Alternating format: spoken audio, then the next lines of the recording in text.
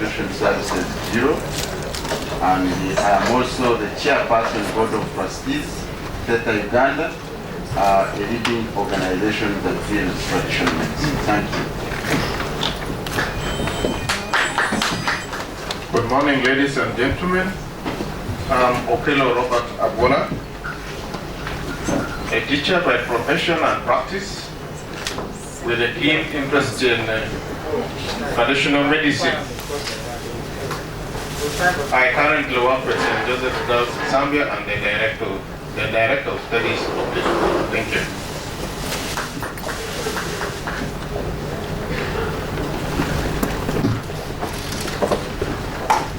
We have to appreciate people. Let's give them claps. Eh? Oh, you're meeting them for the first time. Yes, thank you. Good morning, ladies and gentlemen. I am Nathan Wilfred. I'm a scientist by profession, but I'm honored to be here this meeting. Thank you.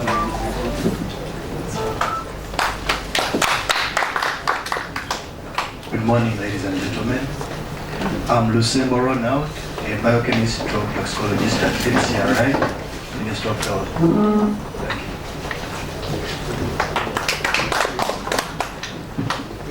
Good morning, ladies and gentlemen. My name is Mukama Osini Kutu. I work with Joe and Joe. I'm glad to be here. So we're Annington, for the guy representing Mama Fina.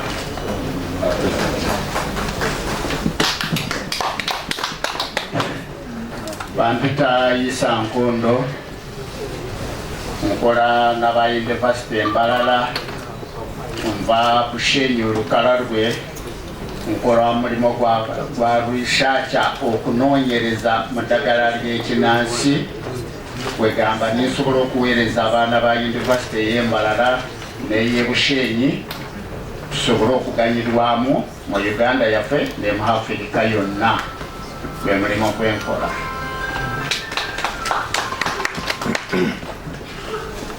Good morning, ladies and gentlemen. This is Abdul Karim, Secretary General of Uganda.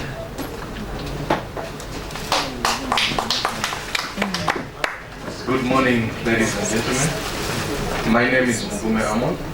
I work with the Uganda National Museum, Ministry of Tourism, Wildlife and Antiquities, and I'm interested in documenting African traditional medicine. Thank you. Good morning, ladies and gentlemen. Akulo Miriam is my name, NCRI. Good morning, ladies and gentlemen. My name is Lydia Stoshaville. I work with Natural Chemotherapeutic Research. Thank you, Dr. Gomakech. You're all very welcome to this 20th African Traditional Medicine Day. Let me take this opportunity to introduce Dr. Samuel Okware, Director General, Uganda National Health Research Organization. And that's an organization where Natural Chemotherapeutics is now positioned. And Haji Jamil Lutakome, the representative of Harvard on the Board of National Drug Authority. So you're very, very welcome. Since you are a bit, I mean, this is a great day. It would be nice to see a smile on everybody's face, and I would like to welcome, this first session is going to be chaired by Dr. Sam Okware, who will give us some word and then invite our guest of honor already online. Thank you. Thank you very much. Please have a smile on your face. Director of Health Services, representing the Honorable Minister of Health, Director of the National my colleague here, Andy Kakome, our friends, ladies and gentlemen. I'm sorry, I'm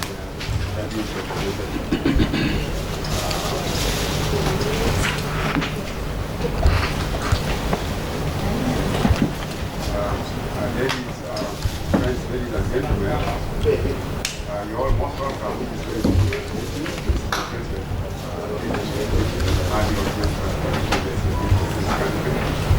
And the rest have been very good. give us a new way of moving forward, a new way of integrating HIV as you all know, that traditional medicine has been an old form of entity. All of us, our sisters,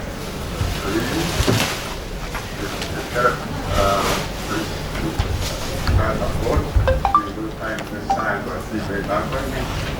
And today we're here for just three things. Then we're here to the field of sharing information to our colleagues, sharing information from those who know and from those who don't know outside Uganda.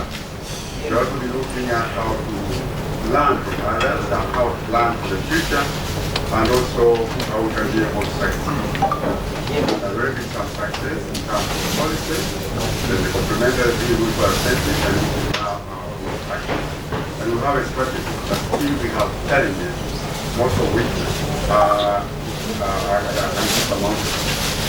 I really hope that the outcome of this meeting here will be able to support all of us in the program and support Nafis and my colleagues here. Be able to use some of the information here to improve the quality of our traditional medicine. Those few words, ladies and gentlemen, I would like to take you back to the agenda. And the next person here on the agenda is the WHO remarks on the representative. My pleasure, the vice representative of the WHO, African to say a few words. Over. So we go back to our agenda, and the next speaker on our agenda now will be Haji Takome Jamil Kaira, the president of the society.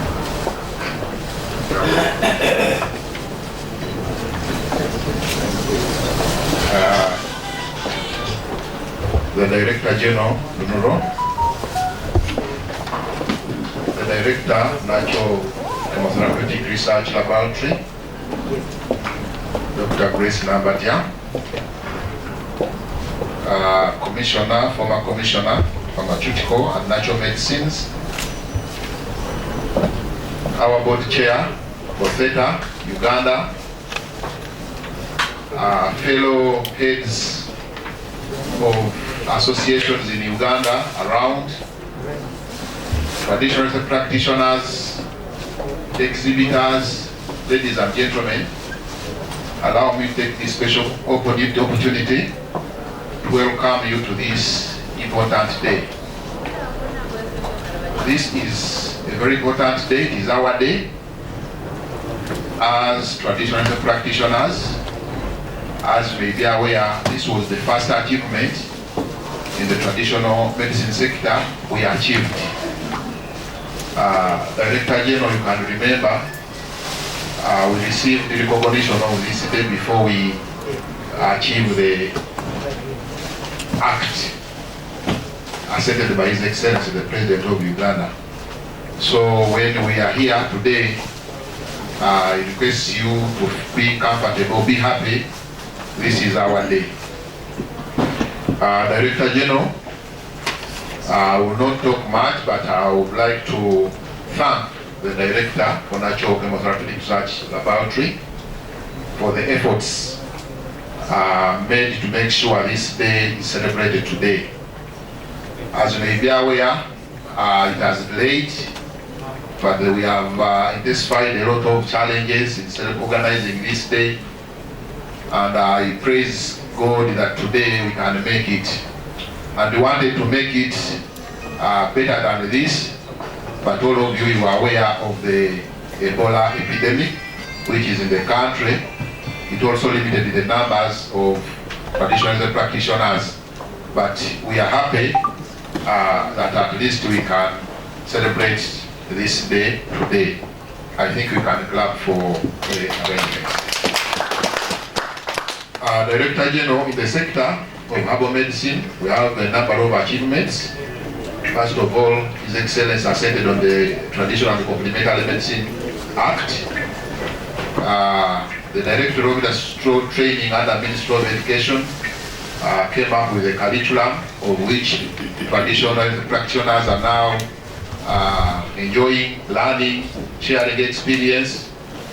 National Drug Authority has made a tremendous work by having even more than 270 notified products, and it has also made sure that herbalists are inducted on good manufacturing practices, which was not there before.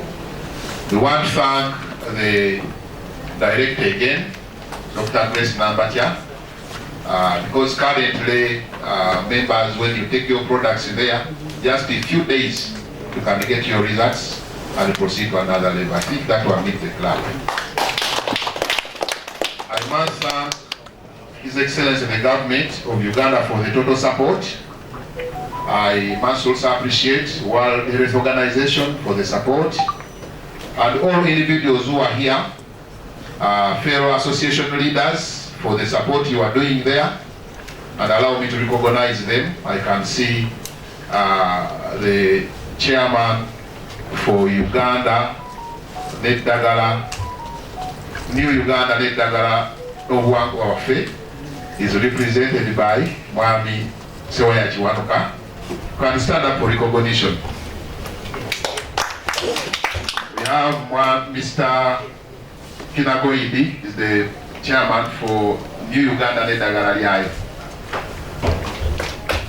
We have Mr. J. Marumira Mayengo, is the chairman for Gurudene and the Herbalist Association. We have Mr. Wemba, is the chairman for Uligwanga Nobwanga Wafe. We have Mr. Wafko Henry. You can clap for the guest of honor. He has arrived. You are most welcome. Thank you for honoring our invitation. You can clap. He's the honorable minister. He has arrived. Honorable guest of honor, I was introducing fellow association leaders. And I want to recognize Hajabase Matimba, the chairman for Uganda Herbalist Association. I was on Mr. Wafko Henry, the chairman of National Union. We have our commander, Alhaji Karim Mosasizi, the Secretary General for Nakota. And we have special people from Barara, Isa Nkondo, coordinating all that region, and is doing wonders there. And so many herbalists are here. My fellow herbalists, let us work together. Let us avoid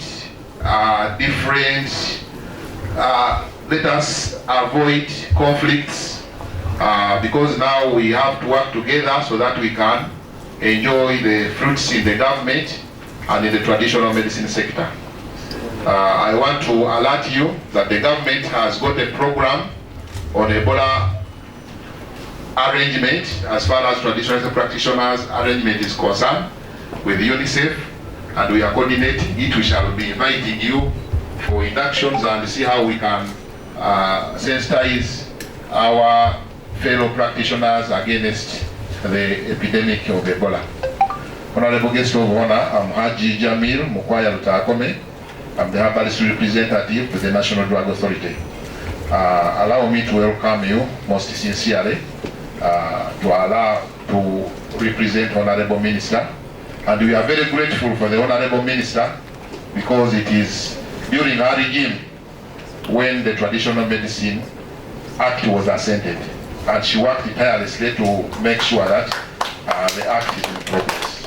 So we thank her so much for the efforts, and we shall still knock on her door for more support, as you are aware that the sector is still young, is still naked, need to be dressed. Thank you so much for listening to me. Lastly, I want to recognize the Commissioner, Neville Oteba. Honorable Minister, I have inducted Dr. Neville Oteba as far as traditional medicine is concerned. And even if I leave now, she can come in for me, because she's now very well experienced. So thank you so much for listening to me. May God bless you. Thank you so much. WHO representative who is online, the director and chairman of Uganda Herbalist Association, herbal practitioners,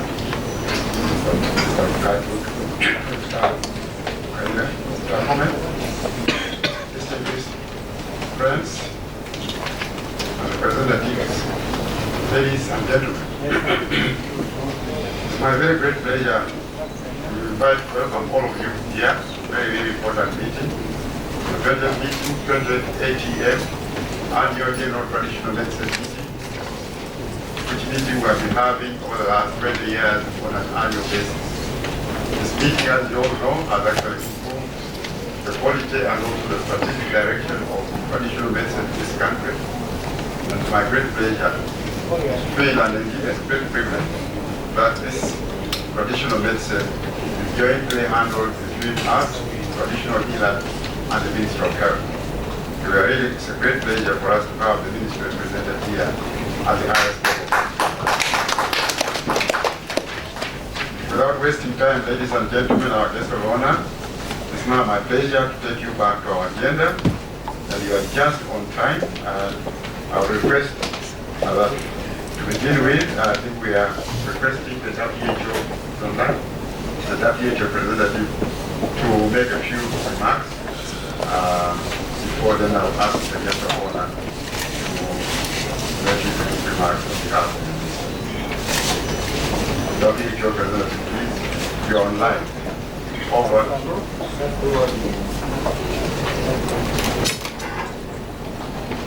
Good morning. Good morning. Members really in the room. Good morning. Good morning. At least that's better. So, the representative of the World Health Organization in Uganda, the director of UNRO, Dr. Sam Okware, the Director General of the National Health Research Organization, I mentioned the Director of the Research and National Chemotherapeutic Research Institute, the representative, the Herbal Representative in the National Drug Authority, Haji Jamil Kaira, the heads of government agencies which are present here, all the members of the Herbalist Association, the media, ladies and gentlemen. First, I want to bring you greetings from the Honorable Minister of Health, who could not be able to join you on this day when we are having the 20th African Traditional Medicine Day celebration, which we are having today. First, I want to applaud you before I read the speech of the Minister. To applaud you for really keeping this area of our ethnicity or growth vibrant. Because as all of you know that the traditional medicine has been there and will continue to be there. As you know, as we have embedded the environment, and actually where the traditional medicine exists is actually in the environment. So definitely we risk destroying it. Also we risk the young generations not having most of this information. So before I proceed, I also want to acknowledge my colleague, Dr. Neville Wateva. Sorry, I missed out here the process. But I think I was reserving it for the last. So, as I have been introduced, I'm Dr. Rochelle. I'm the director in charge of services. And I have had quite a lot of experience, but not practice in the area of practice. The year 2000, I traveled to China when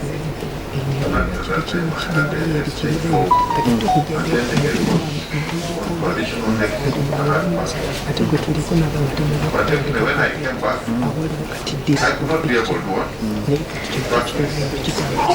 So it ended just that I had gone to China and but what I appreciate is that earlier 2000, they are so advanced that almost all most of their traditional medicine is packaged into products.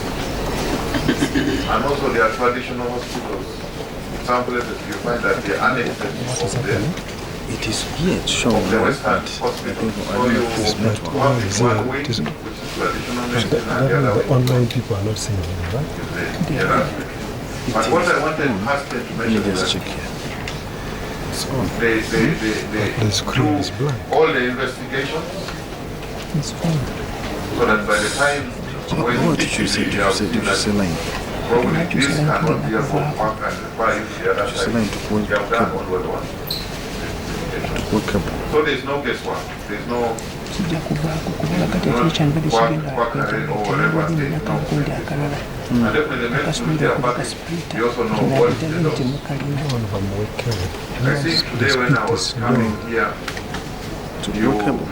there's a story, I think in the northern part of the country, where there are about 5 people have died for the herbal concoction. I don't know what they were British or what was the motivation of that. So I think as the industry and the growing industry, this is what we need to so that we really ask chairperson that the members speak to the other ones, so that not everybody can masquerade that is a fractional,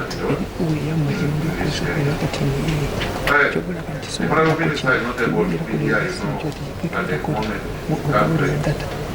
we are experiencing Ebola outbreak,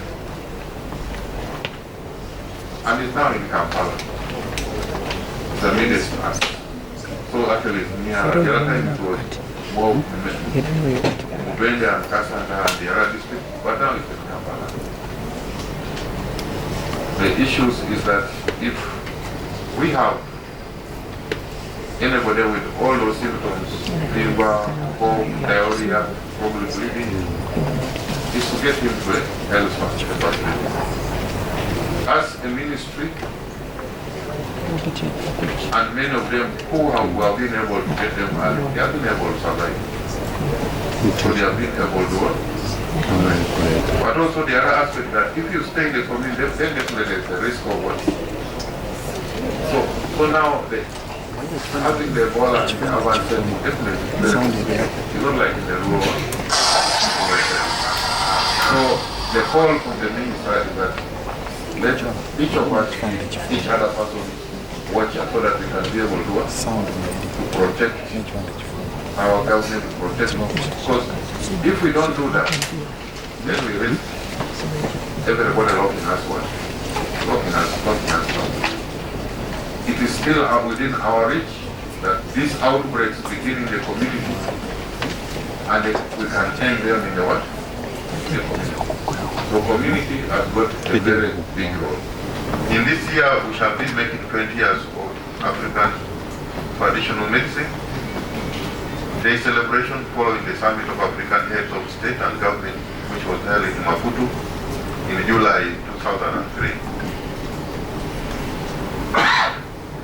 That endorsed the plan for action for implementation of decade of African traditional medicine.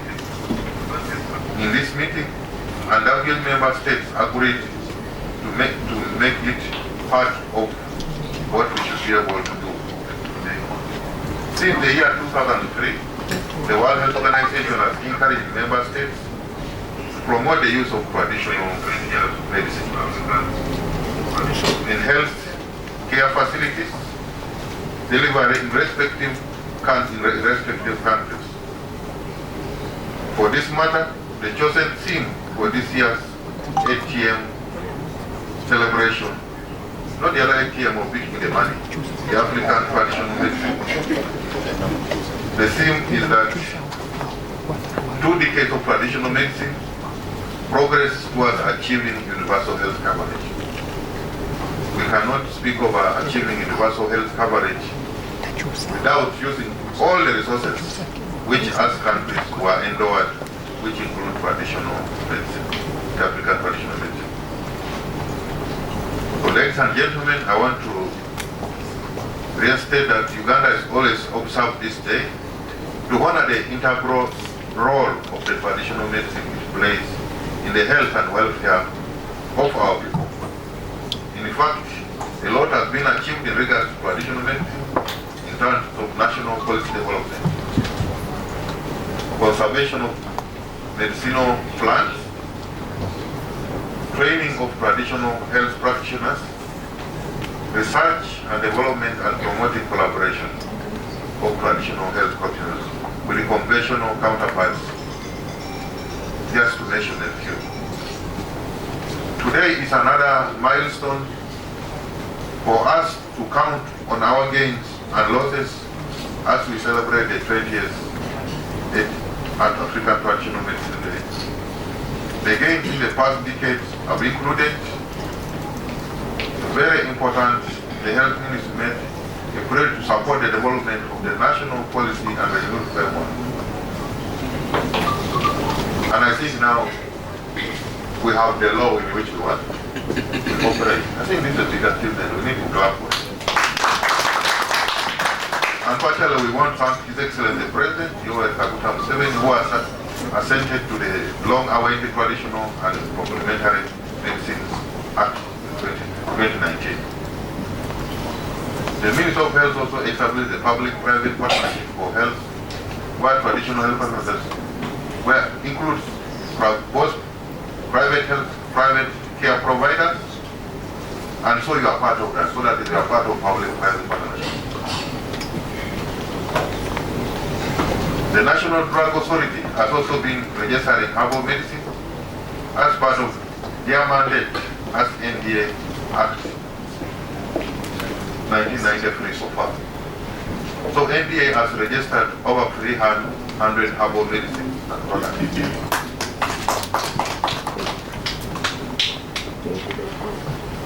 That was the club.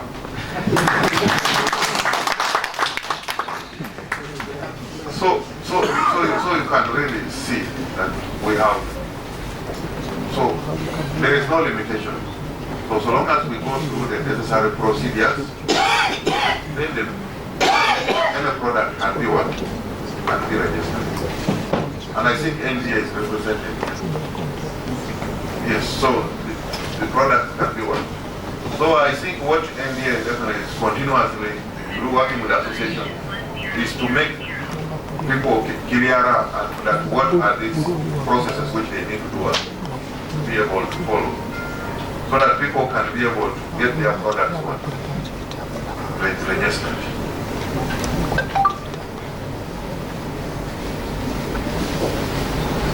We also have a number of regulations in environment and forestry that support the conservation of medicinal plants. So I think we really must look at it, because if we don't have the environment, if we don't have the forest, then if we don't have the plants, then we cannot be able to be speaking of traditional medicine. So we need to be able to protect this. But also, the chairperson of traditional herbalism.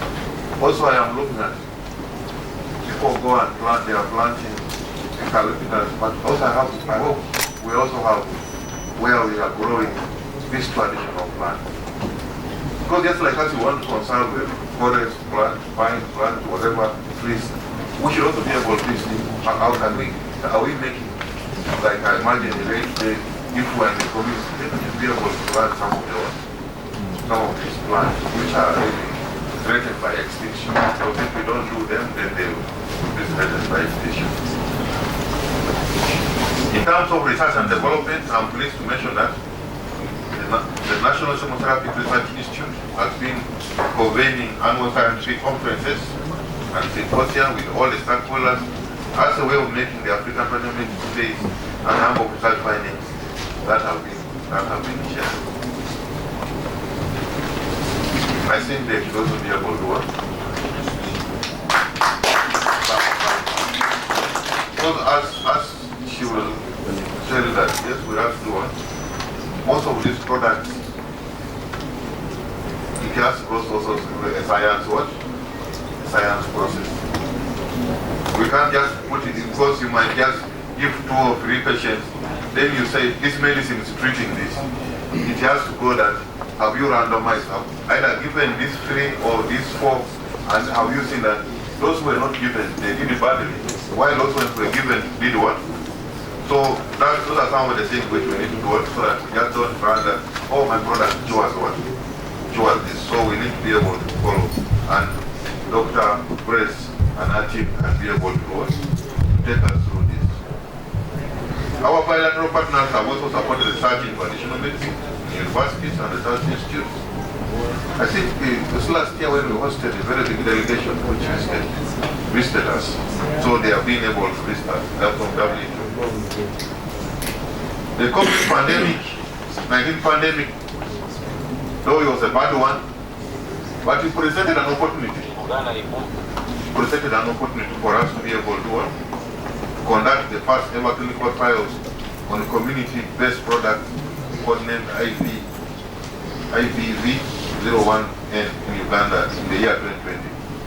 And I'm happy to say that the clinical trial in national products, CONAC, has been established at Mulago Land Institute to guide in the standardization of all herbal products together with the various actors working groups. So Land Institute is also another really key partner which we need to be able to work with and see how can we be able to do this. Training. You heard when we registered Bada Wadas in the Kampala, they're supposed to be trained. So also we should be able to get traditional herbalists to get what? Trained. Because yes, you might be knowing, you might be a guru in your own side, but I'm sure that if probably during this training, the best practices can be what? You can be given the best practices which can be what? So we need to be able to see that from time to time, these trainings are organized so that your capacity, your skills can be improved. So working with the Ministry of Education and Sports under the Directorate of Industrial Training, they have developed a curriculum to train traditional healers and occupational herbalists. The training covers 3 levels. That's level 1, growing of herbal medicine. Level 2, for service handling of the harvested materials. And level 3, processing of the herbal medicines. Processing of the herbal medicines. So this directorate has accredited the number of institutions to train herbalists, including the National Chemotherapeutic Research Institute, and I'm pleased to say that over 300 of you have been assessed and are certified by the Director of Industrial Training. And I imagine some of you are here who have been certified on that area. So I think it's for us to be able to grow the traditional herbal medicine. Those are some of the things. We have to do research, we have to do training, we have to do a number of collaboration with our partners. But most importantly, definitely, that to protect you is the aspect of intellectual property rights consideration for traditional medicine. So we need to be able to see how can you be able to work. So that Uganda Registration Services Bureau is supporting protection of the intellectual property rights with regards to traditional medicine, and in this regard guidelines are being developed. So those are, I think, those are all for whom you need to put on the table so that all people are taken up. How can your product, if NDA has now certified it, how can it be one? So that it gets registered. I must say that despite the successes which we have achieved over time, there still remains much to achieve. Lot to achieve. The Ministry of Health in the process to expedite the implementation of the TCM Act 2021. I think we should have done the regulations I think, well, that's what operates the one. You know, the act just is really the law, but the regulation now states everything in clarity which you can be able to understand. The NDA and other stakeholders have developed a national pharmacopenia to support integration of TCM into the main healthcare delivery system. I think this is what we need to be able to be looking at, so that we can be able to look at it and look at the day when we can be able to see that these products are part of our essential medicine medicine list. They are part of our essential medicine list, and they are distributed to, just like, I mean, patients should be able to access them and tell us what facility, so at anyone. So that's what we're meaning here. The Directorate and institutions of higher learning will need to strengthen training of traditional health practitioners and develop a diverse curriculum for occupational work. For the herbalists, we need to develop that occupation so that you can be able to do what? So we can know that either you have moved at either certificate level, you are at probably diploma level, you are at what? Graduate level, so that we can be able to what? So that we can do that. And that comes out that, so that in the next 5 or so years, we can be able to assess where have we been able to do what? We need to support scientists in conducting preclinical and clinical trial research in traditional medicine. I think I will emphasize this again. Government through the Ministry of Health near future will establish the traditional medicine clinics and hospitals to support integration of traditional medicine to the healthcare delivery. So this is what we should be able to see. There's need to strengthen the conservation of medicinal plants, so there's a lot of afforestation. So members, sometimes the speeches of the ministers are long. Don't look at if I'm the one thing. So I still have some more pages, but how far you are still with me. Therefore, quoting the 2020 African traditional message from the WHO General Secretary, Uganda government will continue to support development traditional medicine sectors for the health and the well-being of what? I think that's really our objective. It's the health and well-being of what? Well-being of yourself as a person, and then definitely through that processes you make some money, and that now translates to economic what? Benefits. But at least first, the first one is the well-being and the health of our people. So as we celebrate this 20th African Traditional Medicine, Uganda will continue to honor key international obligations and commitments signed up to now, notably the WHO Regional Strategy on Traditional Medicine, which aims to optimize the use of traditional medicine. The 2001 Abuja Declaration of African Heads of Government on prioritizing research in traditional medicine plan in Africa. The WHO strategy document of running from 2020 to 2011 to 2020, the second decade of traditional medicine, which calls for necessary legislative reforms in member states to facilitate integration of traditional medicine into the national health system. So as government, I salute all Ugandans for championing and the support to the promotion of the traditional medicine sector. May we redouble our collaborative efforts towards a better health care of our people. Thank you for listening. For God and my country. I think really the other message really is that avoid the risks, blood, body fluids.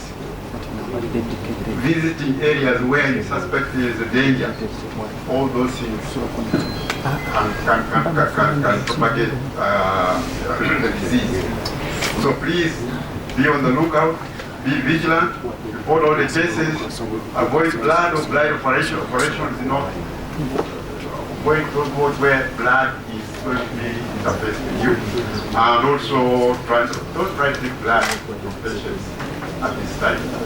Try to avoid anything that is related to blood at this point in time until the weather improves, unless if that is done in a hospital or in a safe room. I think that's really the message.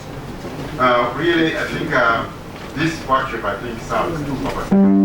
You as traditional healers, we have an opportunity to improve the word of this epidemic, because you are the primary point of call for most of these people who are sick or Ebola. But secondly, you can also be a danger, because you can also decide to keep quiet and downplay everything, and the whole village will be banned. And you will also be the first one to go. We don't like you to go with the first pass to the theater. We want you to continue serving the community by trying to advise the community being safe at home and safe themselves as things continue. Finally, I think there's the issue of complacency. Don't say that the epidemic is in Mubende, that I'm safe here or I'm good. No. The epidemic, because of modern movements and so on, we can say the whole country is one Ebola district, not just Mubende. So all the districts must take care and make sure that Ebola does not enter or get out of their communities, their area. So that's really very, very important, friends, ladies and gentlemen. And I really feel that this is a very important workshop that has brought traditional healers here. Because you remember there was an allegation at one time that part of our fraternity, the traditional medical fraternity, was responsible for the silence to the outbreaks, the initial outbreaks of Ebola in Uganda. So I think here I better get more information on Ebola, and I think if possible, be able to get some leaflets. So as you go, you also go as a student and also as a teacher. Thank you very much. Thank you, Honorable Minister Representative. The message has been taken, but I felt good you prompted me also to say a few words about Ebola. Because we have to manage 7 epidemics and we've been able to survive to see it all as with those extra-traditional remarks, ladies and gentlemen, can I now invite the next speaker? The next speaker, keynote address will be online from WHO. Professor Ose Kasilo will be joining us online, and it's my pleasure to invite Professor Ose Kasilo to make a keynote address to this gathering. Over. I would like to thank the Honorable Ministers of Health and to recognize their presence, Honorable Minister of Science and Technology, and I would like to thank the organizers of this conference for having invited us and all protocols observed. In delivering this keynote address, I will outline, I will make a presentation according to the following outline. The political commitment, regulatory and policy frameworks underpinning the development of traditional medicine in Africa. I will proceed to the progress member states have made in the past 20 years. And I will then talk about the support to countries, the challenges and future perspectives. Today's theme is 2 decades of African traditional medicine, progress towards achieving universal health coverage in Africa. The policy frameworks at global, continental, and regional levels governing integration of traditional medicine, complementary medicine in your health systems and services are outlined in the following frameworks. First, at global level, the World Health Organization Traditional Medicine Strategy for the period 2014-2023, which is being updated, will be presented to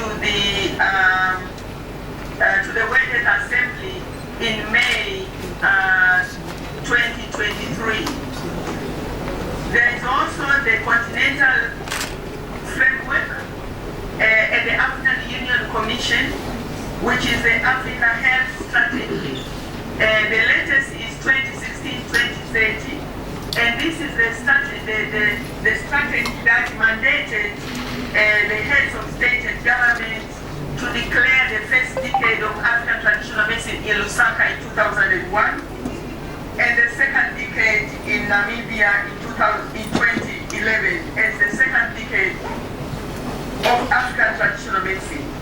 And the third framework at regional level, the first was a regional strategy on promoting the role of traditional medicine health systems that was updated to enhancing the role of traditional medicine health systems for the period 2013-2023. And member states have been implementing for the past 20 years this regional strategy, as well as the global strategies and the plans of action on the decade of African traditional medicine from 2001 to 2020. So what has been the progress that the countries have made in 20 years? I want to know if you can see the slides. Can you? Yes. Yes. Yes, we can. Right. Oh, thank you. Thank you. Very clear. So I will talk about the progress countries have made with respect to the contribution of traditional medicine to the 6 health systems building blocks, starting with governance and leadership, which Uganda has shown the governance and leadership through various ways that we even witnessed ourselves when we came to Uganda in March 2022. So, starting with the bottom, there are 30 countries that today have included traditional medicine in their national health policies and national health plans. And this is a good progress because 20 years ago, there were only 15 countries that had done so. But we need more and more countries to include traditional medicine in their national health policies. Now, it is possible that during the past 2 years and a half, that the countries may have included this in their policies because we have carried out surveys every 2 years, and the last one was at the beginning of 2020. So during COVID, we did not carry out another survey. Probably there are more countries. So what I will be presenting is the situation of 2020, comparing it with 2010 and 2000. Then we have 40 countries that have established national policies on traditional medicine, and this is an increase from 8 in 2000, and 39 countries, including Uganda, have developed a legal framework for regulation of traditional health practitioners. But sadly, despite that, we have 39 countries, there are only 10 countries that have promulgated these legal frameworks and established professional bodies to regulate the traditional medicine practice. There are 38 countries that have established structures within the ministries of health or departments, or they call them departments or programs or units or directorates to coordinate the traditional medicine activities, such as the National Chemotherapeutics Research Institute in Uganda. And we have only 28 countries that are effectively implementing these 40 policies, and really we need to do a bit more. Going to medical products and health technologies, this is important for ensuring that traditional medicine contributes to health technologies and medical products, particularly with regards to improving access to medicines. There are 25 countries at the moment that have reviewed their pharmaceutical policies to include herbal medicines.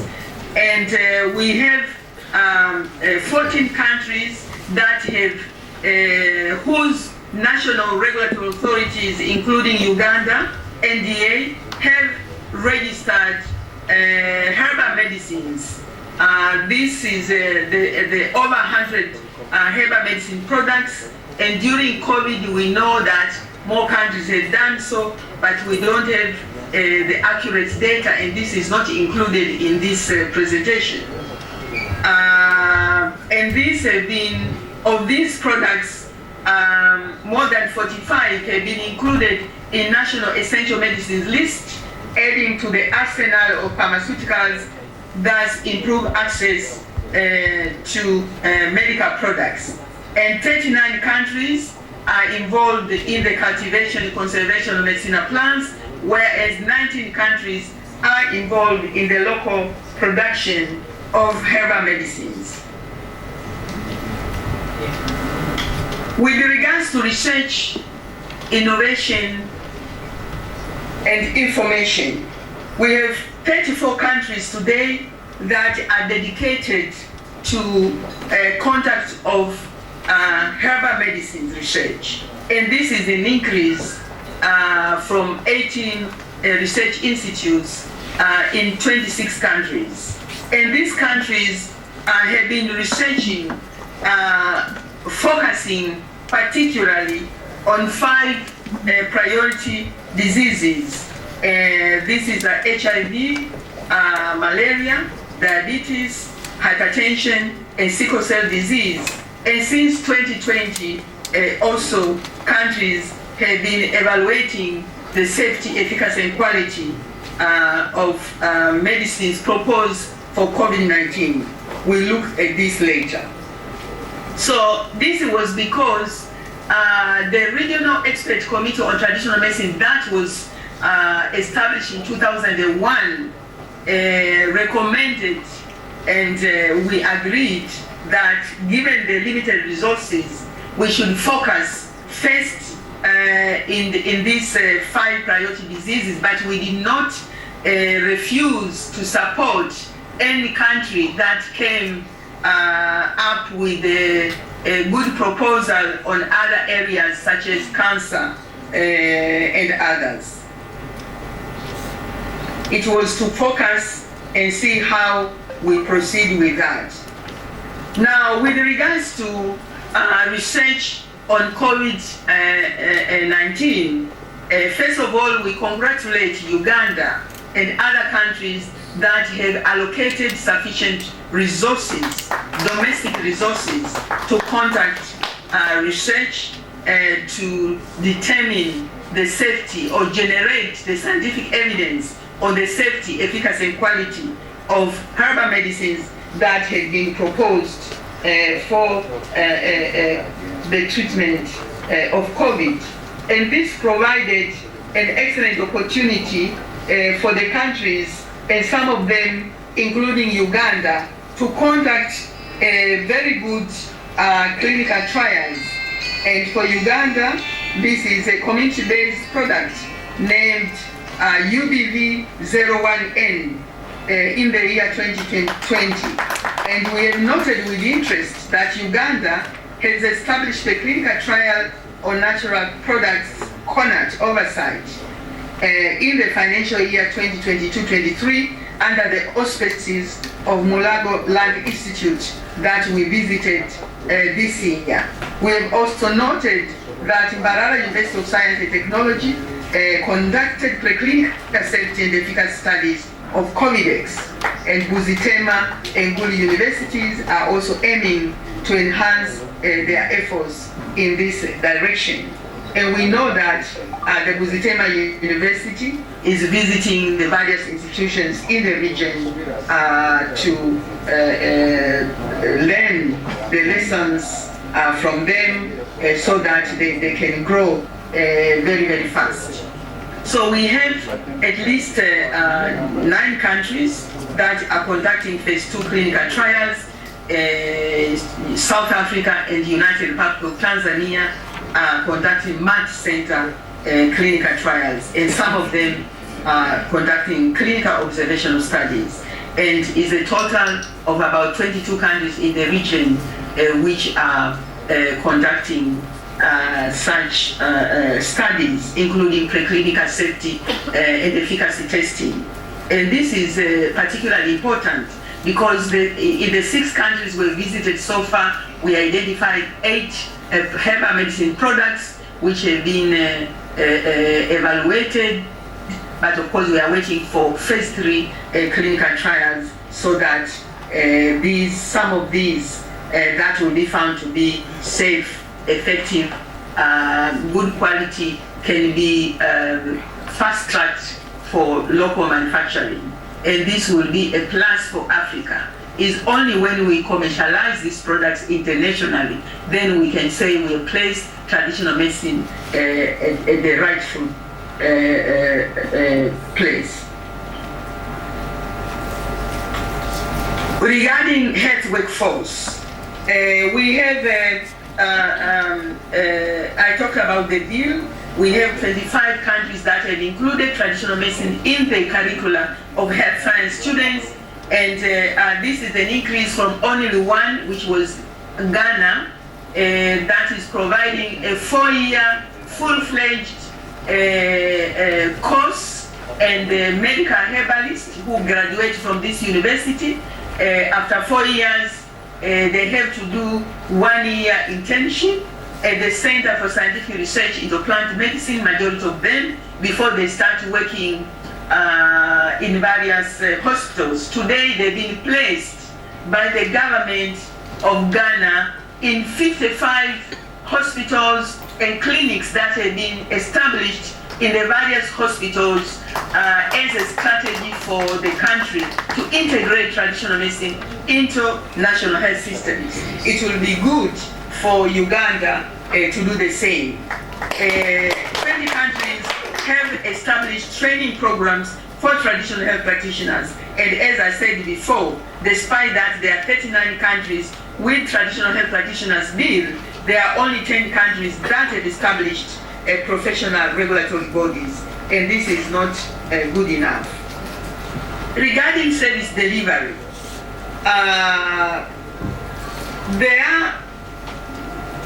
with the service delivery, Ghana is leading at the moment because it has established, as we speak, 55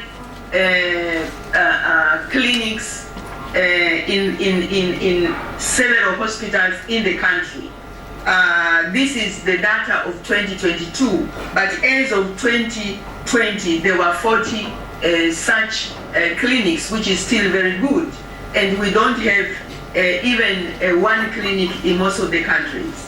There is also progress on the collaboration between traditional health practitioners and conventional health practitioners, because there is a 2-way referral system from medical doctors to traditional health practitioners and vice versa in 17 countries. And this is an increase from 5 countries. And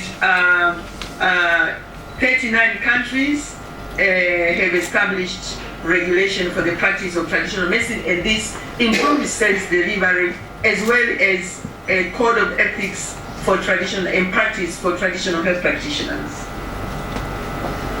Regarding health financing, this is particularly important, especially if we talk about national health insurance. Unfortunately, in the region, we have only 3 countries, Ghana, Mali, and South Africa, that have established partial national health insurance that cover treatments, either treatments for consultations of traditional health practitioners or treatments with herbal medicines that are included in the national national medicines list in Ghana and Mali.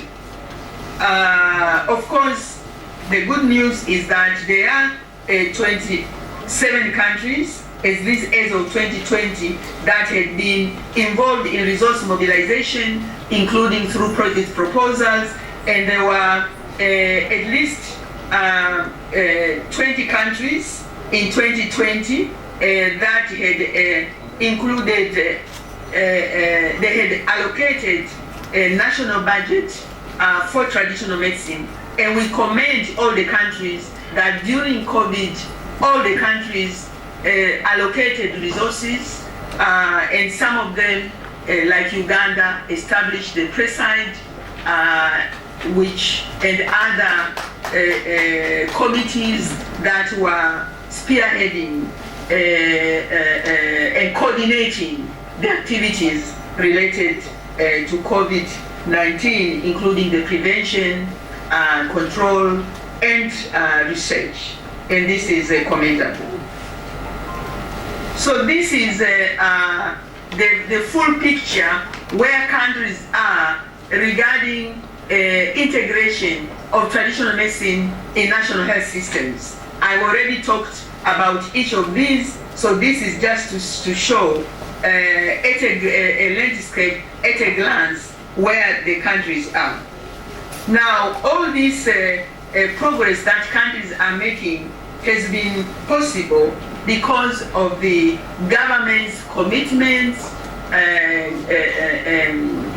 leadership, governance, but also some partners have supported in various ways the different countries, and the World Health Organization has also contributed to this success. I won't read all of them, but just to say that the World Health Organization has developed various tools and guidelines for policies, strategic plan, how to develop code of ethics, how to conduct research, how to register herbal medicines, regulation of traditional health practitioners, practices and products, the protection of traditional medicine knowledge, legislative framework for the guide and legislative frameworks for the protection of traditional medicine knowledge. So it's just a matter of adapting these to the various situation of countries, and we would like to, we had volunteered when we came to Uganda that we are ready to support Uganda to develop such a framework.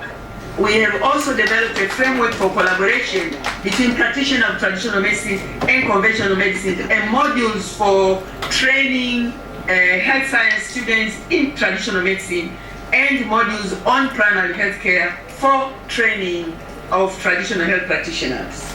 So countries have been able to adapt to these. And during COVID, we did a lot of work established. During COVID, we developed protocols and technical documents to support the countries. First, we developed a master protocol for Madagascar that had already some preliminary data which we included in this, but then we said we will confuse the countries if we send this protocol, so we developed another similar protocol we call the standard protocol for phase 3 clinical trials for mild to moderate COVID-19. We developed for severe COVID-19, and we developed another for clinical observational studies. We also developed a charter in terms of reference for establishment of the data and safety monitoring board, and also the investigator's brochure for clinical trials of herbal medicines, and a series of templates related to, we call the standard operating procedures, just to support the countries to jumpstart their research. And we also developed the guide on the contribution of traditional medicine to COVID-19 response. In addition, the World Health Organization, with partners, African Union Commission and Africa CDC, launched the Regional Expert Advisory Committee on Traditional Medicine for COVID-19 response, and some of you saw some members that came to Uganda to support the various activities that you are ably carrying out. And this was established in order to accelerate the process of research and development in support countries by pooling the expertise across the continent.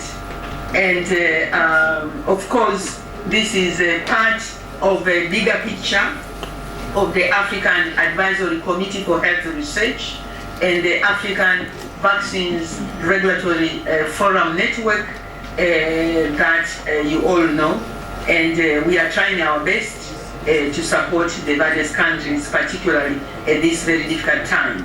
But of course, wherever we went, we found that the countries will have difficulty in proceeding to conduct phase 3 clinical trials because of the financial resources, and therefore the World Health Organization is joining efforts with the African Union Commission, Africa CDC, to mobilize additional resources for phase 3 clinical trials and local manufacturing. And this is a very urgent activity that should have been finalized yesterday. We continue to provide guidance to countries to monitor progress of clinical trials. We have strengthened the capacity of human resources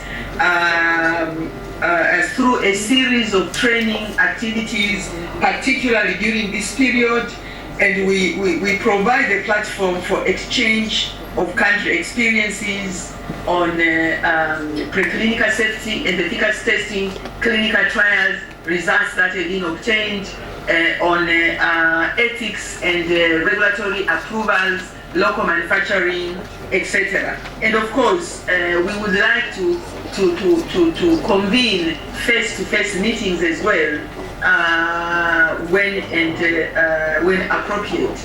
And of course, it will be more and more difficult because of the fact that the organization and everybody has seen that we can deliver a lot even online. So the face-to-face meetings will be less and less. But of course, there will be, these meetings are also very important. So if we can hold one in a year, I think it will be good. Now, what are the challenges? Some of the challenges, of course, these are not limited only to this, but one of the challenge is the inadequate domestic and external funding for the conduct of phase 3 clinical trials. There is still inadequate collaboration between research institutions, scientists, and traditional health practitioners. Although Uganda is trying, you need to continue this collaboration. There is limited countries with frameworks for the protection of intellectual property rights and traditional medical knowledge. And Uganda is one of the countries, but very soon you will have one. There's limited professional regulatory bodies for regulation of traditional health practitioners, and inadequate commercialization of African traditional medicine that we need to really have good packaging, commercialize these products across the continent and international. Now, the future perspectives. We recommend that partners should collaborate with research institutions and WHO to support member states' research efforts. And of course, even the partners who are online in Uganda, this is also valid for you. We recommend the collaboration to enhance collaboration between science, technology, innovation institutions, ministries of health, ministries of agriculture, ministries of industry, traditional health practitioners, and the private sector to fast-track research and development and local manufacturing of traditional medicine-based therapeutics for the health and well-being of Africa's people, and in fast-tracking the manufacture of traditional medicine in member states must carefully consider some critical factors, including but not limited to the following. The large-scale cultivation of medicinal plants is important for ensuring the source of raw materials for commercial scale of local production. We were happy in Uganda when we visited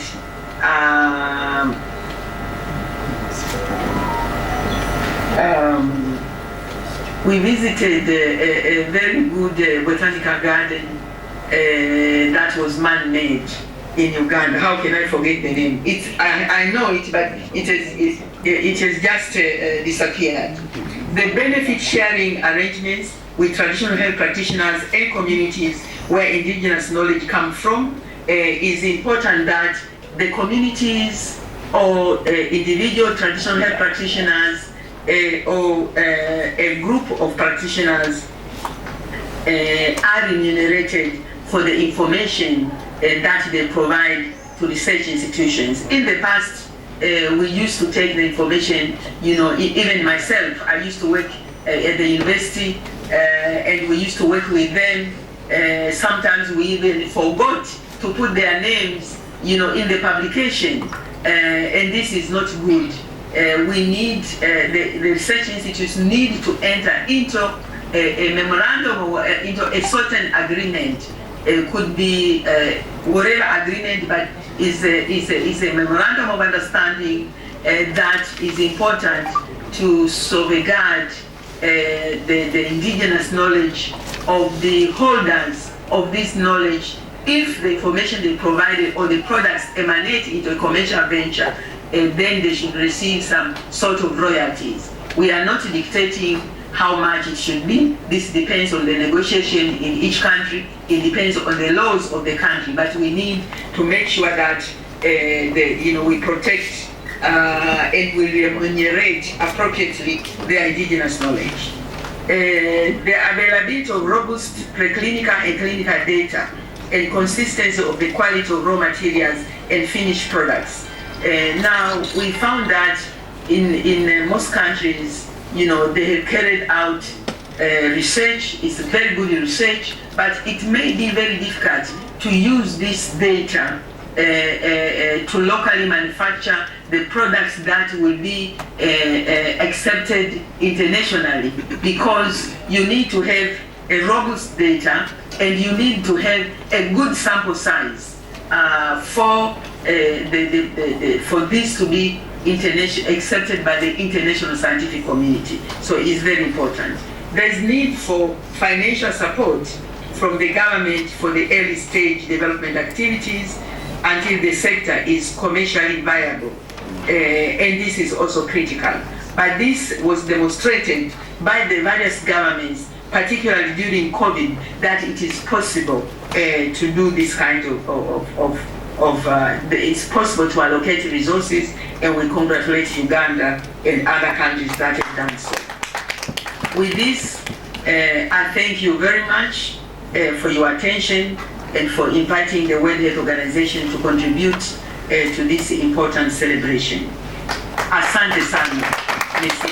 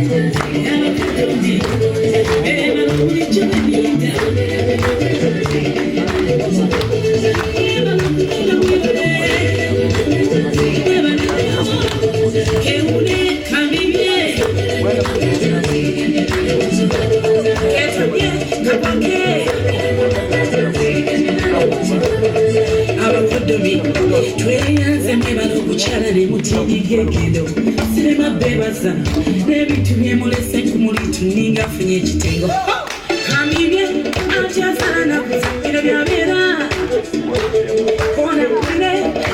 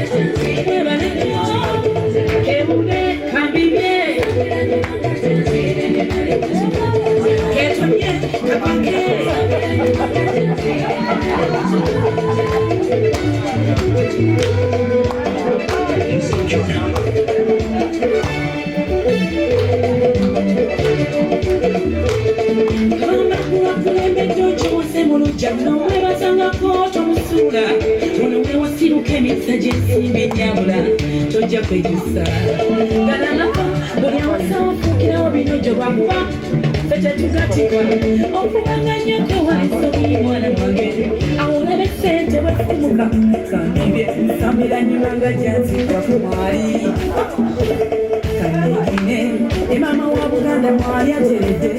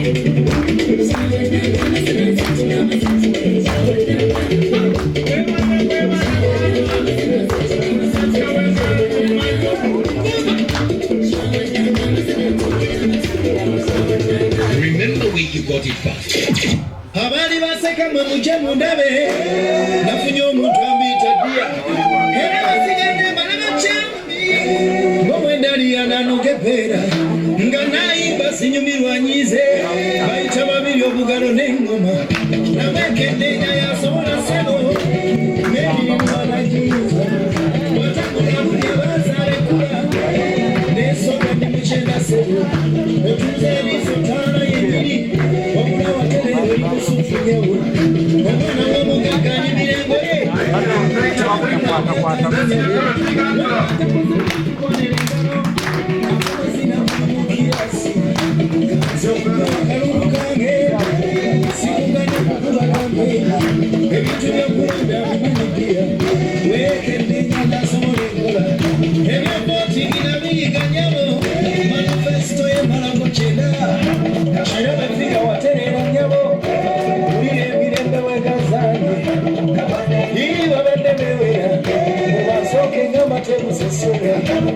Mama katitukada unabeno wange wetume masego Nyabe katitukada unabeno wange wetume masego Chiwede sigende chibuku chigamuka Bene gasina katia sabugane chichiwa nendo Kulabula nonya Noyo mutana sobora sebo Gete saye matiza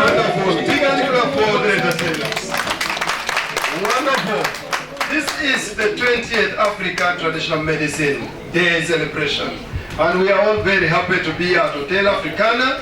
Tell your neighbor that we are happy that you are here. I'm called Bill Okunanteba, retired Commissioner, Pharmaceuticals and Natural Medicine. So without wasting much time, I'm honored to be here, and I would like to call the presenters. Our first presenter will give us the topic on traditional medicine yesterday, today and tomorrow, and that is none other than Mr. Simon Senkai. Please join me here. Then the second presenter is Dr. Grace, our dear one, director. Please join us. Then I'd like to call Dr. Michael Mutiaba to join us from National Drug Authority. Then our next presenter is Mr. Edward Nahurira Kazire, who is online. Our online participants, you are most welcome. Please give them a round of applause to see whether they can hear us. Can you hear us? Are they hearing us properly? So please make sure that they are listening and they are hearing. Otherwise, they might not follow the presentation. So I did not get the opportunity to get the profile for the panelists, so I would ask each one of them to introduce themselves before making a presentation. So can you please have Mr. Simon Senkai? 10 minutes. It's a privilege to be here on behalf of the Office of the Royal Treasury, Uganda Kingdom. When I looked into the program, I saw that most of the participants, presenters, and session chairs, chairpersons, were professors and doctors. Now, when I looked at myself, I wondered if it's not an interlude, if my presentation is not just an interlude, it is a funny joke. But since I'm invited to share something as an observer and the client of traditional medicine, I hope I can say something about it. For millennia, ladies and gentlemen, people around the world have healed the sick with herbal medicines. And this has been handed over to generations and generations up to date. And when I read the theme, that's 20 years of traditional medicine, I want even to propose a change of the theme, 1,000 years of traditional medicine. For years, before the advent of modern medicine, our ancestors have lived to old age. They have lived, probably more than us, because the life expectancy today has really come down. Amidst so many challenges and illnesses, of course, we know that some died, but majority of them lived. In Africa, for instance, 80% of the population today still use traditional remedies rather than modern medicine for primary health care. That is according to World Health Organization fact sheet on traditional medicine. It is self-evident, therefore, that most elites of our generation now prefer natural healing processes more than modern treatment.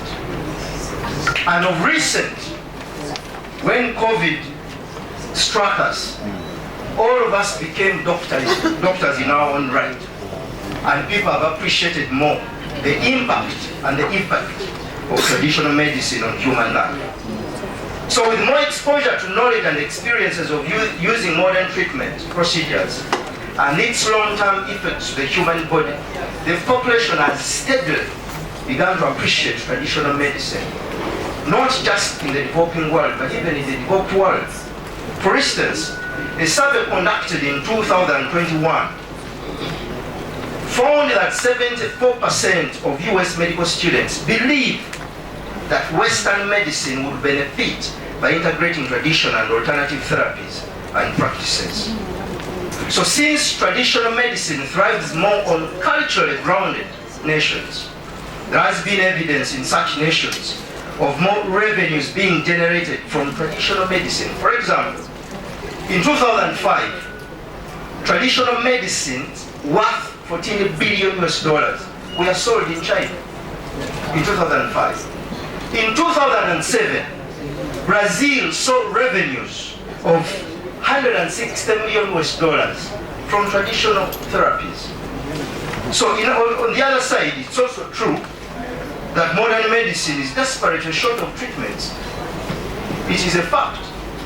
So we all know that it takes years for a new drug to get through the research and development pipeline to the users. There is also growing drug resistance.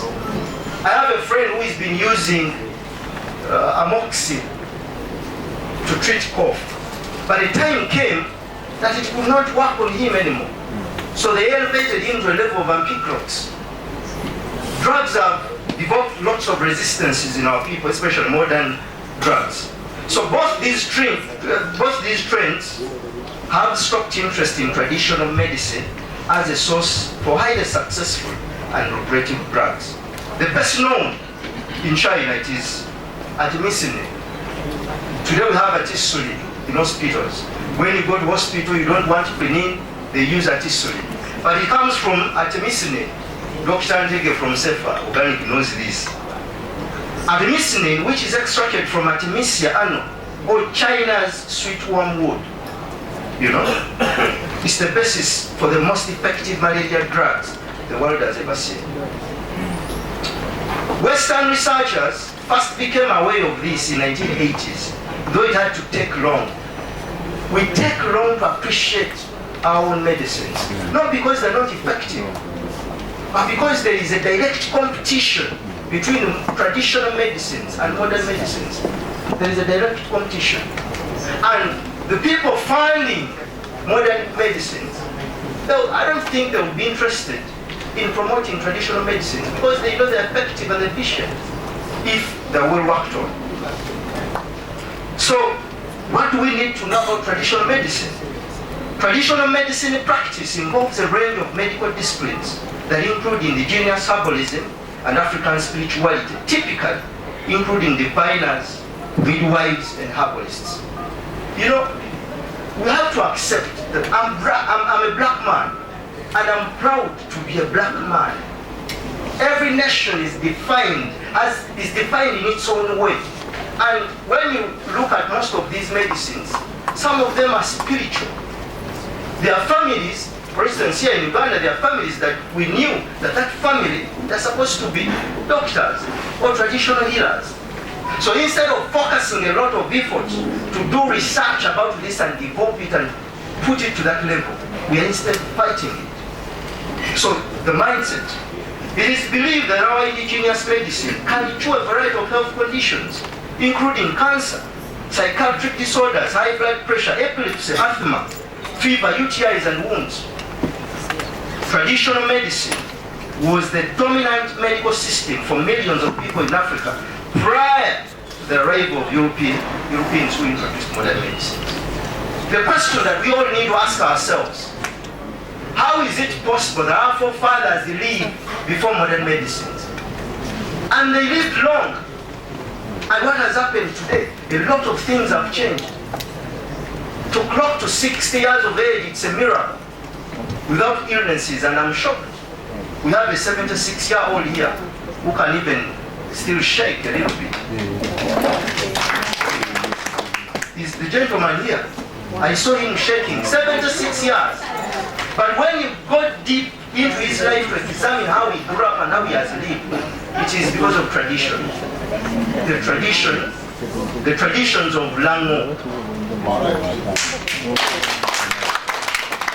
So in various African societies, traditional medicine usage has greatly declined, being replaced by scientific Western medicine, not necessarily associated with inefficiencies, but I call it slavery of the 21st century.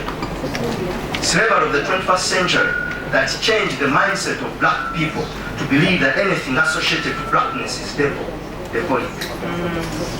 That is something that we need to fight. So however, the scientific medicine cannot reach the health needs of our societies. We all know that our grandmothers and fathers deep in the villages of this country have no access to modern treatments. For primary health care, they basically go for traditional medicine. Examples of traditional medicines and conditions that they manage. I'm not so good at pronouncing these words. Precranthus sinus. Precranthus sinus. Echiwankulata. Not so? It treats wounds and men with low libido. And cancer. We have Douala, Ebombo. Treats cough. We use it to cough. And the running nose. The African basil, Omjaja. It treats bad breath and flatulencies or gases. Osrundia, Oposta, Kamunye, treats postpartum hemorrhage. Aloe vera, Ichigaji. Albizia, Omugavu, treats the cough and the stomach aches. Of recent, we have Wabugia, Nguza Nume. If you told a black man that you can take medicine from from Nguza Nume, boil it and drink it, it can treat lots of respiratory illnesses, they won't accept it. That is why I'm thankful and I appreciate the effort of Dr. Ward for Covidex. I'm sure among the ingredients of COVID, Nkuzanume is there. So why traditional medicine? One of the most striking differences between traditional and modern medicines is the legal protection given to knowledge. Traditional practitioners have historically shared their knowledge and experience freely, defining openness before even the word existed. But modern medicine, on the other hand, has stringent intellectual property laws and highly evolved patenting system used to protect knowledge about drugs and medicine techniques. The greatest challenge to modern medicine, especially among our people, why they sometimes fear to embrace them, because they didn't participate in the process. Anything that you're not involved in the process, it is very hard to build trust. And traditional medicine gives us a platform, gives us all a platform to participate in the process of production of these medicines. So why use traditional medicines? It's easily affordable by low income status. Most of sometimes it is easy to speak when you're in Kampala. But when you travel deep in the villages, someone can get sick and they even fail to access aspirin, a simple tablet. But here in Kampala it might be easy. That is why most of our people have access to traditional medicine. It requires little knowledge to use. The medicine is readily available in our communities. Traditional medicine is trusted by our people. Medicine has a minimal side effects. And it's one way of protecting the environment. Those people that are fighting for environmental conservation should promote traditional medicine. Because the more people appreciate nature, the more they protect it. So challenges, of course there's challenges. Improved processing equipment, widespread stigmatization of traditional medicine. If you use it, they say, Dogo. We are so much, Africans are so much centered in the fight with the ancestors. We are the only people who believe that we have a war to fight with the ancestors. But the whites believe, whenever they are speaking, they say our ancestors, our forefathers. They praise them and may distort the things that they did. So in summary, for better future usage of traditional medicine, the following measures need to be considered. First, through conservation of our indigenous medicine species, we need to gazette areas to avoid their extinction. Improve on processing of medicines, through packaging. Government via National Drug Authority should put supportive policies concerning usage and processing of traditional medicine. Through mobilization of the growing of highly required medicinal species and training farmers in cultivation. Dr. Grace recently shared that it is, if they get you traveling out of Korea with the ginseng, you go straight to the prison, right? But people come and take our medicine freely here. They process them. Black people believe in the processed tablet rather than the leaves. It's a mindset. It's a mindset. Educate the public about the need to conserve this local medicine. And to me, the most above all the challenges is to work on the mindset of the people, especially those with authority to make decisions. Traditional medicine is not satanic. God knew that we are both spiritual, and we have bodies and we have the spirit. The spirit God will treat, but anything affecting the body must be treated by the environment. That is nature. So God knew that we had to tap into the nature that is around us to treat the bodies. So we should change the mindset, especially for our professionals in the medical world. We should change the mindset and appreciate that this is not satanic. So beyond the sustainability of natural resources, marrying traditional and modern medicine faces numerous challenges. But the key, as I've said, is the mindset. I believe if we change the mindset of our people, and especially those in positions of authority that make decisions, traditional medicine will thrive. It thrives on culture, and that is why the most cultured nations are advanced as far as traditional medicine is concerned. The more we conserve our cultures, the more we appreciate who we are, love who we are, the more traditional medicine will thrive. Thank you so much. I wish you the best. Thank you very much. You talked about the issue of conservation, and that is very, very important. After you have sensitized people to use the product has to be there continuously. So we want to thank you for taking us through. And the issue of mindset change is very, very important. It starts with us. We are talking about TCM. How many of us are using TCM ourselves? Ask yourself, the product which you are making, can you use it yourself? Can you administer it to your children? Can you administer it to your parents? If the answer is yes, then it means we are on the right track. So traditional medicine has been there. We only need to improve on the technologies on how to bring the best product out and make sure that we use them properly in a manner that preserves the safety of the product as well as the safety of the people who are using it. Thank you very, very much. I have the honor to invite our next presenter, none other, Dr. Grace Nambatia. Please, you have 1 minute to introduce yourself because we know you quite well, and then you proceed to your presentation. Thank you very much. Please listen. You will never hear these presentations again, and take note because we are practitioners. Some of these issues are recurrent.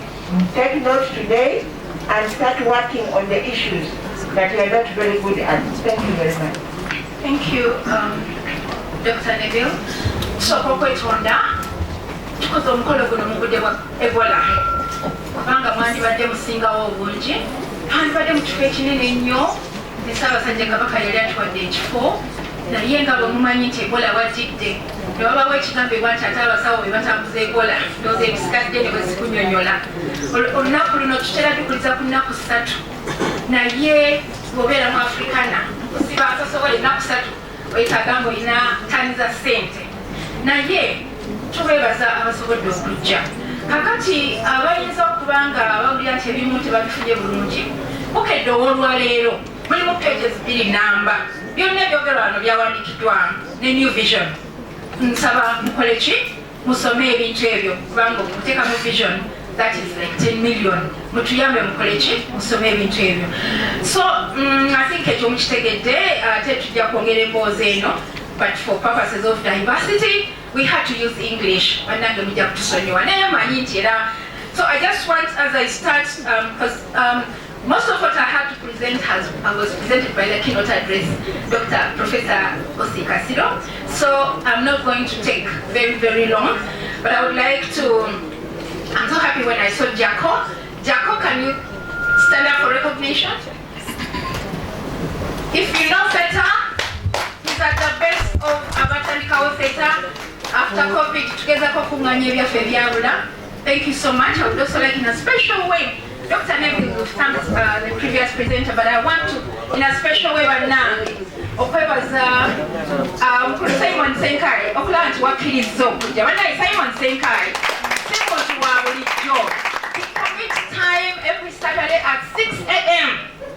Now, kusomesa to find your calling, your personality. Kati, it's based on that. He has mentored so many people. He has written books. Some people go through the world nga tebezudde. Kati I realized nti abantu bafe abamu bali muhago naye tebezuulanga. I was supposed to talk about policy environment of Uganda in the last 2 decades. Naye ababaddewo nga tufuna keynote address. Professor Osi Kasiro ye boss waffe mu traditional medicine. Bw'amala okwogera policies sinza kwetattala. So we're going to move very fast. Sorry.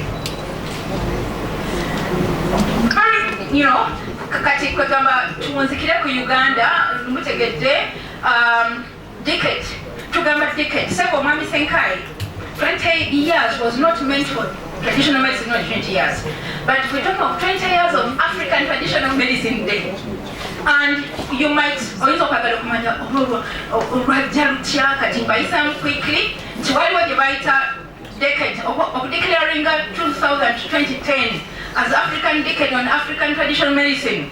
Charlie Mukungana Rubber Ministers, Owafe Nini Kamgisha Alex, former Minister of State for Health, is sponsoring that statement. The Chita was Uganda. Eliku Kumulama, proposing African traditional medicine.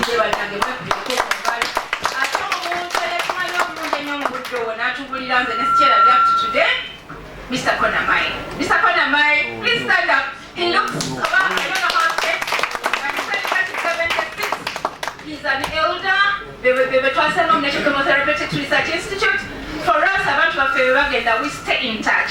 And Mr. Mai, we thank you in a special way for always honoring these events. So we went through guidelines to support Professor Osi Abiogete Kosija Bidam, and probably. Alma Ata Declaration. This was in 1978, where it was realized by WHO that for people to be healthy, like by the year 2000, chetaksa okuteka in the system. So WHO evidence right from the word go. So Abiogete Alma Ata year 78, that statement. 1998, WHO revisited. Sincerely. I believe some of you grew up hearing a statement, healthy for all, 2000 years, so the proposal of Chitekam traditional medicine started that time. It was resolved, I think then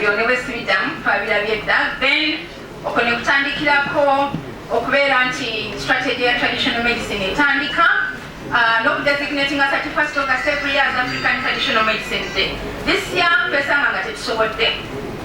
Now, what cannot celebrate the day on another day because Ina messages is very, very important. Ladies and gentlemen, that's why we're sitting here today on the 26th of October. We targeted the day to have our Minister of Health to be around, but as you know, Ebola came in to disorganize things. But she sent us a representative, Dr. Charles Olaro, who has done us good, came, read to us the statement, which you'll find in New Vision today and in Bukedi today, so there, I think you'll find. Yes, since then, religiously, Uganda has celebrated these days from 2003, but this is the last one. Dr. Komakech, sorry I didn't seek your permission, but I knew you would not take offense. This was the pandemic celebration. During the COVID pandemic, we were still, I think we were in, which hotel? Imperial Royal. We had Dr. Msenero, Minister of Science and Technology as guest of honor. Yes, we managed to really also celebrate it. Yeah, so it's not strange that we're doing this more. And so basically, all that now, if you've ever seen a book like this, I'm presenting this for purposes of people who teach us like safe organic. You can go on the net and look out the strategy. It started 2002 to 2005. But then again, people were not achieving health. Then it had to be revised, and then we got to 2014 to 2023. That is our Bible. It tells you what to do, and we just heard that there are tools. When WHO tells you to do something, it even gives you a tool to do it. But we start crying, I mean, the tool is there, and when you say you're going to use it, you are funded. So,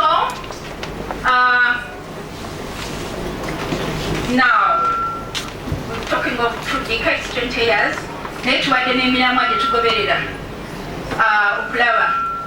We assess ourselves, even on such a day. How have we done on community mobilization?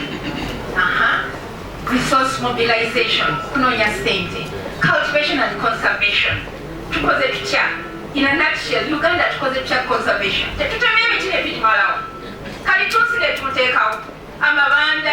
Pine, Uganda is an epicenter. Professor Kalkunigi will tell us, an epicenter for the biodiversity. So today, if you've been seeing people cutting trees and not saying anything, please say something now. Okay, I have 2 minutes left.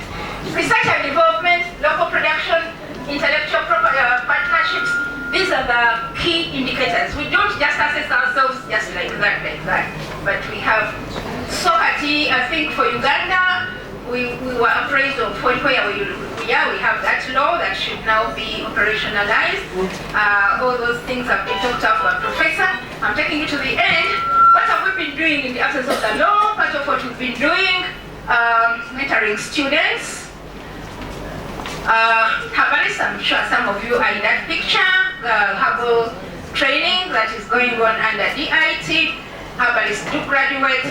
Thank you for listening to me, but I would like to recognize Mr. Hillary.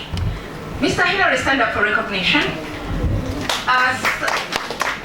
Mr. Hillary is the mother of Bugia Ugandensis and other Nansangwa.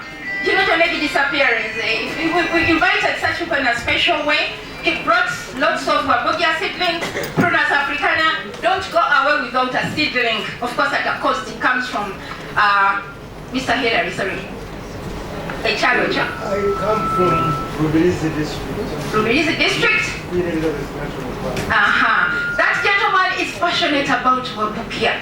When he gives you a Bukia seedling, he will call you to ask whether you watered them. Whether I'm telling you, I pray when you come to the lab, the Wabukia looks okay, because if you find it not okay, you're going to faint. Banyange, thank you for listening to me. Thank you so much.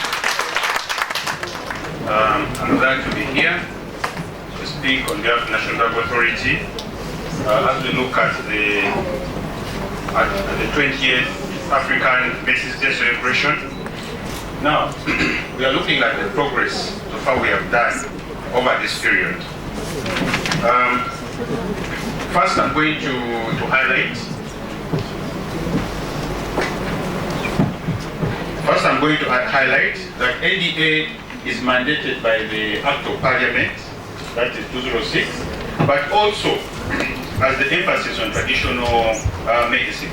We note that NDA has a governing body, and our governing body has representatives that focus on natural products. And this is very vital because first we have a representative of the herbalists.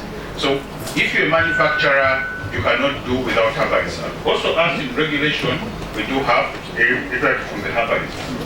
We have the director of Natural Chemotherapeutic Research Institute, which brings out the fact that herbal medicines in the new generation need to conduct research in herbal medicine. We have the Commissioner of Pharmaceutical Services and Natural Products. That is very vital, taking into consideration the theme we are looking at. We are looking at 2 decades of African traditional medicine, and that last part towards achieving universal health coverage in Africa. So if you are manufacturers, you are herbalists, where are our medicines going? Our medicines are going into the healthcare system. So I pray you clap for yourselves.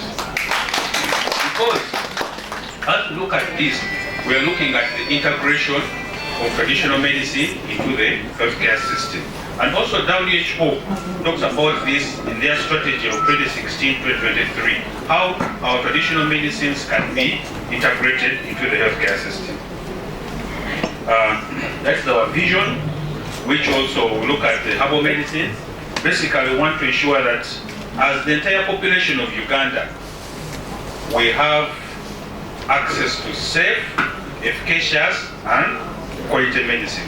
That's why NDA is the place to ensure that we're able to regulate, the public has access to safe, efficacious medicine, and also we'll be able to provide guidance, technical guidance to the manufacturers so that they can be able to manufacture these medicines.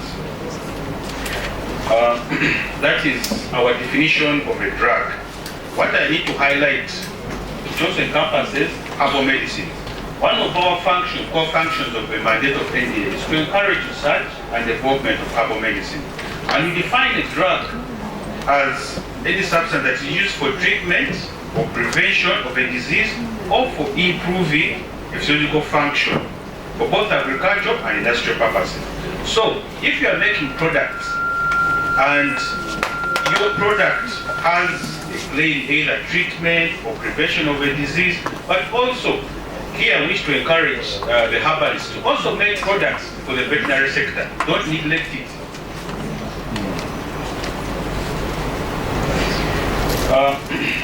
In regards to NGA functions, we do register these herbal medicines with the aspect of ensuring that they get into the supply chain. And we also inspect the premises where these are manufactured. Some of you may be asking yourself, why do we inspect these premises? We want to ensure the public that the products are of quality and also protect you, the manufacturer. But also the other aspect, when we visit your premises, we want to provide you technical guidance from the premise. We do hold technical meetings like this where we train herbal manufacturers, but we found that those are not adequate. So the aspect of visiting your premises is to ensure that we can train you from your premises. That is the current trend we are going to and what we are doing currently. Then the other aspect is quality testing of the herbal products. We have different tools that would assist in regulation of herbal medicine. I would urge you to visit the NGA website to be able to download and have copies of these documents. Here I just have to, I think most of the presenters have talked about this. The WHO notes that 80% of the African population use herbal medicine. And the Ministry of Health Public-Private Partnership Policy for Health documents that 60% use herbal medicine, which shows that as herbal manufacturers, the herbalists are a very core stakeholder in the healthcare system. Remember, we are looking at universal health coverage. If they say that 60% use herbal medicine, so if a table has about 5 people, and I'm counting 60%, 3 may be using herbal medicine, the 2 are only. So it shows the emphasis that herbal medicine has in our sector. But notwithstanding this, there is a debate. There is a debate. The debate is in favor or against. Some people say herbal medicines work. Some people say herbal medicines don't work. But also the aspect of quality. That's why NGA has to come in place to ensure that the products are quality for the purpose of the manufacturer and also the end user of these products. But also, it brings out the aspect that we need to have documented research as mentioned by the key guest speaker. We have to document the research to document our herbal medicine and also generate the evidence to show that our products work, to support the traditional knowledge that is available for these products. I've talked about what we regulate. This category of products, we don't regulate them. That is the herbal drinks, herbal sugars, and cosmetics. But you should be mindful of what the product does and the composition. If it has claims of treatment, prevention, then NGA will be able to regulate. Notwithstanding the composition, some of you make these products, then you put in wabukia. We know the components of wabukia, the medicinal properties. It's a medicinal plant to be regulated as a drug. The other aspect is in regard to quality assurance, adulteration. We have noted that there is an increasing rate of adulteration. One of these would be botanical adulteration or adulteration with conventional medicines. The other aspect is the claims. This is a key point you need to take into consideration, the claims about our products. We know from traditional knowledge that our products have certain claims, but most of you, some of the challenge you face is they transcend the symptoms to curative. What I mean is a person has, for example, pain, and is provided a herbal remedy which relieves that pain. But then the herbalist says it has cured the disease. Kindly take note of the symptoms that you are providing relief to. And this is where we need additional research in our herbal medicines. Bansabye kwogera bano mu Uganda nga National Drug Authority tumanyi eddagala lye kinnansi likola naye tufuna okusoomoozebwa abatabuzi b'eddagala ly'ekinnansi erivudde mu butonde bagenda okugamba mbaddeyo ekyokulabirako gangamba nti agambye nti ozze olina obulumi ku mugongo n'akuwa eddagala nerikuwonya olba n'agamba nti akuwonyezza ki endwadde mu kifo kyokwogera kwobo obubonero bwakoze eki bwakoze soka okusomozebwa okuliwo ate n'ekirala zino endwadde ezimu mpya zakajja tusenga nikatugambe katwaliwo ebola mu biseera bingi yali ne covid yali ki naye obubonero obw'omukulekaba baaliwo so nga temulina kukola ki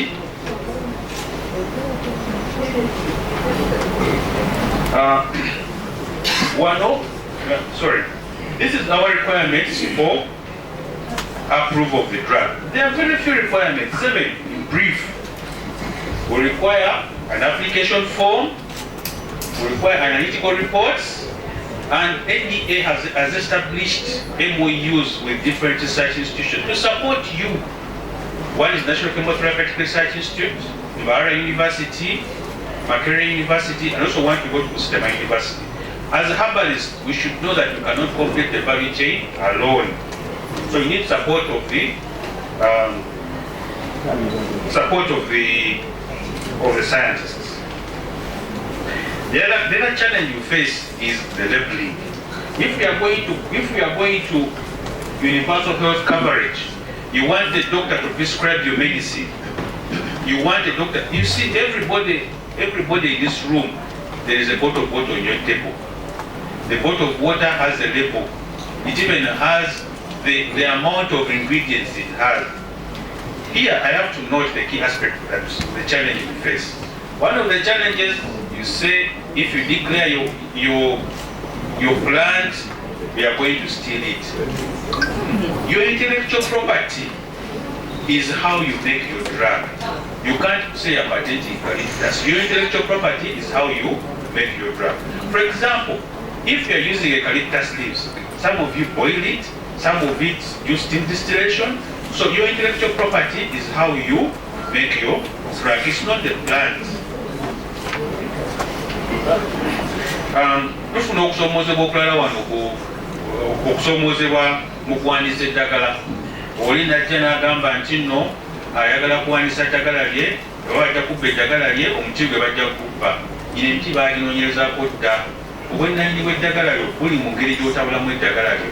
Bantu bangi bakozesa omuti ogw'eucalyptus.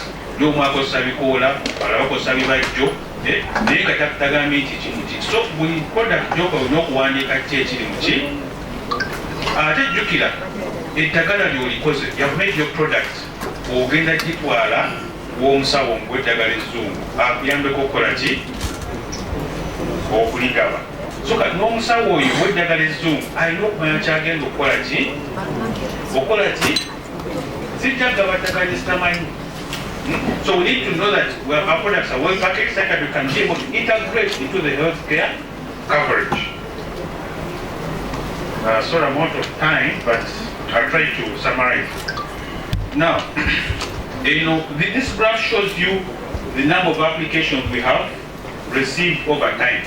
ND has been carrying out engagements through the herbal associations, and we thank the leaders of herbal associations who are here. I know they mentioned some. Also, what they did mention was National Union of Natural Products, Uganda Herbalist Association, Uganda Wanga Wafe. I've also got to learn them because I'm working with them. And thank you for being able to pass this information to your members. And our appeal as National Drug Authority, if for the funds we have, we can provide technical assistance. But even you organize yourselves, we shall send technical to provide you guidance. So this is the trend. Currently, the number of herbal products we have that are on our current register manufactured in Uganda are more than those that are imported. So clap for yourself. But the issue is we need to see how we can improve on the quality. This is basically what we look out for when we come to your manufacturing premises. The key point we have to note, you don't need to have a very big hotel, but the premise is where you manufacture your product from. And whoever has no premise is not a herbal manufacturer. you need to have a premise. The premise has to have equipment. One of the equipments can be a canoe. Okay? It can be equipment. The safety can be equipment. So can be equipment. If you have the equipment, you are, I would say, yes, you should have the equipment to manufacture the products. Here, we do capacity building visits. We come to your premise where you sell your products from. We want to provide you guidance from where you are. So this is National Drug Authority, and I wish to commend you because I see now herbalists are transcending from hawking to having premises. So clap for yourself, and we hope that you can have more of these people who are having premises, such that you can weed out the hawkers. Now, we have another program at National Drug Authority. When we visit your premises, as part of the quality assurance, we identify the gaps you have. After identifying the gaps, we look for potential herbal manufacturers who are better than you. So we carry that team, we carry it to go and learn from that herbal, from those respective facilities. So at this point, I wish to thank members of Kabuti, Aloysia, Doctor's Choice, who have provided their avenues for learning purposes of other herbalists. So when we visit your premises, we tend to provide that kind of guidance and see what gaps you have, so that we can help you. Our objective is that the product you make is of good quality. If you can't make it, please collaborate. Contract manufacturing is also acceptable. It is available in maize. If you're a farmer, you don't have a harrow, you get your maize and you buy the bill for you. That's contract manufacturing. Also in herbalist, if you can't manufacture, partner. And this is engagement of stakeholders. I thank the herbal associations who are here. They have given us appropriate feedback.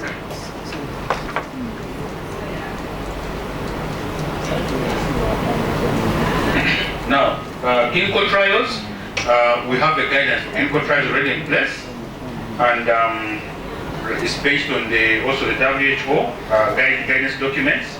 I have to note that currently, I will thank you because you're the people who are making these products.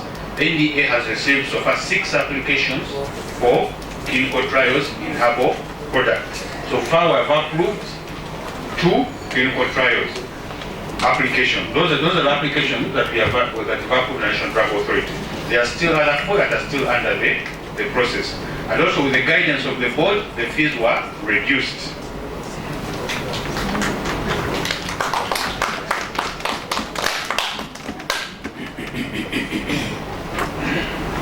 Now, I'm summarizing. The other aspect is pharmacovigilance. Vigilance. You can't say that the herbal product has no side effects. Because through the side effects, I can get a disease for another ailment. So please, every drug has side effects. The best example I would give you is food. I may be allergic to peanuts. That's a side effect. So you need to tell the patient, the patient is empowered. So at National Drug Authority, we have gone ahead to modify our tools. So for herbal, we get market complaints. If you're a herbalist, you can adequately report, send a complaint on the herbal drug. So if you're manufacturers, to our stakeholders who are listening to us online, please send in your complaints to National Drug Authority, even to the herbals, so that we can be able to guide the industry. Whether it may be a problem of the market, maybe a counterfeit, or the manufacturer needs proper guidance now to better make his product. Also here, the aspect of the side effects. The information that you give to patients. You go to hospitals, you are advertising the product, NDA regulates the information that goes to the patients because we have the different categories. We have the healthcare providers, we have the consumers. So we need to be able to regulate the information we give to the patients.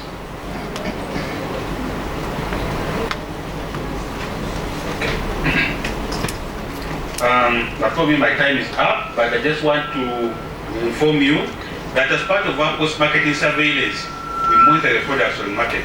And it is sad that we have found some of the products that are adulterated with conventional medicines. We find it, we shall issue circular to recall this product. This case in point was a herbal product that was adulterated with Viagra, which is very bad for the herbal sector.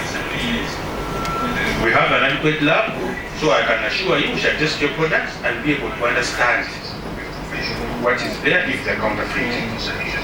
Our lab is accredited, and we have different MOUs. I have to inform you that now Uganda has already joined the WHO, and we are part of members of the International Regulatory Cooperation of Herbal Medicine Network. This happened in the period of COVID.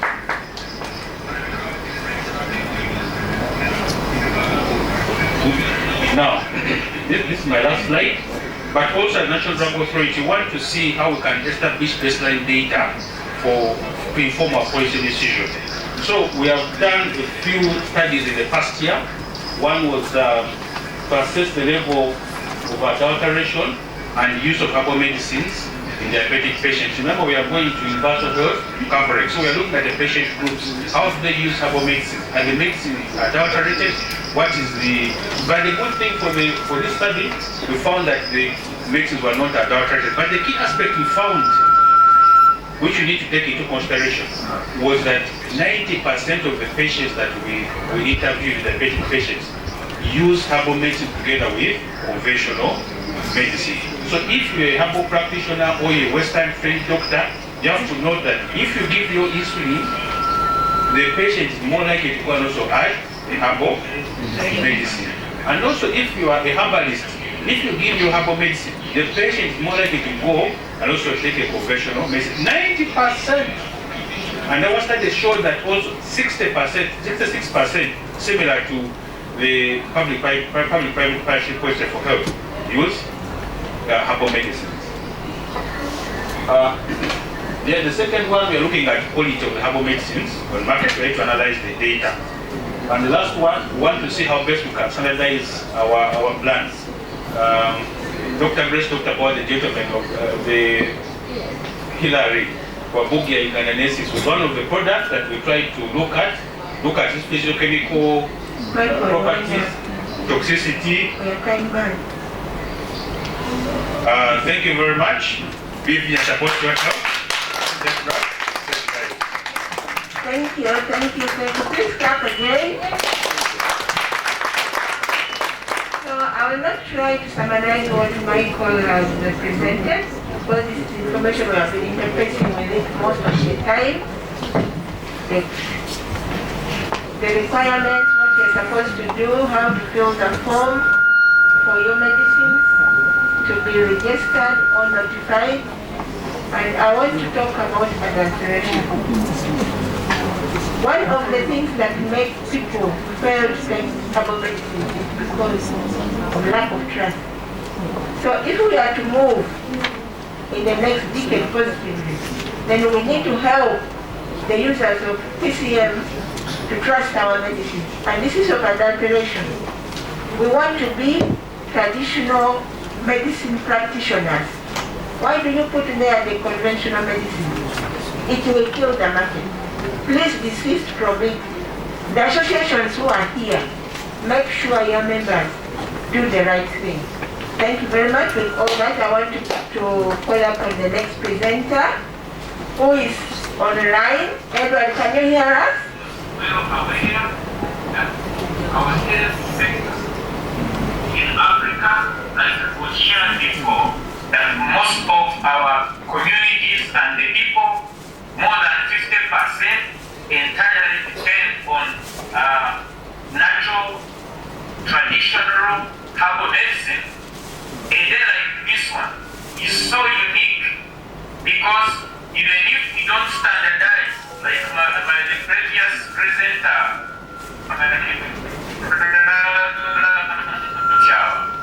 if we don't standardize and provide safe traditional medicine, people will still go for it, and I do not think we would be creating a better future.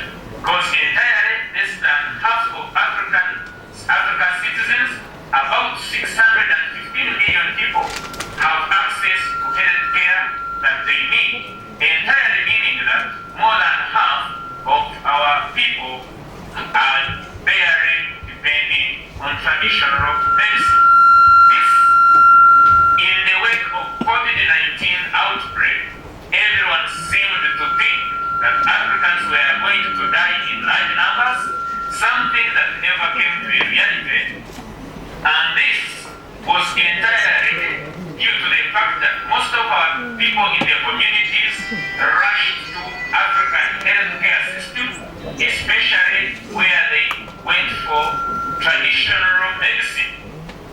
In case in example, many people rushed for dawati, which is a formulation out of lemons and ginger, and it was indeed another intervention that people depended on, and we saw life survive.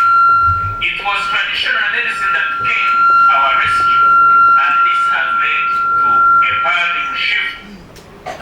Notably, that 2 drugs in Uganda were notified by National Drug Authority during the COVID pandemic for entire management and the handling of the symptoms of COVID-19. One of them, COVID-19, that Professor Kwan opened the shell that was a marker for the progress and development of COVID-19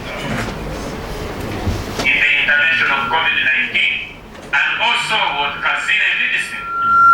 Since then, the journey in traditional medicine sector has not been the same.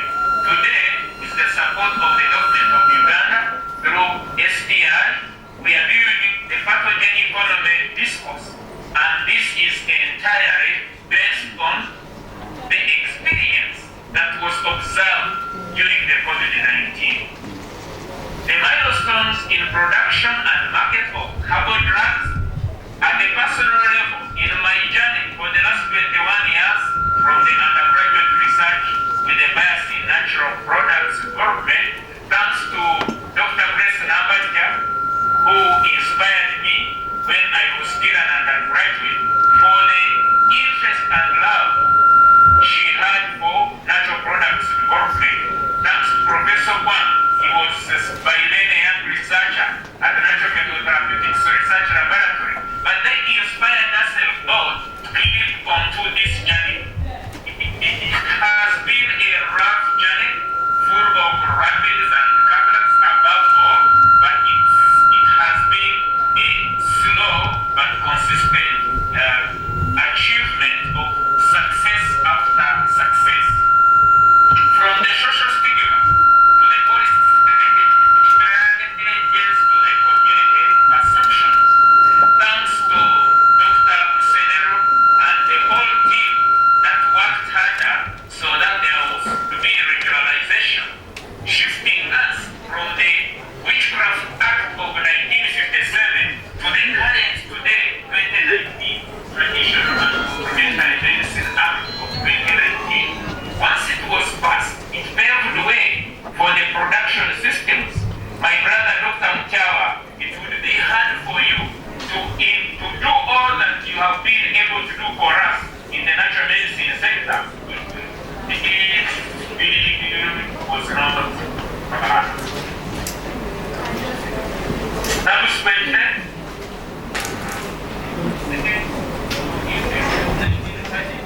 today, the Portuguese business insights say the market for herbal medicine was valued at US dollars 151.91 billion in 2021. However, due to the COVID-19 impact and the change in the trends, it is now projected to reach US dollars 347.5 billion by 2019. I think this is a good market where we need to really project. Thanks to SDI, I want to thank beyond reasonable doubt the efforts of Dr. Monique Musenero towards the development of the national pathogen economy. I'm imagining if Uganda only took about 10% of this market, what it would be a robust economy. Some sources estimate that actually this market is likely to grow to about 500 billion by 2030. And since our national pathogen economy projections were targeting 2032, it would mean by that time we would actually be there. Our primary concern is not money. However, it should be noted that one of the issues compromising our healthcare system is limited funding. However, I want to thank the government of Uganda for putting a fund to support this.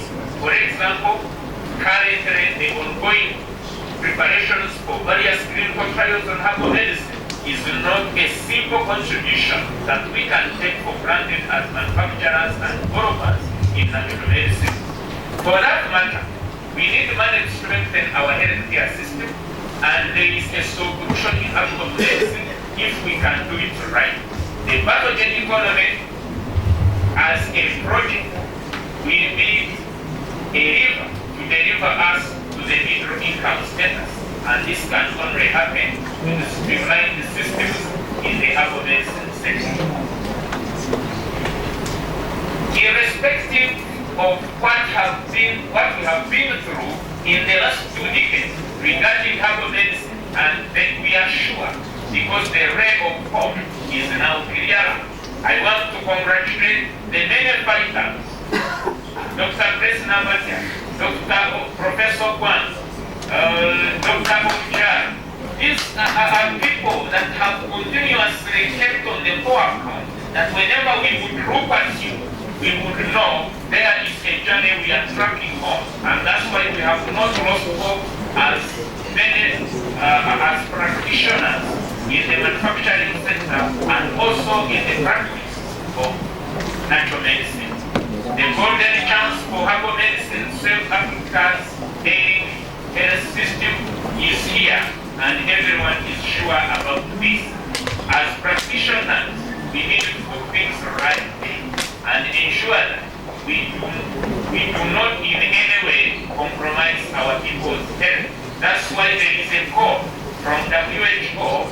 It will note what the WHO representative shared about the call to standardize, the call to test for safety and efficacy, that what we are providing to our communities is safe, and that is the only way we can create a better future for the natural and traditional medicine sector.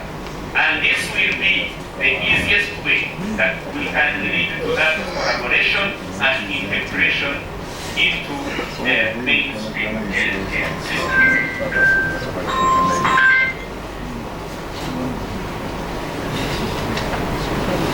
The way forward, I want to thank NCRI, which is working on the National Pathogen Economy Framework, a platform aimed at fostering and streamlining innovation in herbal medicine and related aspects in the healthcare system. This is a lifetime opportunity that needs our full support. Each one of us in the traditional medicine sector, each one's contribution is so vital, so that we help each other to build this sector to greater heights.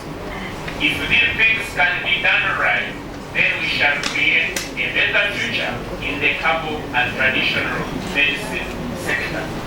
Once again, I want to thank you and congratulate everyone on this wonderful day where we are seeing the future of traditional medicine in Africa taking steps forward, not only for Africa, but also for the global stability of the healthcare systems while providing natural, efficacious, safe treatments to live health for all. I thank you.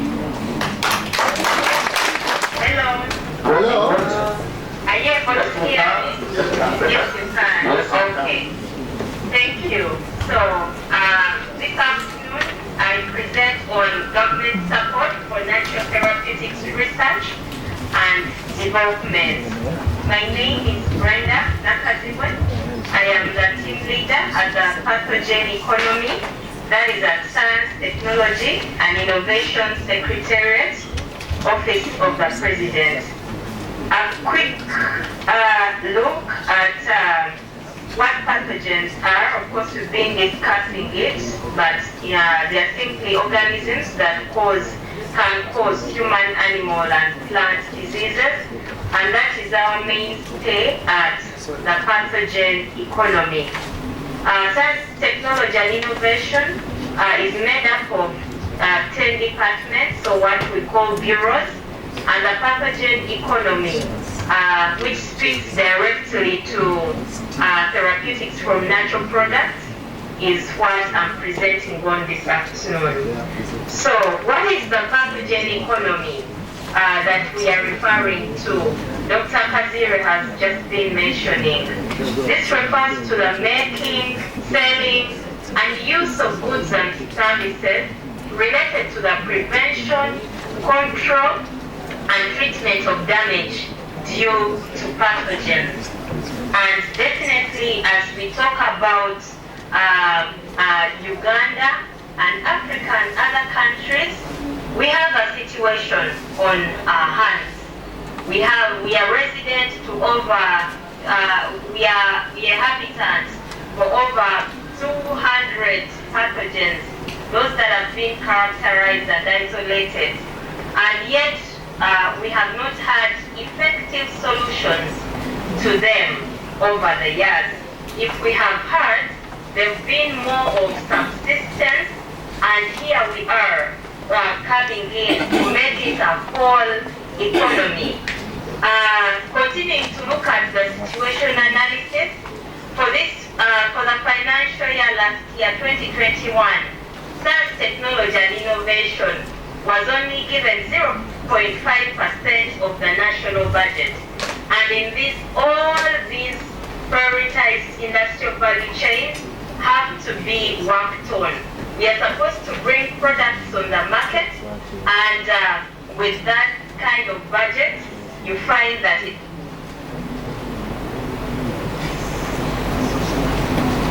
becomes hard. Uganda's budget allocated to health is 8.7, yet with the declaration at Abuja, 15% at least should be spent on medical supplies. Even when we do so, you find that the expenditure on the medical supplies is from those that are imported and not manufactured in the country. And finally, on the situation analysis, one said that up until 2021, when the pathogen economy was instituted, the country had never, at least from our research, conducted any clinical trials for therapeutics from natural products. And then working and interacting and engaging with the scientists from the natural research, we found that over 230 NDA notified herbal therapeutics, none had undergone clinical trials. And then most of the research in our universities really is for publications and not necessarily commercialization. So this is what we come in to contribute to. And then we have had no infrastructure for some of the very vital analysis studies we have to do, and we shall be seeing the platforms we've set up. What are the strides made thus far from the pathogen economy through science, technology, and innovation, and where we began at PRESIDE, which is the Presidential Scientific Initiative on Epidemics that metamorphosed in 2020, that metamorphosed into the pathogen economy in 2021 June, which is part of the department in science technology. So we started at creating think tanks. Recently, I was attending a conference on African education in Mauritius just last week. And as Africans, we were actually encouraging ourselves, but as well challenging ourselves to create think tanks that will have solutions for us, context-specific solutions for Africa. And we realize that one of the major ways to achieving this is in creation of think tanks, which we did. We got scientists in the area of herbal medicine, herbal research, and we've been able to make the strides we have. We've created funding for scientists, and like you will see, we already have scientists who have been funded right from research and development, and now we are getting into clinical trials and thereafter commercialization. Technical support in our value chain. You see that some of our scientists, of our innovators, formulators, cannot necessarily write the science that those in the academia that are one of our greatest partners do. So we actually support in reviewing protocols, IP registration, training, because their work is very, very credible. But we need to face, for example, the REX. We need to face the joint review boards. We need to face, so we offer this technical support so that our protocols are able to pass and we are able to be supported by regulators. We have MOUs, we are working out MOUs with manufacturers. Some of our scientists do not have production lines, and we are doing an end-to-end for the natural therapeutics. So if we go through the clinical trials, the phytochemicals, go through the in vitro studies, go through what next after the clinical trials. We need to manufacture, we need to commercialize, and that's what we are doing. Finally, we have set up platforms to support end-to-end research and development on natural therapeutics. I've just mentioned we are working out MOUs and signing agreements with players in the phytochemical analysis, and we are looking at the Natural Chemotherapeutic Research Institute. We've already had an onboarding with them, even with the Directorate of the Government Analytical Laboratories. We've had an onboarding with them so that we start the whole process. When you come in, no matter at whichever level, not knowing where to go, I'm a herbalist in the community. When I find systems in place, I'm able to be taken through so that the very good work I am doing, the good claims I have, are able to go through a system supported and sponsored by government. We've established a central facility for in vitro studies. We did not have it, at least to the best of our knowledge, and we've set it up at the Uganda Virus Research Institute. This is fully sponsored by government, and the system is you go through science, technology, and innovation as a pathogen economy, and then we introduce you to the team at the in vitro, and then you're able to have your samples taken through those analyses.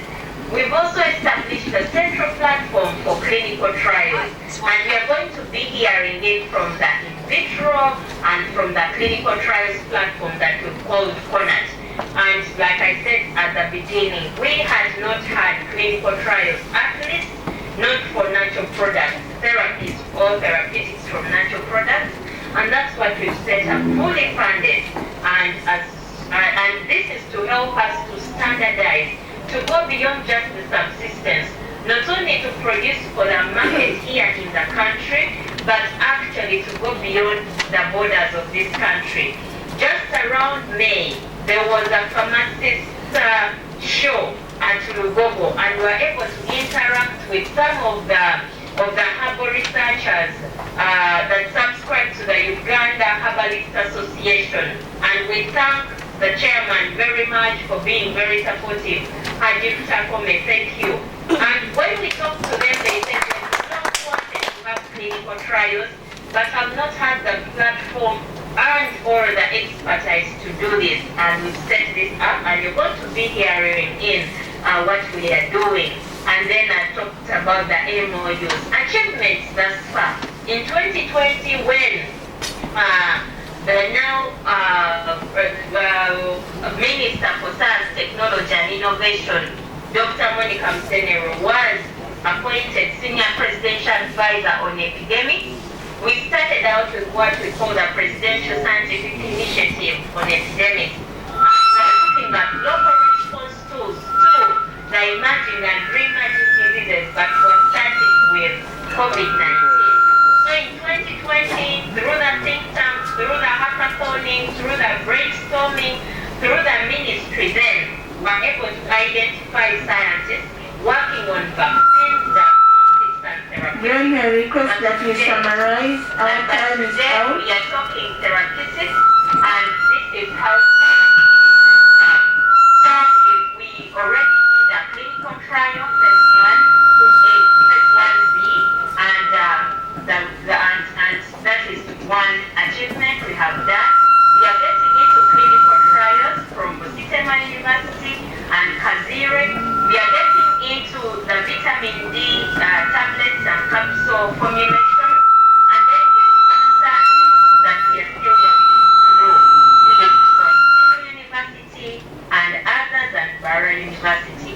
So that said, I would want to now hand over to some of the platforms we've been able to work through for you to know exactly what we are doing on ground. Thank you so much for having us from Science, Technology and Innovation. So if you can see my slides, I will start. So when I was talking about this is one of the initiatives of the Ministry of Science to support people with natural therapeutics or traditional medicine to conduct clinical trials. It's called clinical trials of natural therapeutics. It's called the CONAC program, as it is known now. So CONAC is an acronym for clinical trials of natural products. It is funded by the government of Uganda, with the Ministry of Science being the sponsor. It's coordinated here at Makerere, the Lung Institute, but it has several partner institutions, as I will show you, that are involved in this value chain. One of them is the COVA, the other one is NACRI, the Chemotherapeutic Institute, the other one is UVRI, and the other organization is the GAL. Here, let me make very things okay. So as a background, we know that at least here I'm speaking to the combatant. We know that more than 80% of communities in Africa use herbal and natural medicine for traditional medicine. These methods may be known here, but once as modern doctors, we put them here to know the paper lines for ourselves. We define herbal medicine as a type of medicine that uses roots, stems, leaves, flowers, or seeds of plants to improve health, prevent disease, or treat illness. I think our colleague from NDA talked about this. To the traditional medicine, people may not do the diagnosis, but probably someone has backache, it is cured. A headache is cured. But in conventional medicine, usually we separate the disease from the symptoms. Herbal medicine can also be seen as a practice that includes the use of herbs, herbal materials, herbal preparations, and finished products that contain as active ingredients parts of plants or other plant materials. That's the definition according to WHO. Traditional medicine, which is used in this symposium, it is a summation of the use of herbs and the things that are described, but this time including the materials, briefs, medical practices. So it's a whole package that are indigenous to a group of people. So we have also known that all these active ingredients for plants and animals that we used, there are other things which would accompany them as part of the treatment. This is not available even in modern medicine. When you come to hospitals, you find us, you have counselors, you have psychologists. These people have no plans or targets. Well, this is akin to what is given. So the landscape of natural therapeutics in Africa is, this is the last time we checked. There are efforts in Africa to work on these natural therapeutics. For example, there are 34 research institutions in Africa that are dedicated to traditional medicine. These include our own natural chemotherapeutic research institute. As you can see, by the time we checked, there were about over 40 countries which had natural or herbal medicines in their formulary, like the NCRI formulary. And this is actually our aspiration, that we can move the new medicines we have in the formulary. But like diabetes, whether we put them in the formulary or not, we will introduce them. This one I already mentioned. We have, as Uganda, we have NCRI. We have a commissioner for pharmaceuticals and natural medicines in which we have an act of parliament. We have NDA guidelines. Even on herbal medicine, as we have been presented, and we have, as a time, we moved one of the natural medicines into formal full-powered DCP compliant and compliant in this country. I think there will be other ways to talk about that. Now, in terms of regulation, I think I've already mentioned that. I speak of this. So I go to the rationale of CONAT is that the medicine is being used by people are really lacking capacity to combat clinical trials, either because of expertise, cost, but also clinical trials can be very expensive. What it requires is very expensive. So by relating CONAT, we think this is going to be affordable. This is the landscape of natural medicines. Here, the only point I want to make, you can see even in organized countries are licensing natural therapeutics medicines for use, but Africa has mine despite the large amount of grants and animals that we have. So this is the goal, is to conduct research that will accelerate the commercial licensing of Uganda's natural medicines in order to improve the health of Ugandans and harness their potential that lies in there. It's done by the scheme of this, because I want to take you to these are the objectives, the goal of research, but also the goal of capacity building. We want this CONAT program to build capacity of traditional medicine practitioners to be able to know how do we evaluate the effectiveness of treatment for you using basic biostatistics and scientific methods, which can be explained to anyone in the language they understand. This is how the program is organized. We have rules of science working with health, regulators, NDA, National Council of Science, WSB, and we have scientific advisory committee.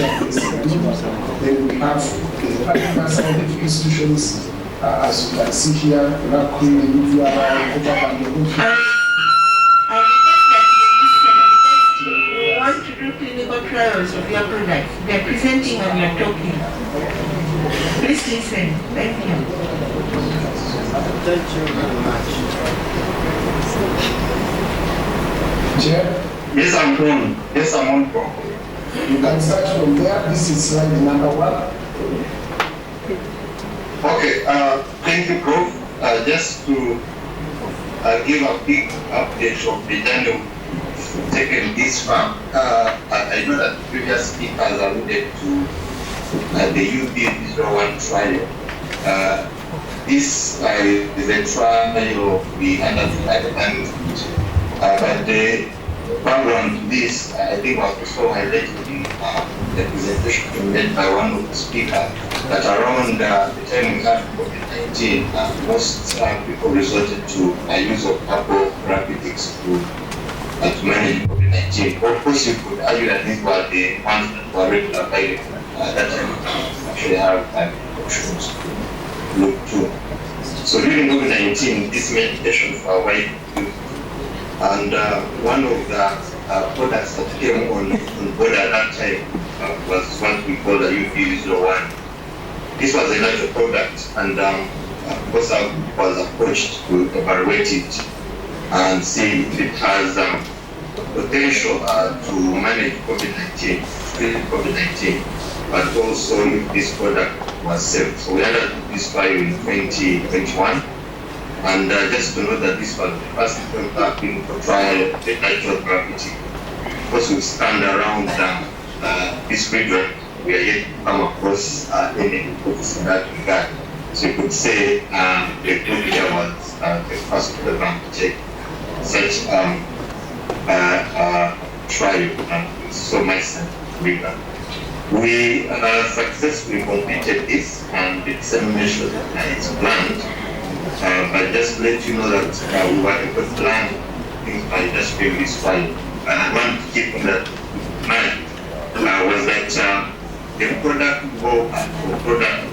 as business products needed some sort of support to be able to ascertain how their products will be able to work within a clinical crisis. And because of that, we received many calls from many product brokers trying to see if they can be supported and have their products evaluated within a clinical crisis. Go to the next slide. So based on this poll, and of course, Presenter, please summarize your 10 minutes.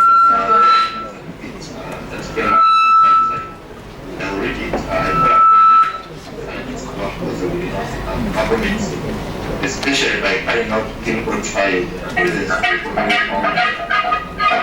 in order to rule out mistrust and therefore identify the important which could try a given. So based on that poll, we set out to establish the CONNECT program that Professor Irenga will have to. Next slide, bro. So in terms of progress, this work has been ongoing since 2021, of course with UP01 trial. But based on that trial, we were also able to put together a team, a trial network, where we reached out to several scientists from several organizations. Some of them have already been alluded to, DVRI, COVAM, DIGAL, NCRI, trying to see how best we can support the product development and subject these products they have on the market at some sort of scientific agreement. So we've been able to develop an adaptive platform protocol. This is one strategy that most scientists are now using, and this strategy helps in evaluating products within a short time.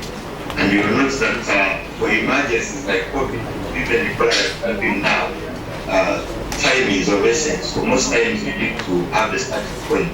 So with an adaptive platform protocol, you have a master protocol. Where any product that comes, you just throw it in there instead of starting from scratch. So over the last couple of months, we've been able to put this protocol forward. And we think that the start was we'll begin with that good strategy infections and see how the products will be managed to manage these infections, but also whether they are safely used. Of course, the ultimate we think will bring on board more So the team has been able to review all the potential products on the market right now and assess them on certain set of criteria to find out whether these products warrant admission to this platform. And in doing this, of course, we have a checklist, but by and large, we can whether these products want each. And then the scientists go back and review to tell us practically it is A. So we go to the literature and try and find out actually it does that supposed to do what then it does.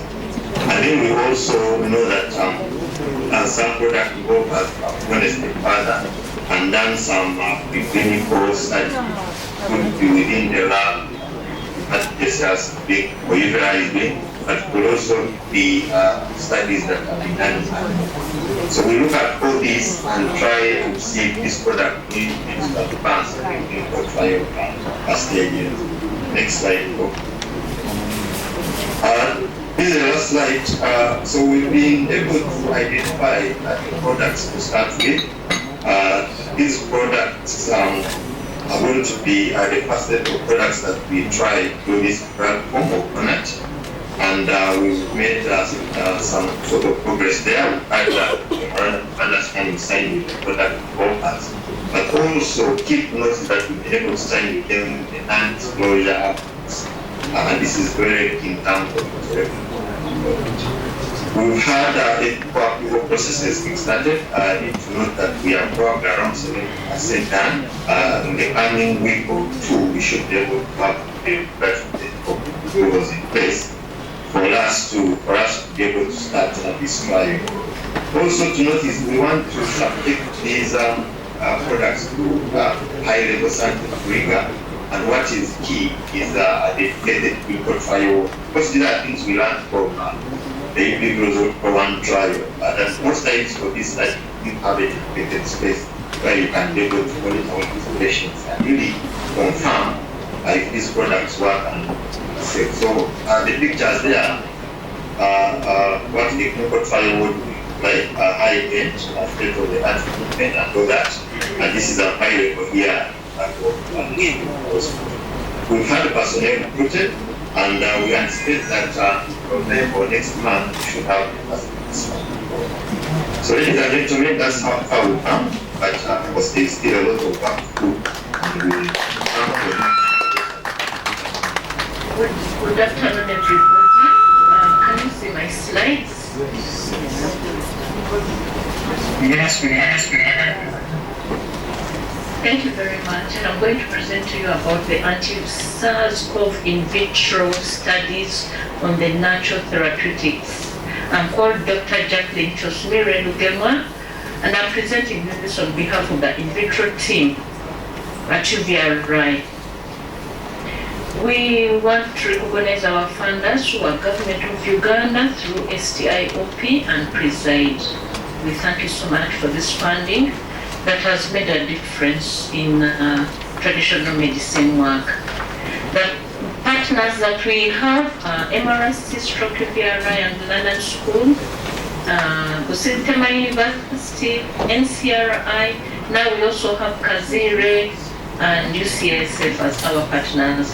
And among other partners, recognize CONAT as a key partner. The team is led by Professor Contiano Kalebu as a principal investigator and the rest of us. The project goal is to evaluate the in vitro, antibacterial, antifungal, antiviral capacity of natural therapeutic products in Uganda, and if products we find effective, we will evaluate the related mechanisms of control. Natural products can control viral infections through different mechanisms. One of those is direct antiviral mechanisms. Some control through controlling the inflammatory levels of the immune system, and others through controlling opportunistic infections of bacterial and fungal origin. Thus, natural products need to be evaluated for all these different control measures by assessing the antiviral, anti-inflammatory, antibacterial, antifungal capacity to control infections.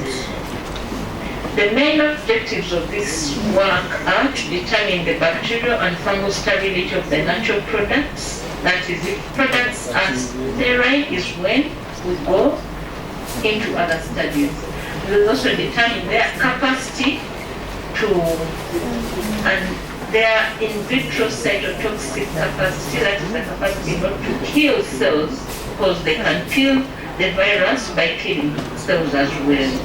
Then we go on to determine their antiviral capacity, their capacity to kill the virus selectively, their antibacterial capacity, their antifungal capacity, and then the ones that will be successful, as I had already told you, will go into mechanism identification measures. The products we get are from different things. Some are from insects, others are from plants, the tree bark, roots, leaves, and the innovators know which products they put there. We have several samples under testing. We have, for year one, we got 9 products. 4 of those were from Natural Chemotherapeutic Research Institute. 5 were from Busitema University. In the second year, which is this 2021-2022, we got 12 products from Busitema University. And this current year, which is 2022-2023, we got 1 more product from Kaziri.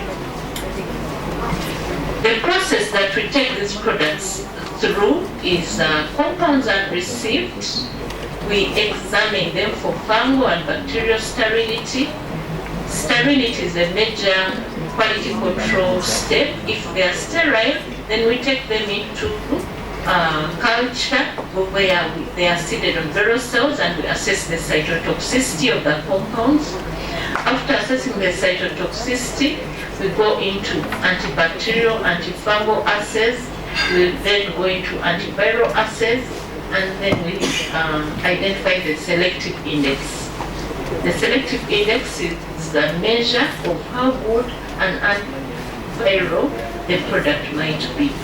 But before that, before the antiviral assay, we have several stages whereby we prepare the cells for the assay.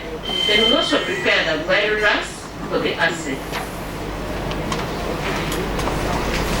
The achievements made so far since 2020 to date, the project has been well established, protocols have been drafted and submitted to REC for approval, and the response has been given.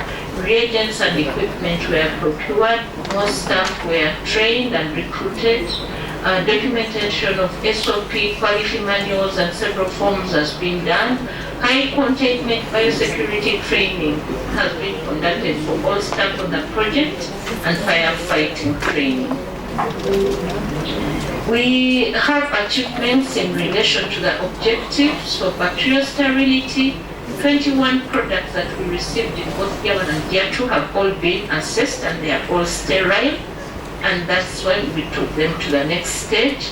Cellular cytotoxicity has been assessed for all the 21. They have different cytotoxic doses and values, and this is the key measure of which products we choose or we select to go into, and especially antiviral assays. But we take all of them, we have propagated the viral cells and isolated them and sequenced them to ensure that we are handling exactly what we are handling, that is SARS-CoV-2 and the variant that we are using. So that is the major quality control stage, and the antibacterial and antifungal assays have been done for all the 21 products to date. Antiviral assays have been done for 6 compounds that were the first compounds to be selected among the 21 that showed good cytotoxicity results.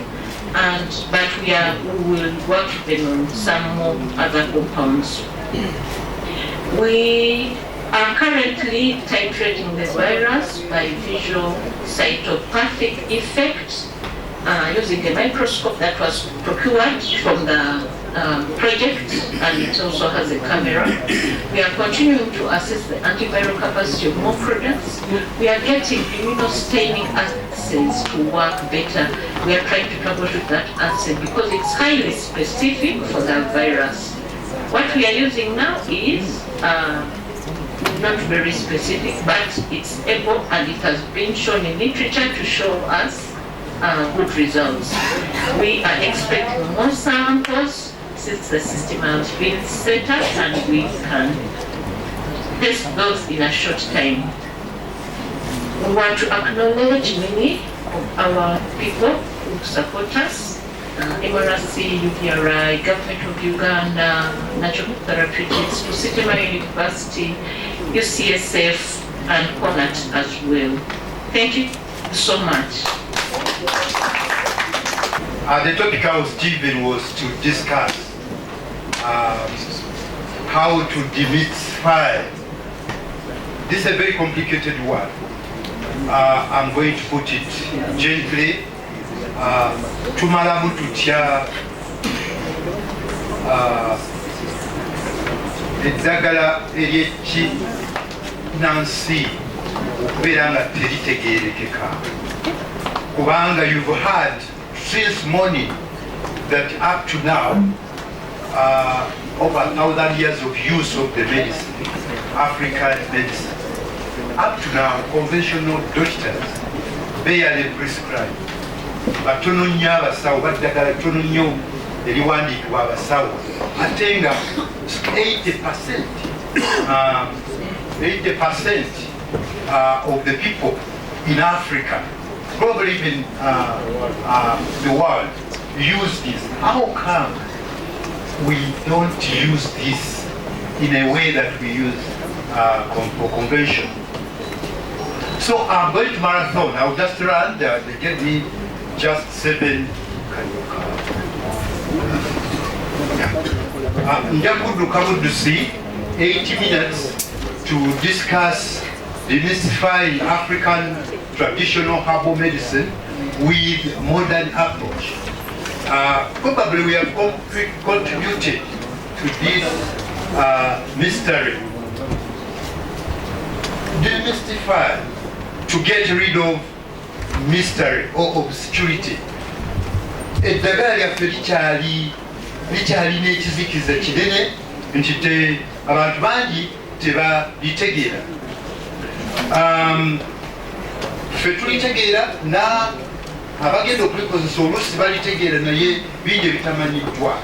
So what do we do during this period, this era, to make sure we are understood? Kyatandika kitya? How come there's still a lot of mystery? Western medicine became the principle because it came in. So the advent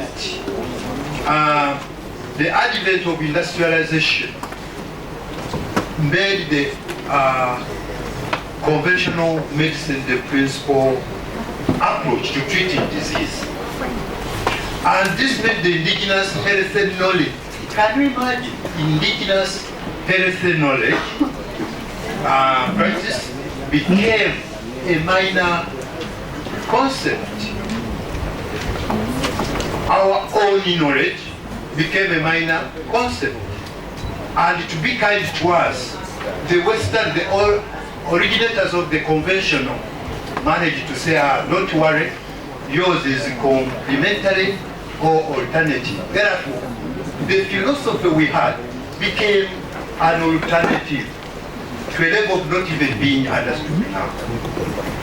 Yet, knowledge of health and disease existed and was passed on orally. That fact is already known. I'm saying we might have contributed to this, or we do contribute to this mystery or mysteries. I went all over Africa picking examples from different countries, and then I said, probably to understand better, let me go back home to Uganda. This was a picture that was taken somewhere in Uganda in December 2009. You look at the surrounding. Someone wants to treat a fever, but what you find is a lot of mystery surrounding.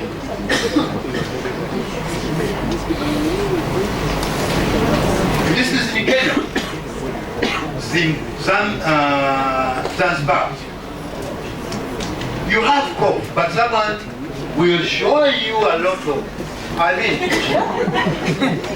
ebintu bingi nnyo ebira okugamba oyingira mu kayumba, and there's a lot.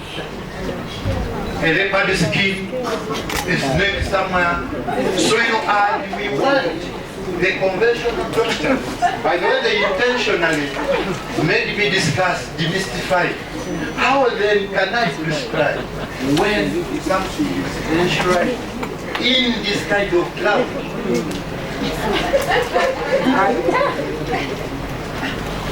Logs, stones, many things.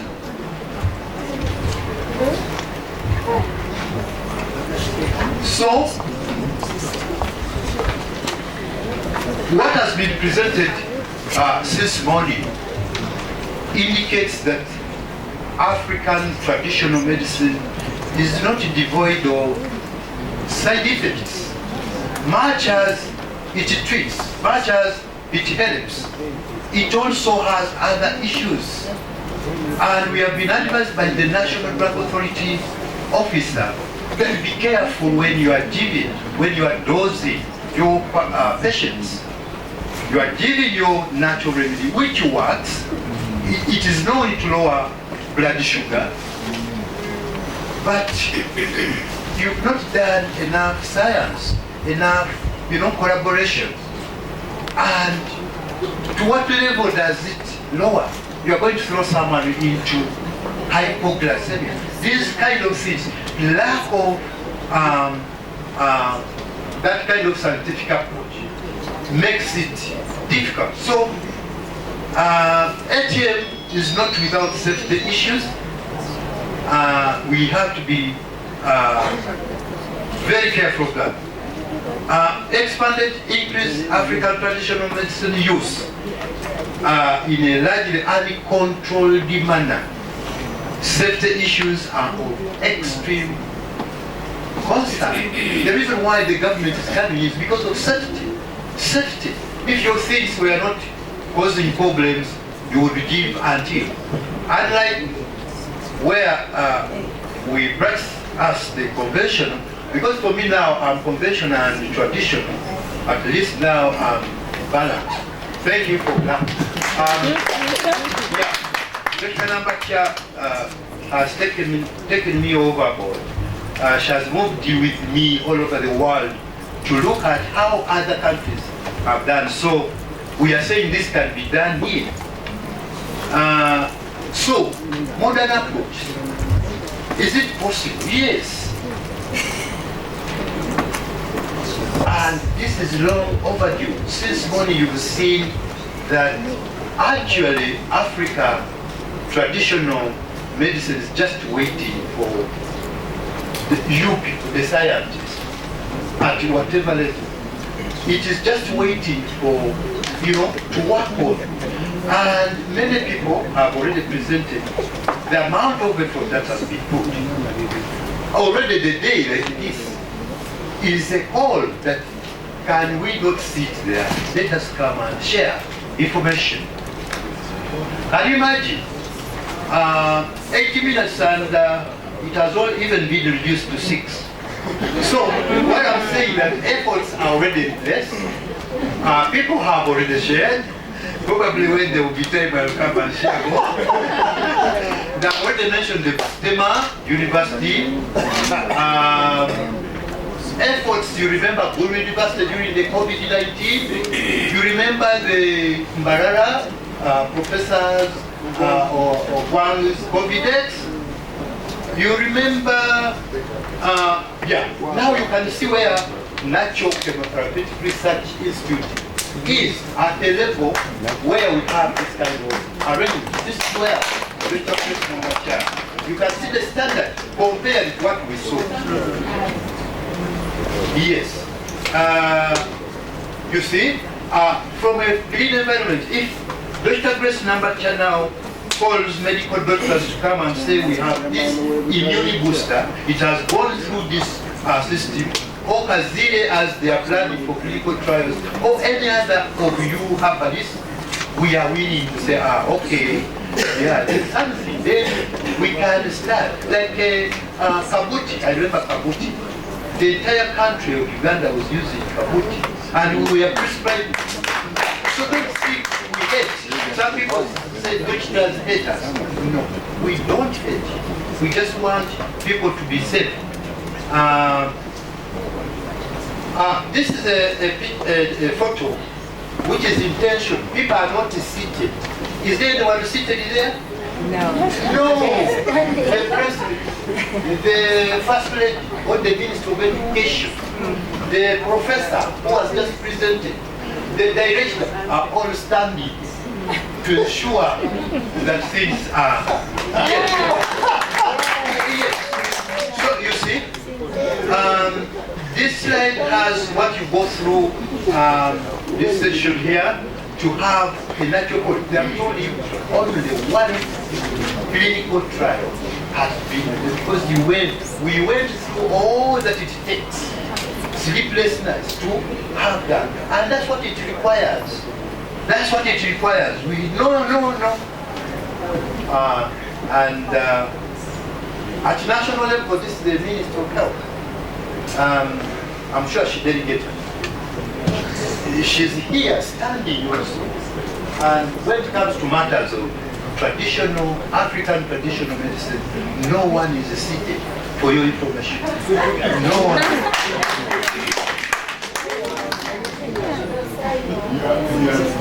Yeah, I'll go through, but let me end.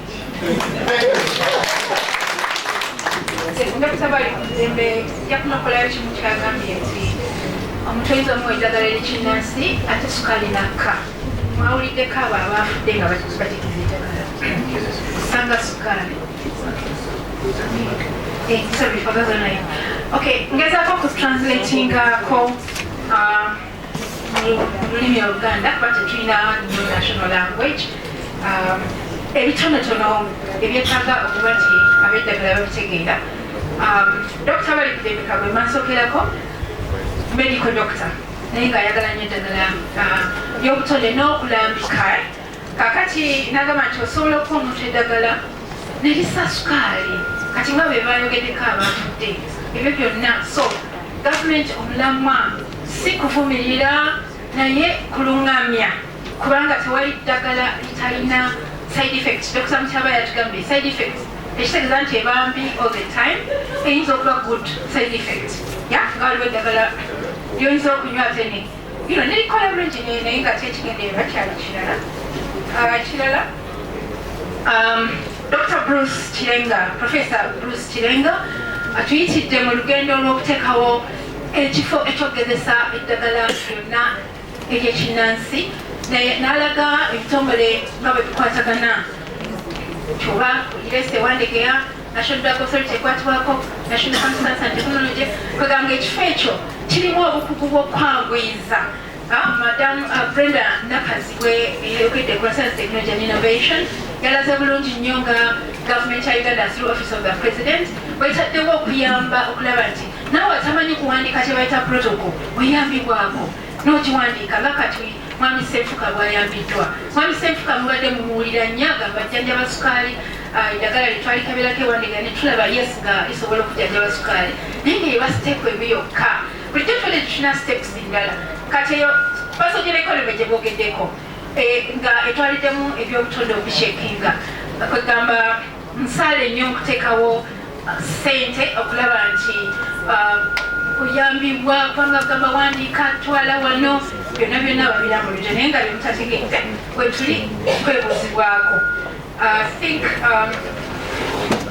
emitindo Dr. Mutyaba yalaze bulungi nnyo nti olina okuba n'ekifo okolera eddagala kubanga bw'oba tolina kifo nga tolina address then obeera mufere. Era yensonga lwaki National Drug Authority egoberera nnyo abalanga ku bizindaalo kuba olwaleero ekimotoka okisanga wano ate ekyatwe kisangawo. Yaso mu BPP Science Dr. Jackie ow'omu Uganda Virus Research Institute n'atubuulira biki bye bayitamu kwega eddagala ly'obwoba olireese luli obadde omanyi wandegeyawo kane kati waliwo environment ey'okumanya ggwanga ate gwe tutawanye na kutawaana n'akulaga effort gye baliko progress ebyo bibadde bibanja byabo abali wansi wa kifo ekiyitibwa clinical trials for natural products.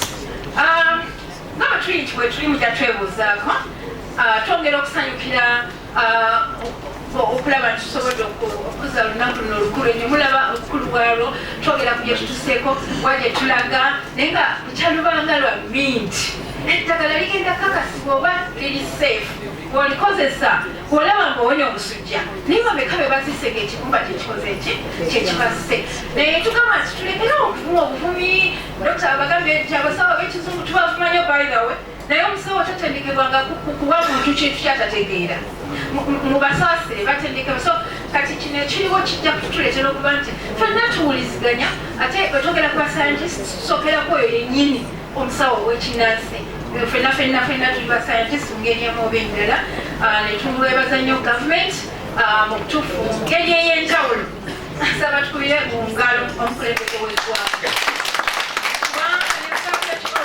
Uganda became number one, you know.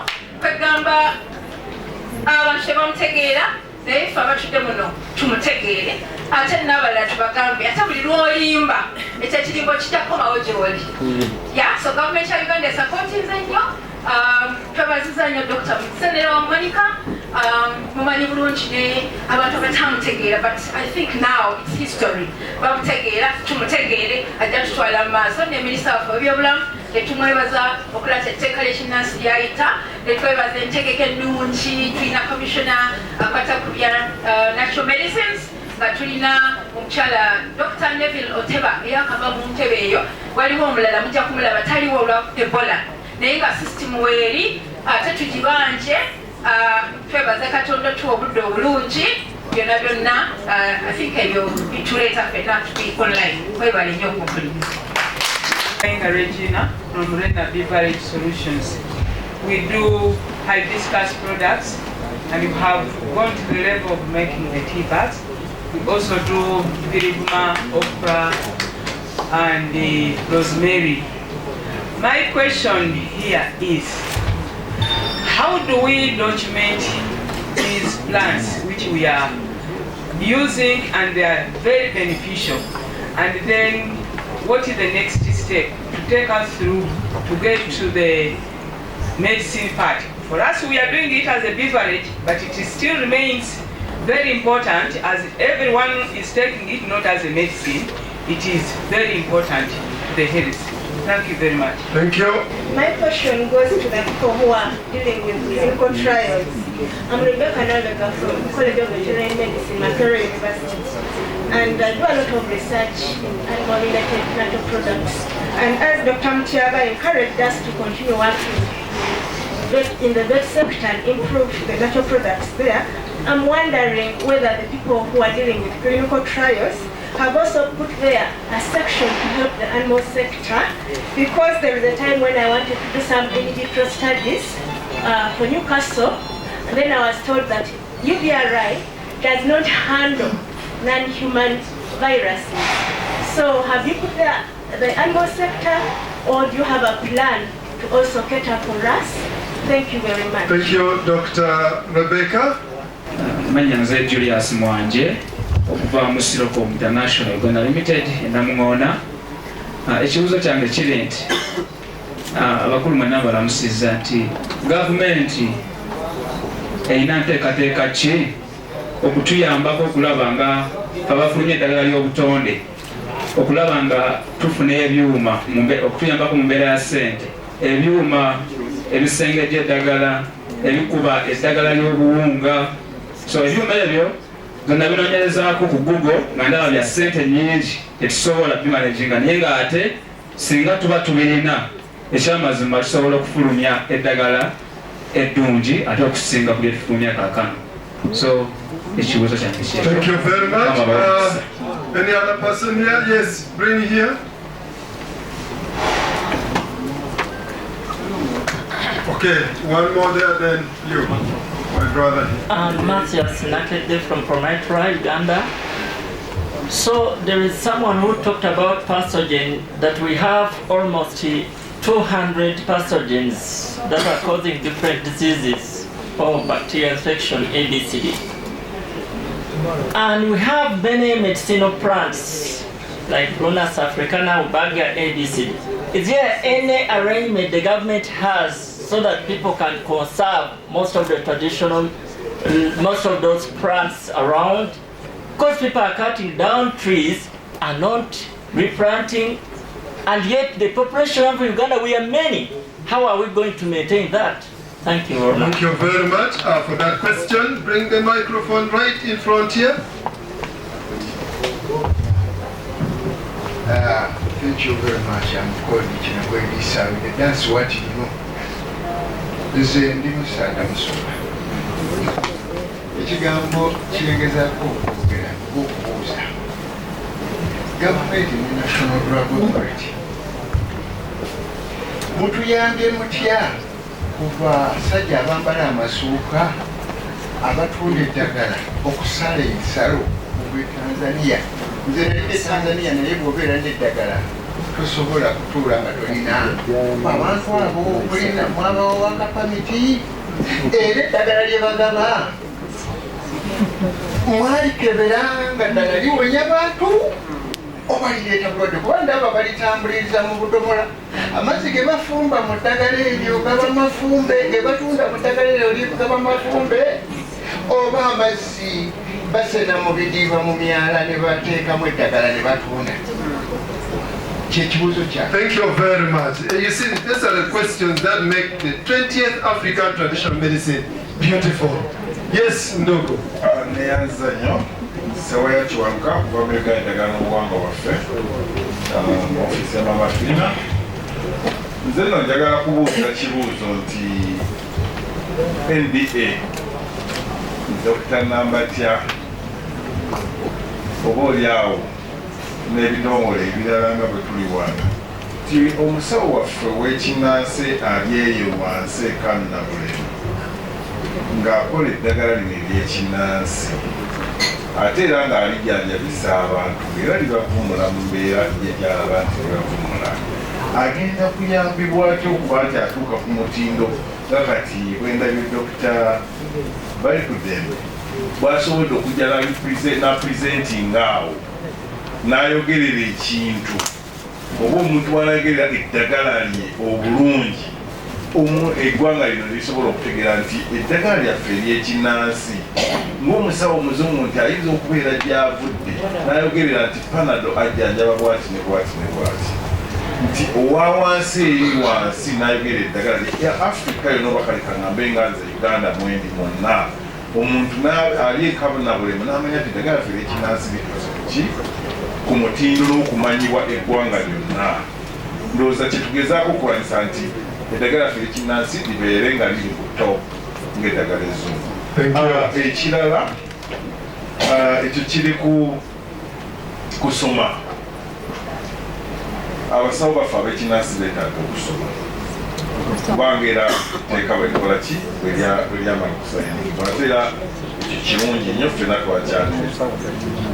Omuntu wa wansi era ali bubi nnyo kubanga tagenda kufuna access ejja kugenda mu masomero ago kusoma. Kyetaaga okuyambibwa okulaba nti tubakuŋŋaanyiza eyo wansi gye bali. Kati omusajja angona abayiri mayuge waliwo ali eyo wansi eyo butala ejjawa naye nga tamanyira kumanya nti abasawo b'ekinnansi bagenda kudda mu masomero. Ebintu ebyo tukyabuzibwabuzibwa abantu baffe bayambiddwa batya etteeka lino liteekamu mukola ki. Thank you very much, Ndogo. Now, 2 more questions from this side.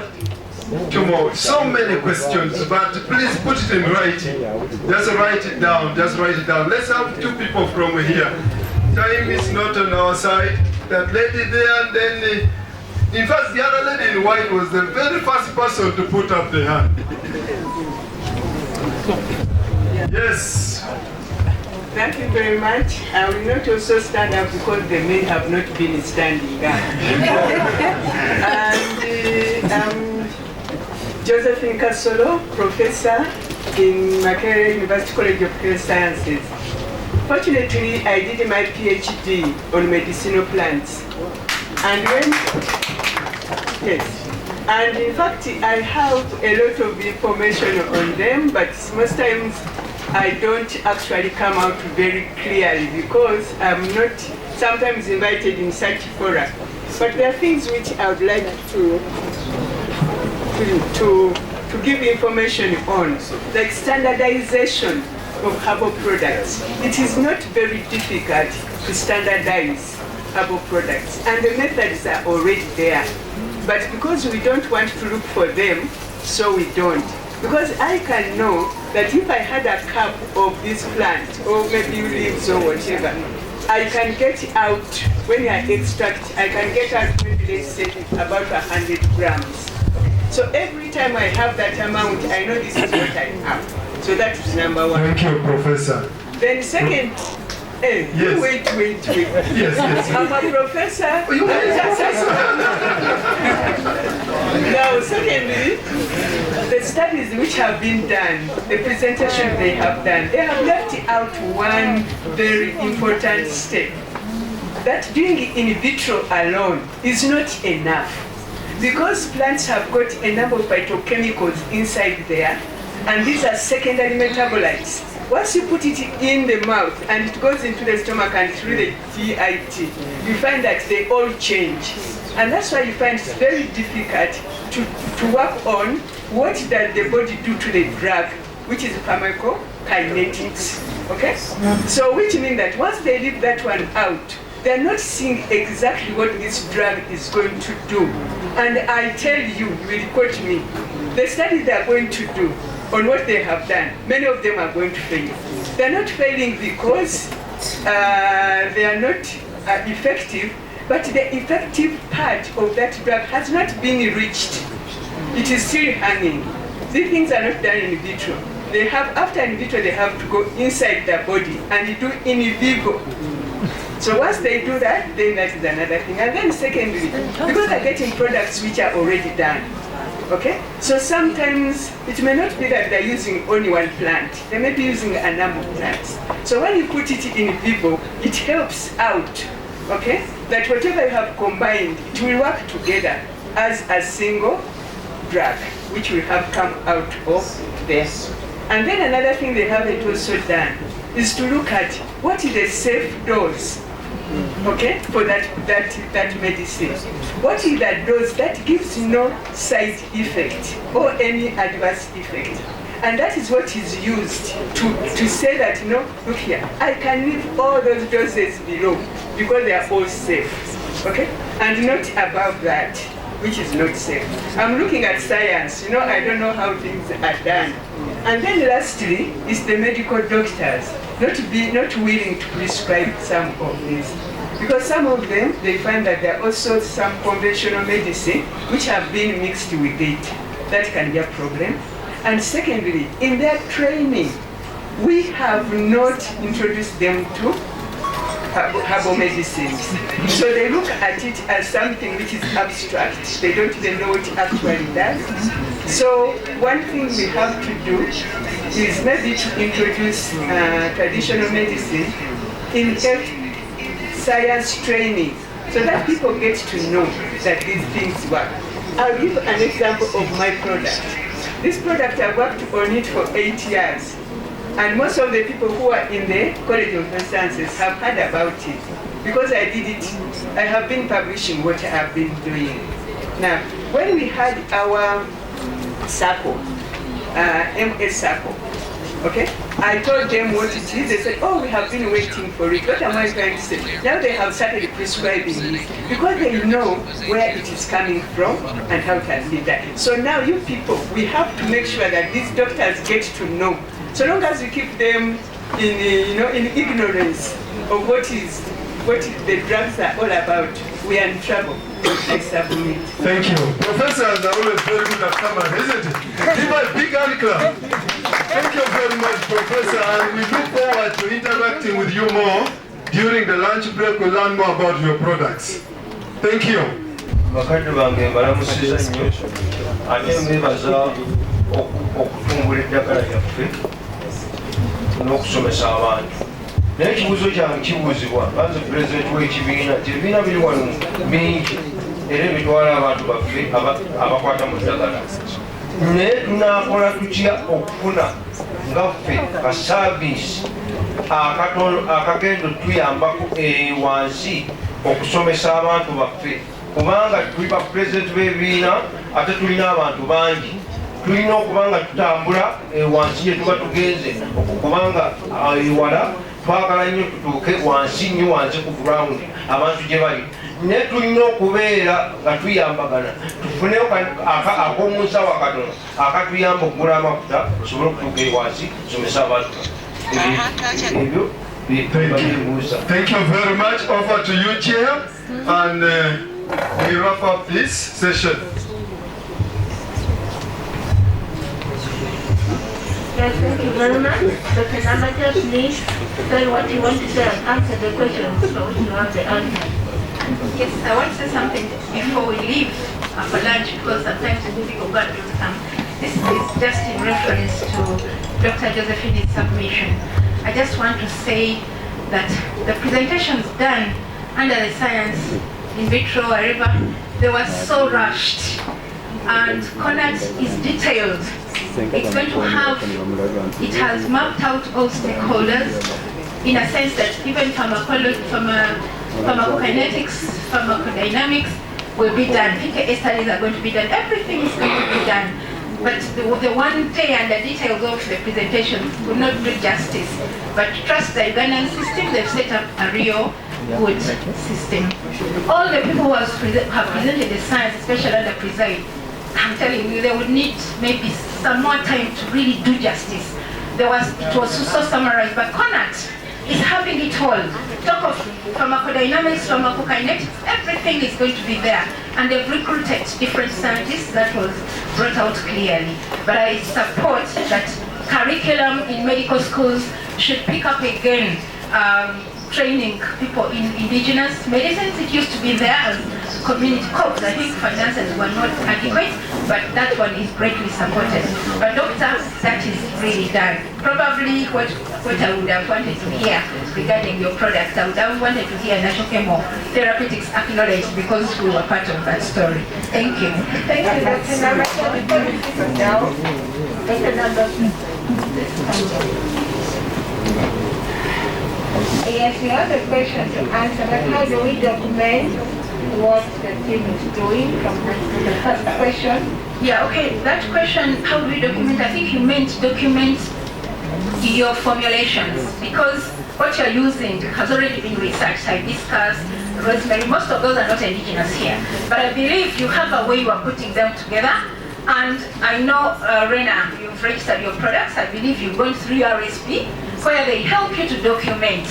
I think people should go to URSP. URSP will have a presentation this afternoon telling us how you document and how you even find out that you are an innovator.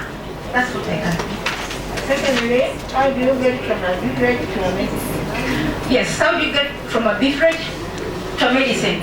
If I may call some of the beverages food, you know, food, to me, there are certain levels of ingredients that make it qualify as a food. But the moment you concentrate certain ingredients and, you know, you turn to medicine, and the NDA is there to get in there.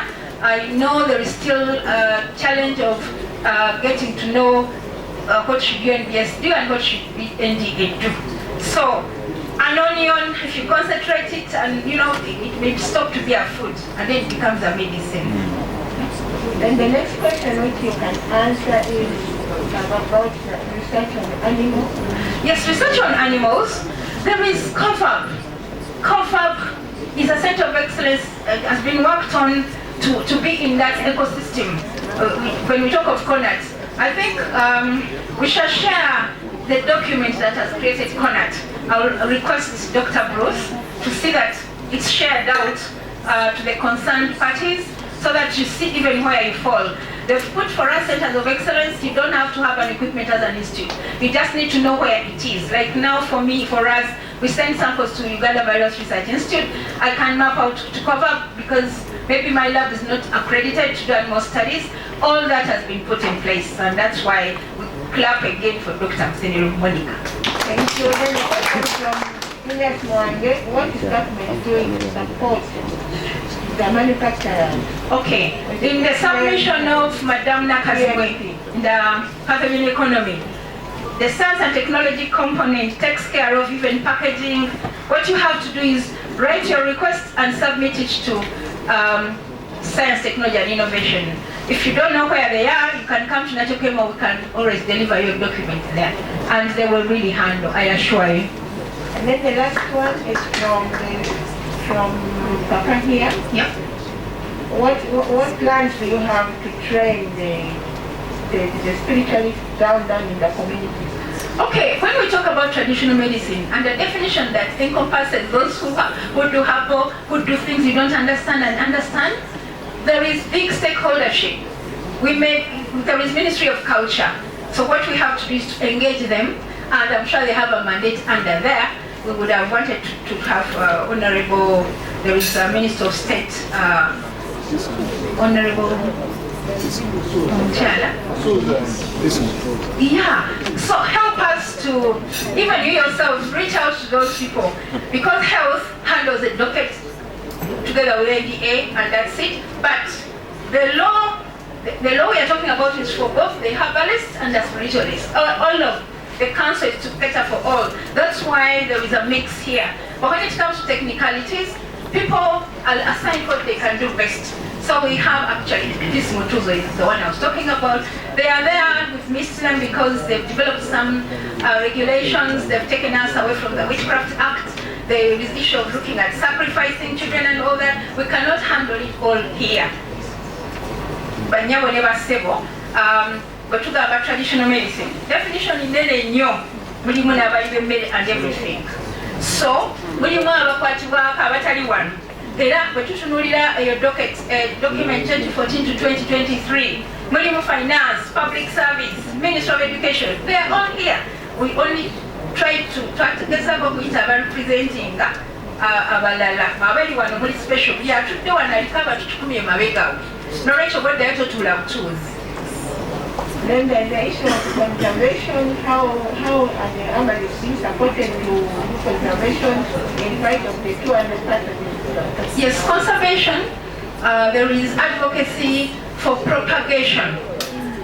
Naye tulina okwekwanya n'abalala nga aba forestry, tetulina okufuba okulaba nti etteeka lyaffe liteekebwa mu nkola. We need to endeavor from this meeting, we shall implore our government to actualize the act, because the act pairs for availability of medicinal plants. So olulubimbi lulisaidia yaffe naye ate bwe mujja mu trainings kati ngezi yewandegeya musoma okuyiga okusimba emiti bwe tuyita omuntu nga Hillary stand up again. Hillary caters for indigenous plants. Emiti ginansangwa atatutunda sente ntono nnyo atambudde all the way from so mumuwechi, we talk about greening Uganda, like Rotary. I'm a Rotarian. We talk about greening Uganda, greening, and people plant eucalyptus. They plant. It matters what you're greening Uganda with. By the way, we are all government. Yes. Can you read this? Etagala, you know, mulitaddemu oluzungu lungi. Omuntu wa wansi akoze atya okukwatagana ne government. Kubanga bakola eddagala abasinga tebasoma banategeera. Okay, kyangu okutandikira ku lulimi olujja okutegeerebwa abagenzeeko omusomero. Kaakati abo banategeera tebajja kuyiiya, tulina okubaako okitandikira. We have to start from somewhere, and that's why naona awandiise kino yatwala omwana we mu ssomero for some reason. So tulina okubaako okitandikira. Otherwise bwe tunaalwawo ffenna tumala okuyiga oluzungu ebibira bijja kuba biweddewo tunazo.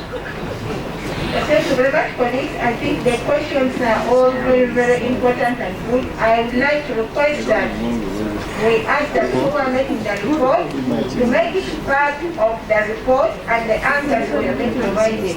But before I pass over the microphone, I would like NTA, Dr. Mukawa, to answer the question on the Kenyans and Tanzanians who put on the shoe card.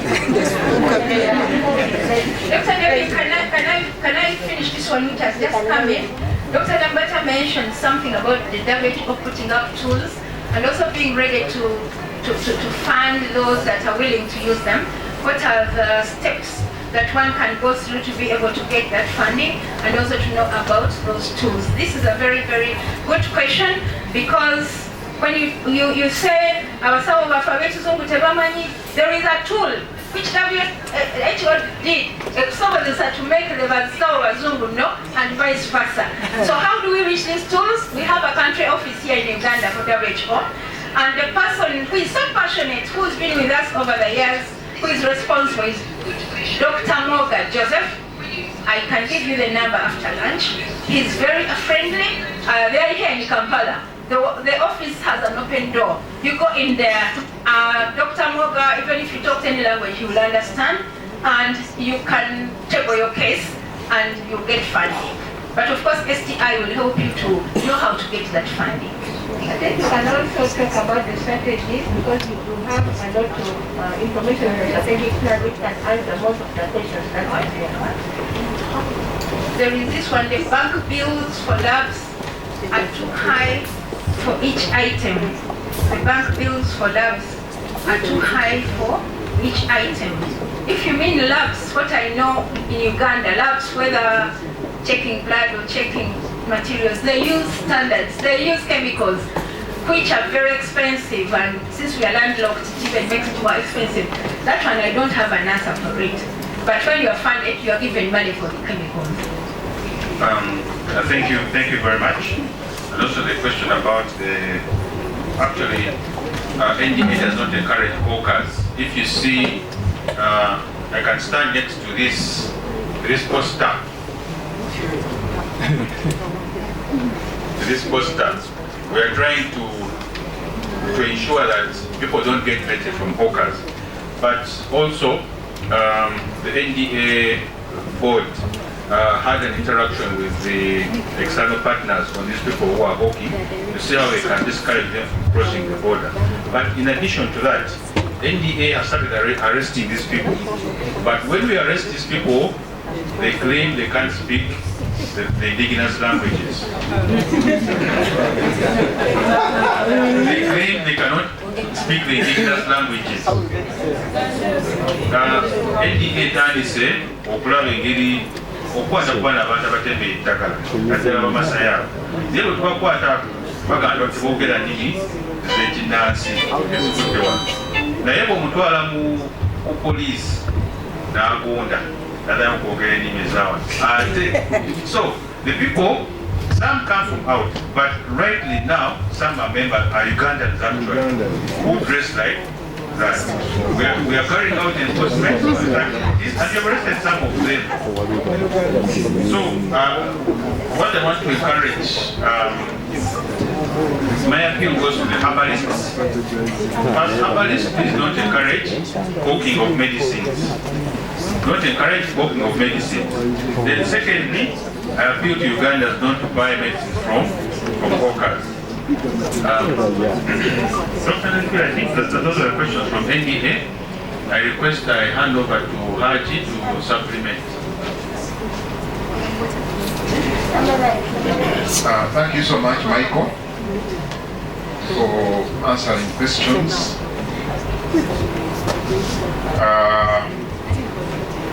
As far as trainings are concerned,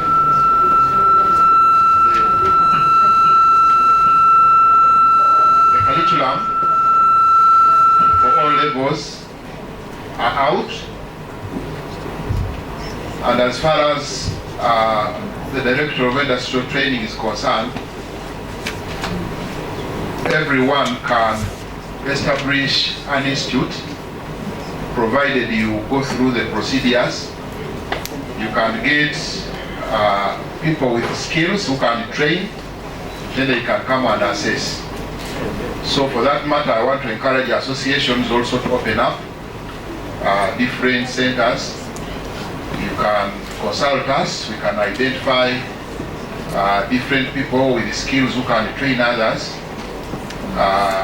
The Director of Industrial Training will be able to come and assist your people. They will be awarded different levels as far as their studies are concerned. But I want to thank Dr. Grace Nambatya, who pioneered this arrangement. I think we can clap for her. And so far, we are having the 4th class moving on, if you are interested, you can also register. You can even register at my office. I always refer you to different institutions where you can get training. I think that one is sorted, but we have a system. We want to encourage each district at least to have a training session for each and every practitioners of that area. Thank you so much for listening to me.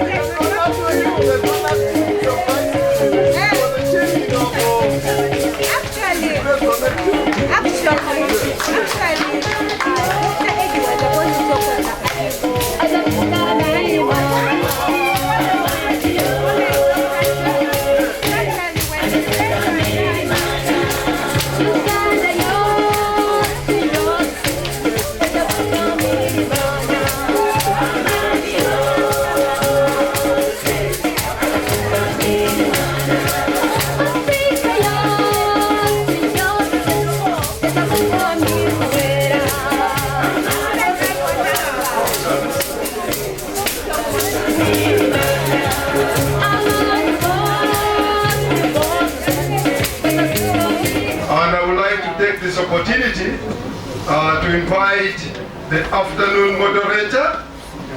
The afternoon moderator is a gentleman who has done a lot of studies on as far as traditional medicine is concerned, especially the herbal medicines. He has traversed the country and the region and the world and doing lots of research on as far as herbal medicines are concerned. And he has made lots of publications on as far as herbal medicine is concerned in Uganda and the region. He is a lecturer at Makerere University. He is none other than Dr. Godwin Anywa. Let's give you a big hand clap. So without further ado, ladies and gentlemen, allow me to invite Mr. Ogwa Francis. Okay, I'm advised that Mr. Ogwa Francis is not with us. So allow me to invite Dr. Okello Dennis to take to the floor and share with us on the new technologies for the conservation of medicinal plants. Dr. Okello Dennis. I'm very privileged to share with you a very critical issue as far as medicinal plants are concerned.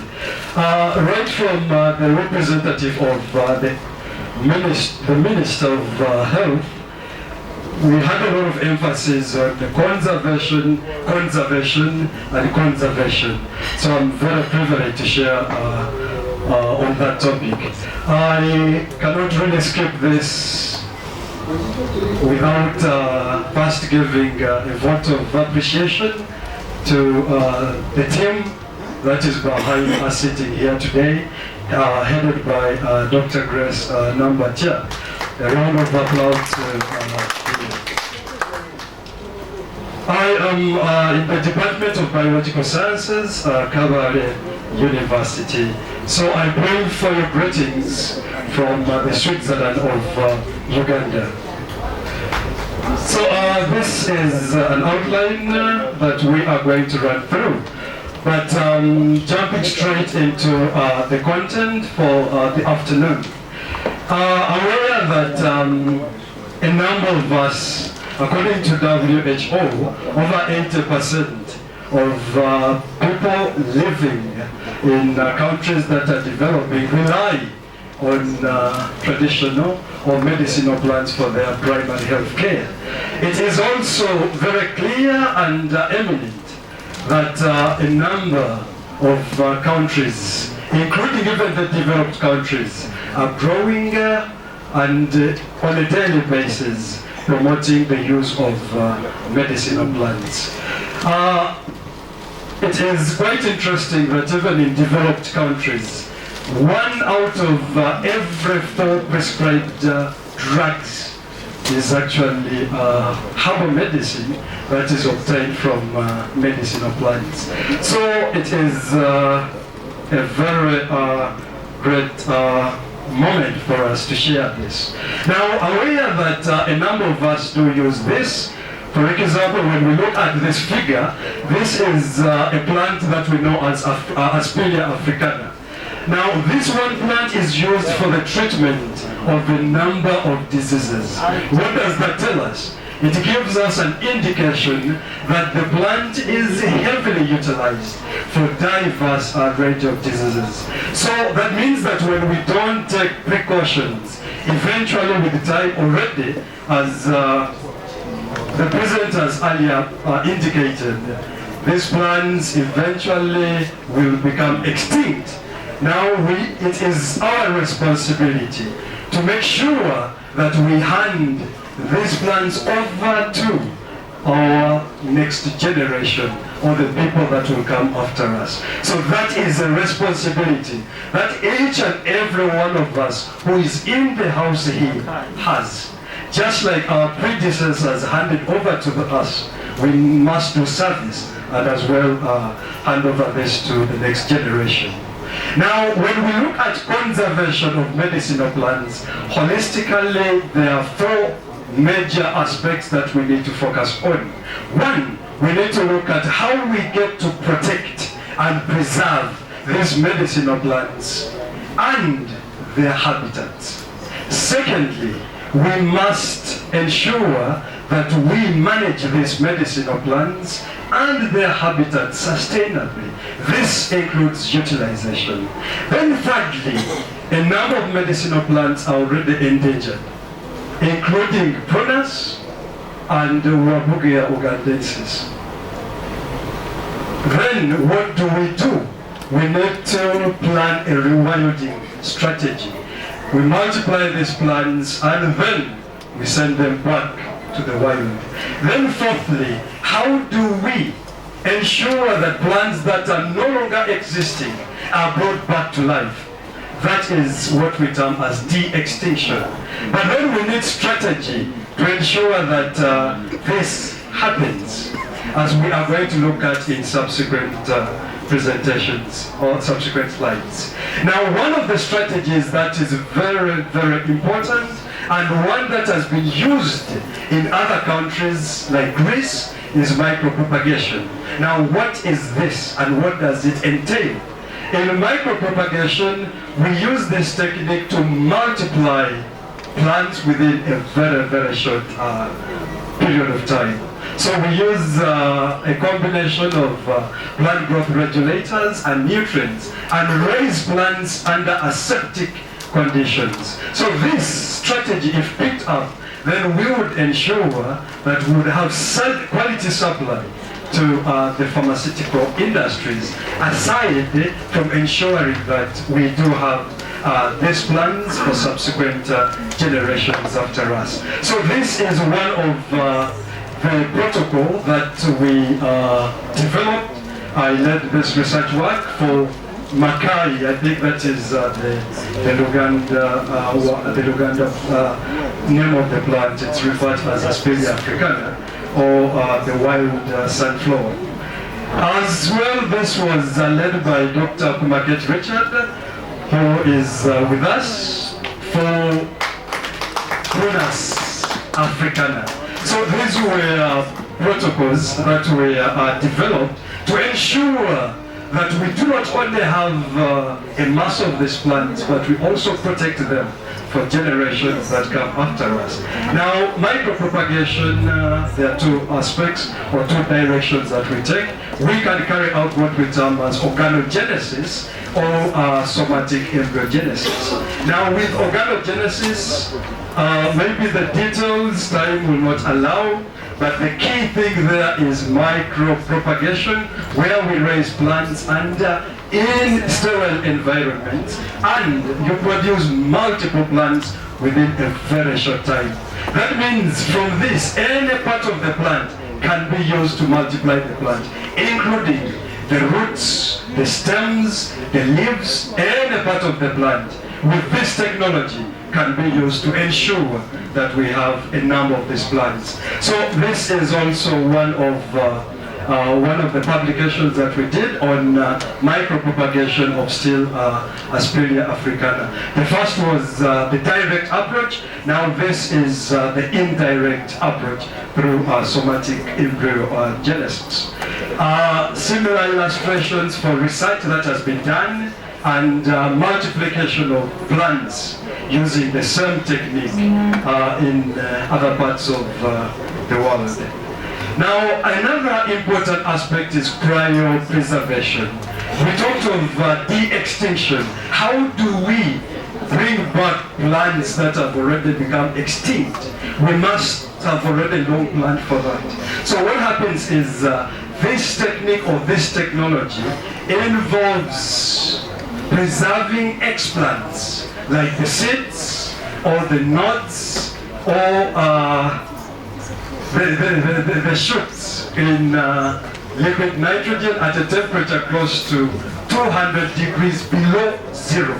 So this ensures that the seeds are kept there for even hundreds and hundreds of years. Even generations that come after maybe 200 years are still able to regenerate plants when this technology is applied. Now, an interesting one is bioreactor technology. Now, medicinal plants naturally have low content of secondary metabolites. Now, what happens is we have to harvest a lot of these plants to ensure that we obtain therapeutics from them. Now, this technology ensures that you increase the secondary metabolite content. Now, this has been widely used, especially in developed countries, like Dr. Grace talked of ginseng. This is widely used in Korea, where the secondary metabolite content of this plant is greatly increased by treating it with elicitines to ensure that the secondary metabolite contents are very high. So they don't jump into the wild to go look for the plants, no. They literally bring them to the lab, then with technology increase the concentration of the important therapeutics. So to summarize, another technology that we can get to apply is greenhouse technology or smart farming or hydroponics. Many times we are here because of this plant, but we take little effort in ensuring that these plants are cultivated. So I think as we close this session, maybe we go back and make reflections. This has become a business. Then just like any other businesses, why don't we invest in culturing these plants? So this would really be very crucial. So thank you very much. As I conclude, we need to appreciate these in vitro technologies in ensuring that these plants are not only utilized by us, but also pushed over to subsequent generations that come after us. Thank you very much. Thank you very much, Dr. Richard Komakech. Please give him another round of applause. The people whom I know inside here, Dr. Grace Nambake and this man Komakech was English was very amazing. And the certificate was very difficult. Thank you so much. People for organizing this wonderful symposium. I am a doctor by training, I'm a physician. For some of you have been saying, there's nothing I've not done. I was teaching internal medicine in the University of Barara. And before teaching, I was teaching mathematics and biology in the senior 4 in 1991. Now, I became a doctor for human beings just because I was inspired by my grandmother was a traditional birth attendant. We can't hear you. I saw her removing attendant placenta from very many women. Excuse. Yes. Can you use the microphone? We are not hearing you well. That's what I'm using exactly. Yes. Okay. So I was saying that my mother was a traditional birth attendant. My mom and my grandmother was a traditional birth attendant. My mother was a herbalist. Yes. My aunt is a nurse. She started from Labo. My brother whom I follow is a doctor for human beings. Me, I am a doctor for human beings. My wife is a doctor for human beings. I'm suspicious my son will become a doctor for human beings. But what I can tell you is, but I still use some herbs because some of our traditional medicines we are using from Europe and India are not working with some of the things we are having. So I want to commend you and thank you and let you know that even those ones with PhDs are using herbs. Somebody told people a lie that Mukama Nayama, there is a man, the producer of Mukama Nayama. And he said when you take Mukama Nayama that you become very happy at home. I can tell you many have consumed Mukama Nayama. I don't whether these guys have become happy psychologically because the last time Machega to be killed in Mukama by me, he didn't actually die of a plague. he died of fear. He believed that he was going to make it, and he died. Because the last gun that was meant to kill him, it never had a break. When they just come out, the guy died. Because I think that the Bachika are cowards. So, it shows you that people have problems and herbs. The other drugs have failed to work. They have won his ones. Let not talk too much. I can tell you, thank you so much, Dr. Grace, for organizing this. I was having a board evaluation at Imperial Royal, and I was having some other meetings, but I have cut them short. I wanted to identify myself with these collaborators of my late grandmother and late mother, from which I got an inspiration to become one of the first doctors in my village. To get 4 distinctions in primary school without going to nursery. I got them. People fail in Kampala and I got them from my village. In Yashali, in Yasheni, in the mountains of Kigesu, and I never had the shoes. I told even a pant, by the way, because I put on a pant for the first time in the senior one in the Malay school in 1984. Yeah, I'm telling you these shoes. So yes, guys, I am with you all the way. I will talk much during my closing, but may God reward you, and may He keep you alive, and may He take away those fellas who steal your parties. I thank you. Can you hear me? Oh, we hear.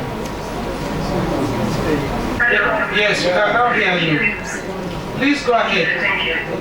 Thank you so much. I'm just going to read from my text. I prepared some preamble notes to see that there is a significant unity in the recognition that rural communities in Africa and other parts of the so-called third world have profound and detailed knowledge of the ecosystem and species with which they are in contact daily. They have also developed effective ways of ensuring that this knowledge and the physical resources of the environment are used sustainably. Indigenous knowledge systems generation cover a whole range of human experience, including the physical sciences and the related technologies and so on. The social sciences, including the politics, the military and the economics, and the humanities, including philosophy, communication, arts, and crafts. In all these fields, each group has developed knowledge encompassing theory, concepts, interrelations, actual data, and activity information of a high degree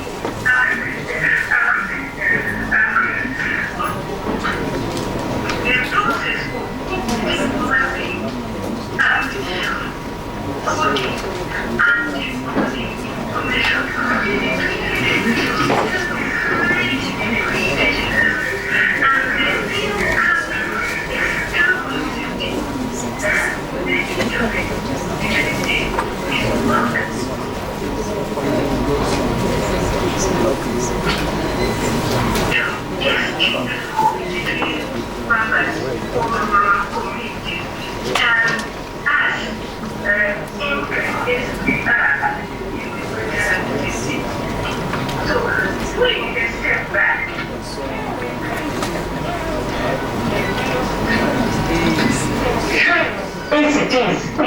Western world of thinking, all of us, when our different institutions, we are schooled into the Western mode of thinking only, actually.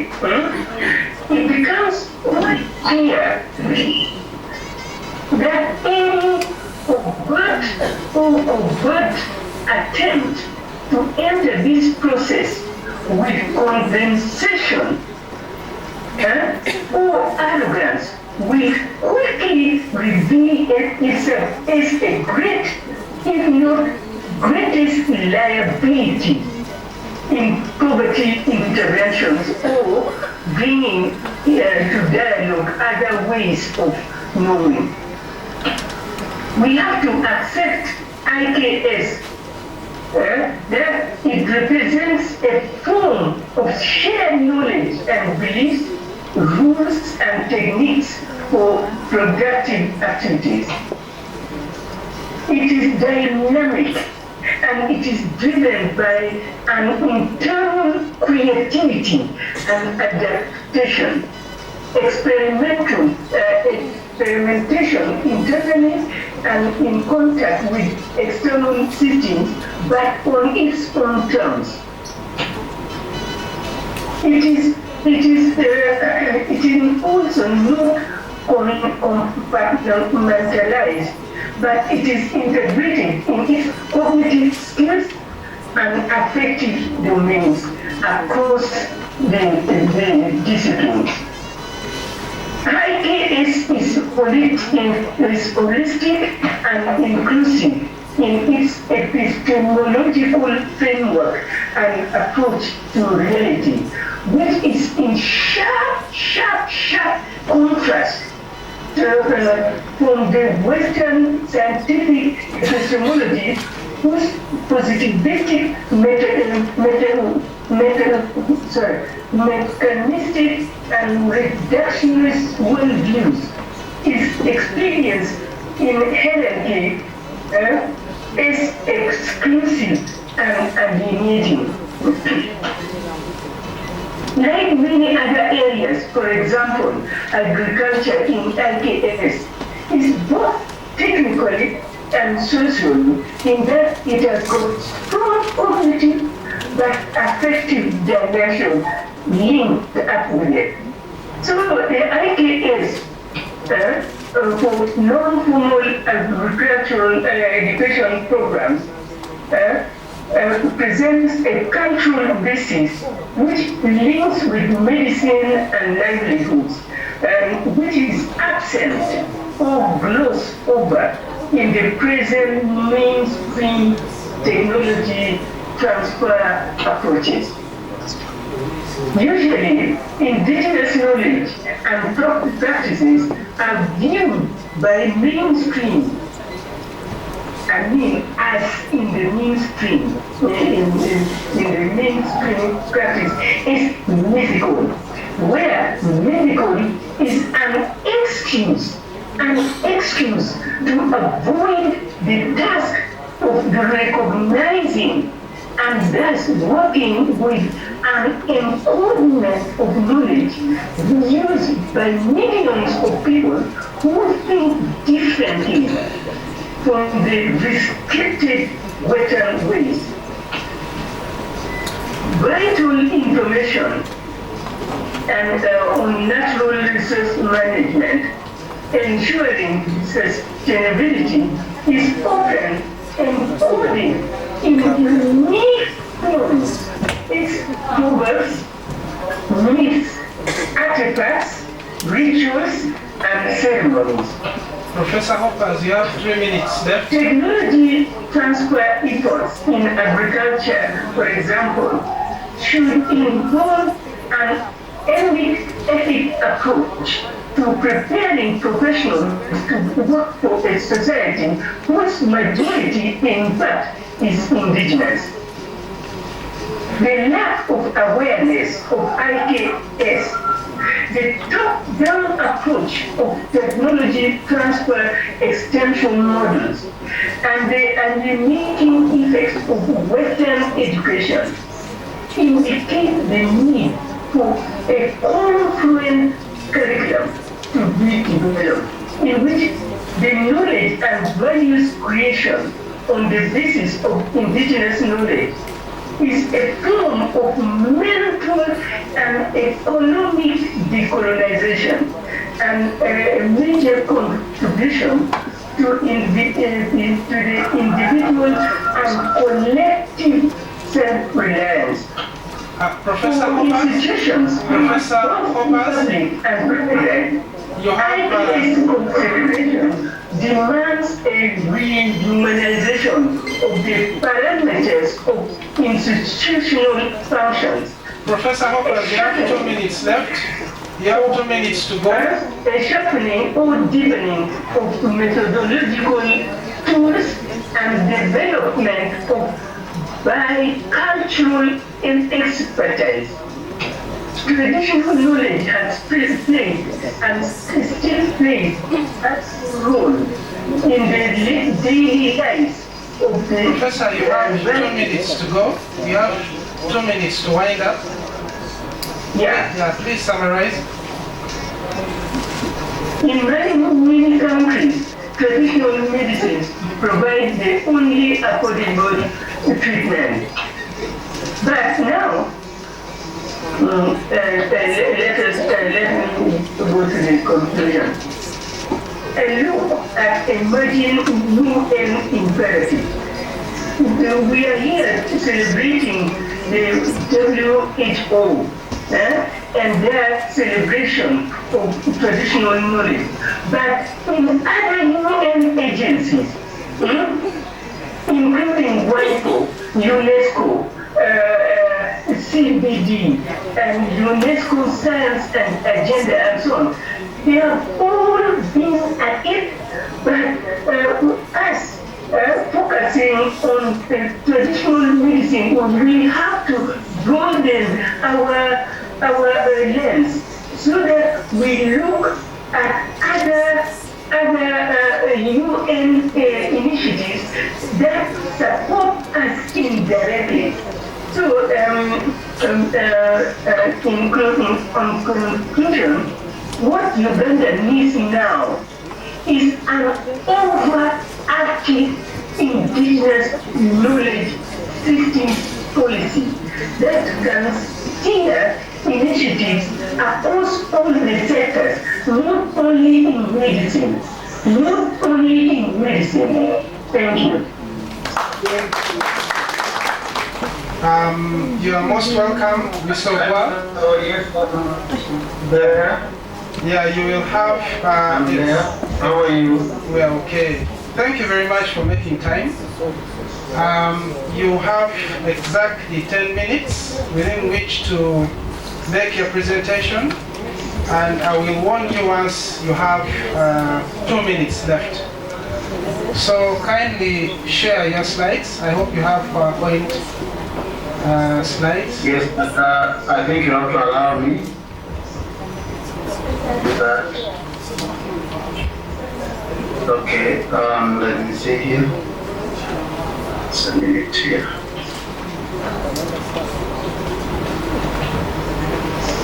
So as Mr. Ogwa prepares, I hope the next presenters have their presentations loaded to save time. And can you see? Not yet. Please ensure that we have their presentations. You can see? Not yet. His network is not beginning to act. Can you see? You can see now? No. I don't know. Can you see? No, not yet. You share your screen. Can you share your screen? I did. Let me come back again and try to do it. I did. The screen is here. Can you see it? Wonderful, wonderful. So please go ahead. Go ahead, we can see you. Okay. Yeah. So thank you very much, and I think you've given me quite a challenge now. I've been waiting since a certain time. Now I only have this short period of time to present. So most of you could be having this already. I think what I'm going to present to you is the Convention on Biological Diversity and how does it make provisions for us to actually take on board when we are thinking about the issue of medicinal plants conservation. So in the convention itself, you may not hear me quote a text that talks about medicinal plants in particular, but the text that follows, you see that it does make reference to all plants or animals as well. So the CBD, I had the representative who has just finished saying something about it. We are party to it, we ratified it, and I entered in force December 1993. It has two other protocols. It has got the protocol on biosafety, referred to as the Cartagena protocol on biosafety. It has got the Nagoya protocol on access to genetic resources and benefit sharing. Then it has got another one, which is the Nagoya Kuala Lumpur Supplementary Protocol on liability and redress regarding LMOs. Now, what are the objectives of the CBD? There are three, basically. And all that we are doing, even in conservation of medicinal plants, we are aiming at this. There is conservation of biological diversity. We have to ensure there is sustainable use of the components, ecosystem, species, genetic. And then the sharing of benefits arising from ADS basically gives effect to the third objective of the CBD. That is just calling that there should be equal sharing of benefits arising from utilization of genetic resources. Whereas for the biosafety one, we are talking about ensuring that there is an adequate level of protection when there is movement, there is transfer and use of LMOs that could arise from modern biotechnology. And a supplementary protocol on reliability and redress basically deals with ensuring that should there occur damage arising from LMOs, that we can hold the parties that is responsible for that to do or to correct the damage. Now in Uganda, of course, we have taken a lot of effort to domesticate the CBD, but to tell you that Article 6 of the CBD requires us to prepare a national biodiversity plan, which we've done, and then a coordination implementation of the CBD. Then in Uganda, we're also going ahead to domesticate the CBD and look at the National Environment Act of 2019. There's a lot there about the CBD and biodiversity. Then our very own constitution, objective 27, she says that we should make sure that we use biodiversity carefully and also take measures to safeguard and protect our biodiversity. You can read that a little bit later. Now, on the other side, we also have... excuse me, can you please share your slides? Can you put in presentation mode? No, it is stuck. It is stuck. What do I do here now? Okay. The screen is stuck. It's not rolling, so how do I proceed? Okay, if it is stuck, then like... It is now on rolling, I think. Yeah. Okay. So then, now going to the CBD proper. What does it say about things that will relate to medicinal plants conservation? You will go and look at Article 8 of that Convention in Conservation. You look at Article 8C, you look at Article 8E, Article 8F, 8H, 8G. All those has got provision, which just tells us we have to ensure that there is conservation of biodiversity both outside and inside protected areas, that also will promote protection of ecosystems, including those natural habitats where the medicinal plants do occur in ecosystems. We should rehabilitate and restore degraded ecosystems. You know what's going on with the medicinal plants. Prevent introduction of illegal invasive species. Those can actually endanger our own indigenous plant species. And then, of course, we should respect traditional knowledge that is very much for conservation of medicinal plants. Then, ex situ conservation, Article 9, you look at 9B, 9C, you read that in your own time, but basically that we should establish and maintain facilities that can help us to have ex situ conservation of those plants and animals, and then we should have measures for recovery and rehabilitation of certain species. And I think most of the medicinal plants are being targeted and are getting threatened. Then Article 10 on sustainable use and components of biodiversity, that we should integrate consideration for the conservation and sustainable biodiversity in national decision making. You know, these things of medicinal plants, as I had the previous speaker, we should take it a step further. Let's not keep it low.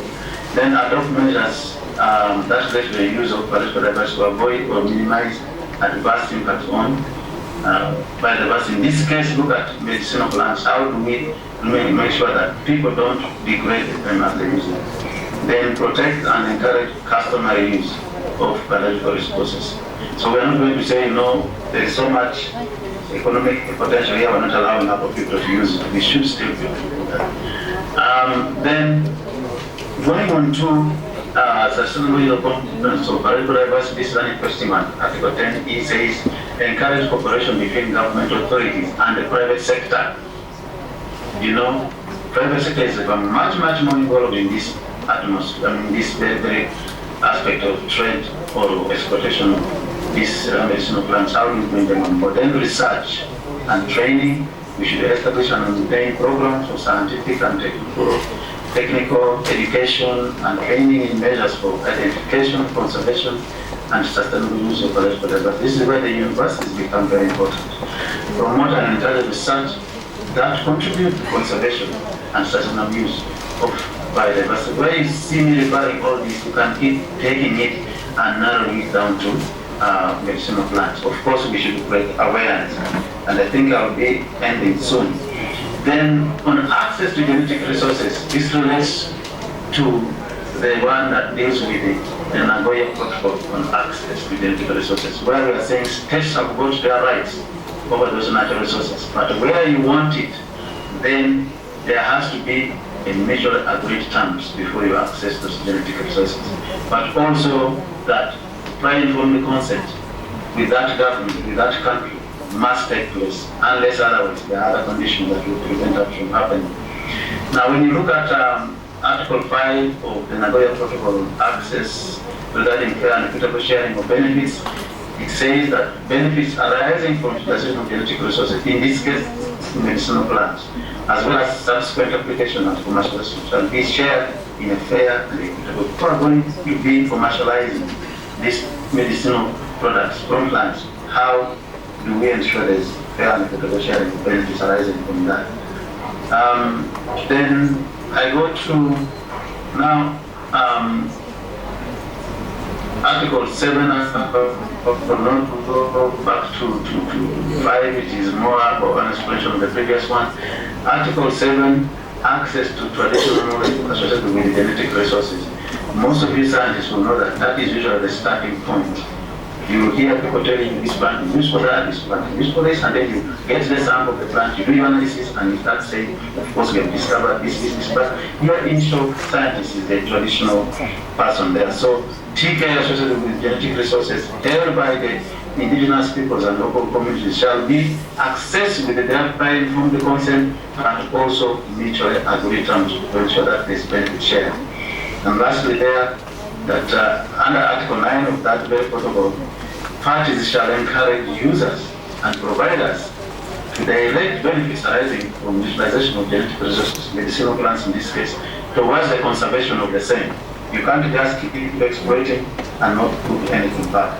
And lastly, Chair, the other thing that the Convention does is through what we call meeting of the Conference of the Parties. They meet every 2 years and really give guidance. Parties agree on what they want to do next to enhance conservation of biodiversity. So please, in your free time, read that COP10 meeting. I've given the link. One of the most important outcome there was the strategic plan for biodiversity 2020, which actually says we should take measures to address extinction of species, that includes medicinal plants, and then target 18 was talking about us again taking on board issues of traditional knowledge, innovation and practices, because they're important for conservation of biodiversity including medicinal plants. Then there is decision 1017, which deals with the strategy on plant conservation. Again, this calls for effective conservation of plant diversity. And lastly, there are decision 1434. This is an ongoing one where now we are developing the next, what is called post-2020 Global Biodiversity Framework to replace the strategic plan for biodiversity 2020, and it has a lot in it.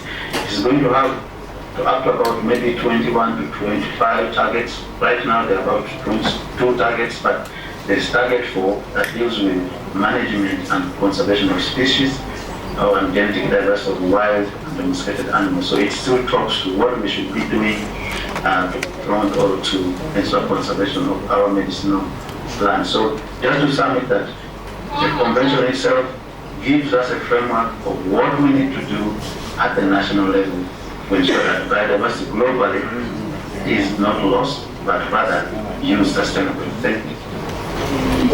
Our special guest, the Chairman, National Drug Authority, protocol observed. Because of time, I may not go to protocol. And as far as my presentation is concerned, it seems now I'm going to make a repetition, because whatever I have has been discussed here by so many people. So the previous speakers have actually simplified my work. I only summarize what I had prepared, and we call it a day. My topic is 2 decades of African traditional medicine practice in Uganda, lesson learned. I think there is no stranger here in Uganda. You have been all in Uganda, you've been seeing how things are moving in traditional medicine. So actually that one makes my presentation very easy. I'm very happy with the definition of World Health Organization when it talks about practice based on theories and beliefs. That one brings all traditional practitioners on board. You know, sometimes the spiritualists use it to isolate themselves somewhere. But as far as the definition of, according to the World Health Organization is concerned, we are all on board. I think the definition is done. Traditional medicine has been used in Uganda since the creation of Adam and Eva.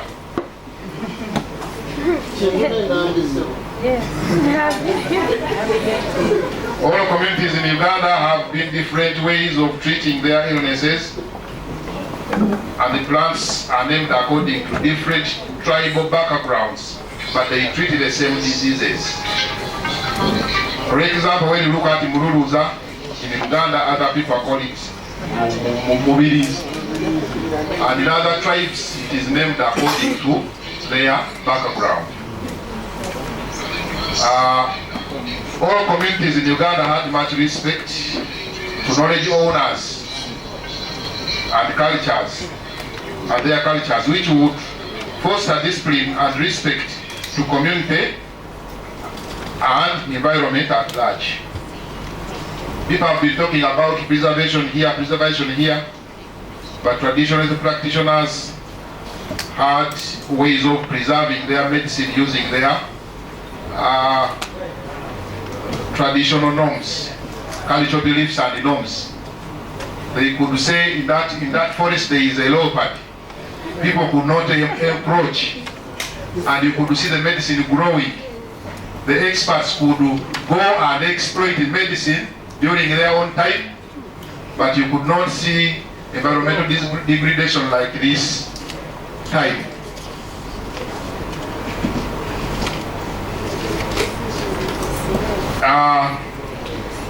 The coming of Europeans in Africa and Uganda, as the case study is, retarded the development of traditional medicine. In Africa, Uganda was one of the centralized states of the chain of command, able to treat and giving traditional counseling to community. One of the reasons of the coming of Europeans was to market their products, which included medicine.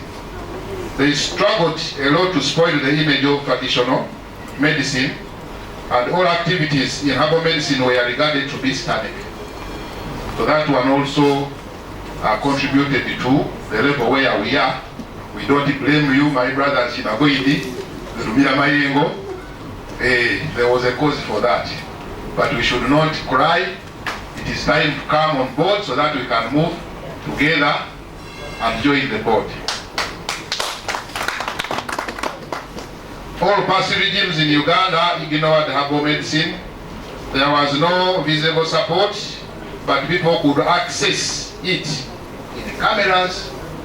Even big people in the parliament, they go at night to access traditional medicine, to traditional healers. But when they come, they pretend that as if they don't know what is taking place, isn't it? So that is that. In 1987, the president supported the ethnobotanical survey. All plants in Uganda were identified and documented in different regions of Uganda. In the same year, the government, through Ministry of Health, also advised traditional practitioners to work closely with the Ministry of Health through Natural Chemotherapeutic Research Laboratory. By that, those year, Uganda Herbalist Association was formed to mobilize and link herbalist practitioners to Ministry of Health so that they can follow all activities. Public-private partnership was also developed by the Ministry of Health. That was the only the beginning of us being defined on what we are doing.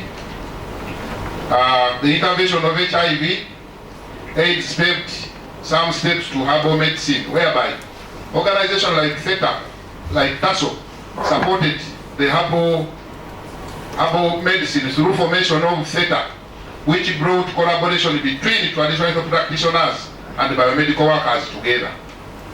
I think you should clap for that.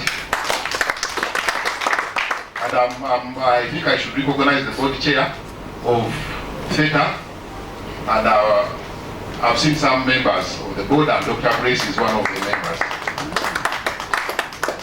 Among other things, there is a lot of improvement in research, professionalism, production and packaging traditional medicine.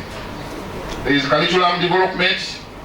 The curriculum of occupational herbalists was developed by the Director of Industrial Training, and many herbalists are now joining the trainings. Notification of herbal medicine by National Drug Authority is in place, and many people have actually received notification. There is sensitization on herbal medicine development, research, and good manufacturing practices engineered by National Drug Authority. Benchmarking visits have been organized, to make sure that herbalists access the knowledge of manufacturing medicines. They come out with some challenges, the regulations, lack of regulation and the delay to operationalize the Act. But when you remember, the representative of the Honorable Minister actually said now the regulations are being worked on. We're still experiencing the negative attitude by some religious leaders and biomedical workers. Mr. Chairman, many biomedical workers are not yet converted to prove that at least something can be done in herbal medicine. But we are trying to convince them through evidences so that they can also accept and support. Because even the medicine which are coming from outside, the raw materials are herbs. So it is a question of understanding and come on board so that we can support the nation and develop our own thing, and we enlarge the economy. Deforestation has been talked of, caused by poor harvesting methods and charcoal burners, which is also a challenge. Translation of the Act, I think it will be catered before, because wherever we go, with Mutiaba in NDA, people say we don't know English. The Banyankole say we want it in our language. The Balango, so actually it's a big challenge of which we must think about. There is no reason as to why I make you tired, as I said earlier. You had already discussed these things through the previous presenters, so I can call it a day. I remain quiet, Jamil Lutakome. I'm the herbalist representative to the National Drug Authority. Feel at home from here, and I want to, within my 3 minutes, I want heads of association to stand up and say bravo, so that we can do something today. As a showcase that today is our day. You should not, we can even come in front. This is our day, we must celebrate. We should not be behind. You should be standing, as you've seen people are standing for traditional medicine. Yes. That one is Chinagoi Desiraje. I take this opportunity to introduce. This one is called Jemba Rumila Mayengo. He heads one of the association called the Guru Dene. Herbal Medicine. Say bravo go. Gamba bravo gede. This one is Shinagoi Desiraje. He's coming from Mayuge. He's heading in Uganda. This one is my boss. He's Haja Basse Matimba. He's the chairman of Uganda Herbalist Association. I should say bravo and go. Bravo. This one is a very big man in the sector. He has worked there. And one time when you had a Jubilee Park, the one who organized all others to come together. But now we are trying to help him because even the age is there, but the knowledge is still active. He's Haji Karim Musasizi. He's the General Secretary for Nakosa. This one is Luwemba Godifrey. He heads one of the association called the Muligwanga Nebiayo. He should say bravo and go. This lady comes from Bukoma Simbi. Is a member of Uganda Herbalist Association. She cultivates medicine, all cosmetics. So many, she has a medicinal gardens from Mother Dream Model Center. She would say bravo and go. Bravo!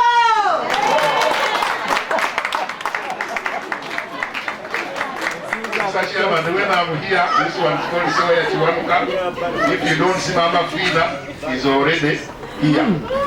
So he's the secretary for Mama Fina's association, which is called Uganda Nedagala Nobuanga Wafe. Let me hope you don't have other things here. So there is an association called National Union for Natural Development. The Secretary General is Mr. Sonko. Good enough, he's a brother to Dr. Grace Nambatia. They are doing the best. Bravo. This gentleman is called Wamfuko Henry. I registered him in Usoga when I had gone for the National Integrated Task Force. And I'm the one who interviewed him in the sector.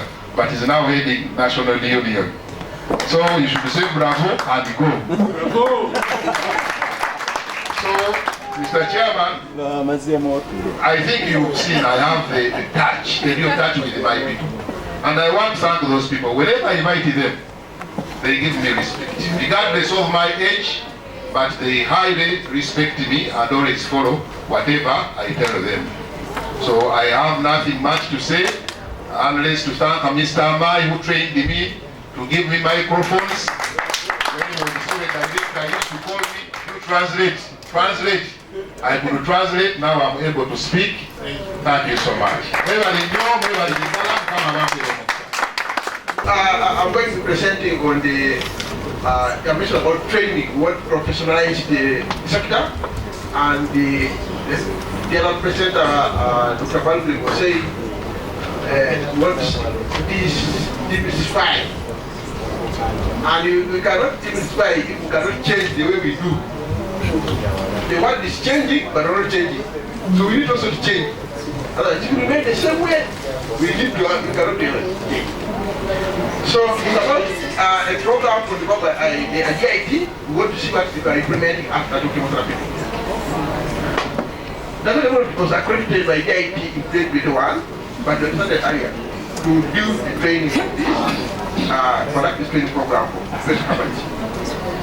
And it's a new program of DIT. Our mission is to have a center of excellence of training of professionals. And our mission is to streamline the professional medicine and impact in Uganda by training professionals to provide affordable and improve healthcare professionals. We want to see the better. And we want to ensure that government is integrated. It cannot integrate the current state as it is. It cannot be integrated. It's going to be challenging for us to penetrate the other sector if we don't change. It's very hard. So the treatment course is to train in the growing of medicinal plants, post-harvest handling, and processing of carbon. So the course has 3 levels: level 1, level 2, and level 3. Level 1 is establishing and raising plants, maintaining a garden, managing the disease control, harvesting. While level 2 is dealing with primary and secondary processing.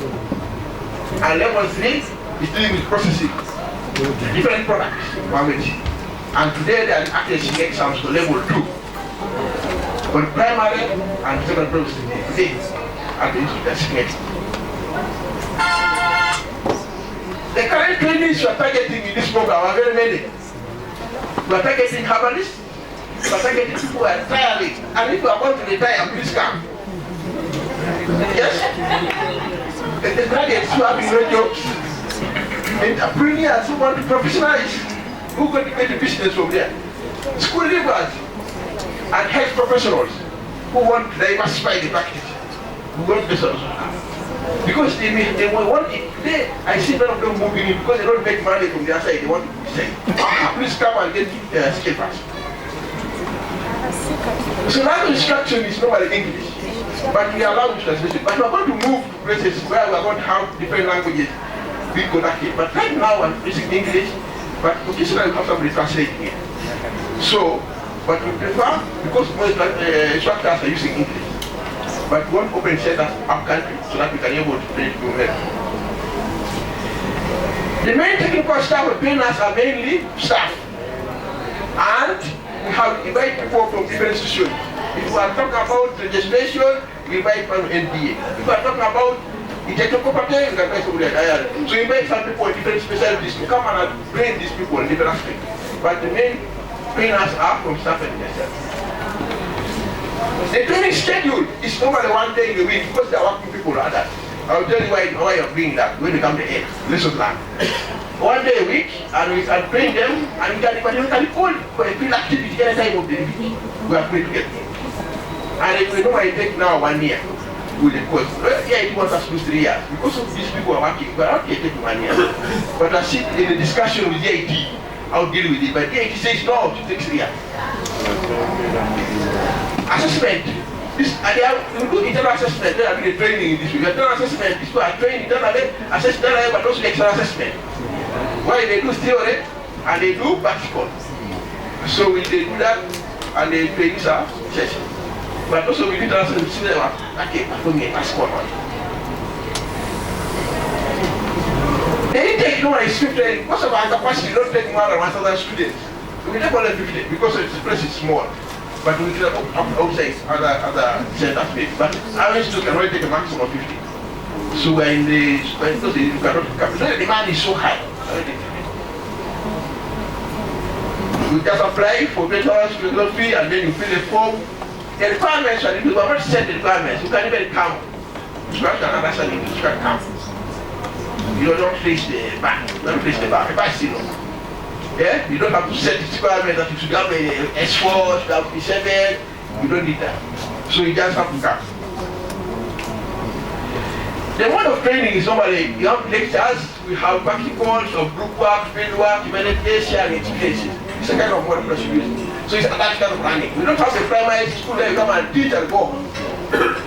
No. You have that learning where we have many approaches to teach people, not by only sitting in a class and time. So we visit them to take them with the laboratories and investigations from different areas. Come on. We don't have a building, but we have a test after the training, and see the training taking place as an extent. We have practicals, all these practicals, they come and do practicals, and they are practices. Then they go for field work. They go for field work and they go to herbalists, then they will get experience. We take them to different areas. The training fees are very few. You just have level 1 is 100,000, 300,000, 600,000. But the assessment for the idea, they just tell some money for that. So you do that. So you have something. That's our training. It's a subsidized course. It's not a very high course. That's why training it should be secondary school that is 2.5 million a term. Here the whole course is 1.3 million. 2.5 million a term in secondary school. This is so cheap.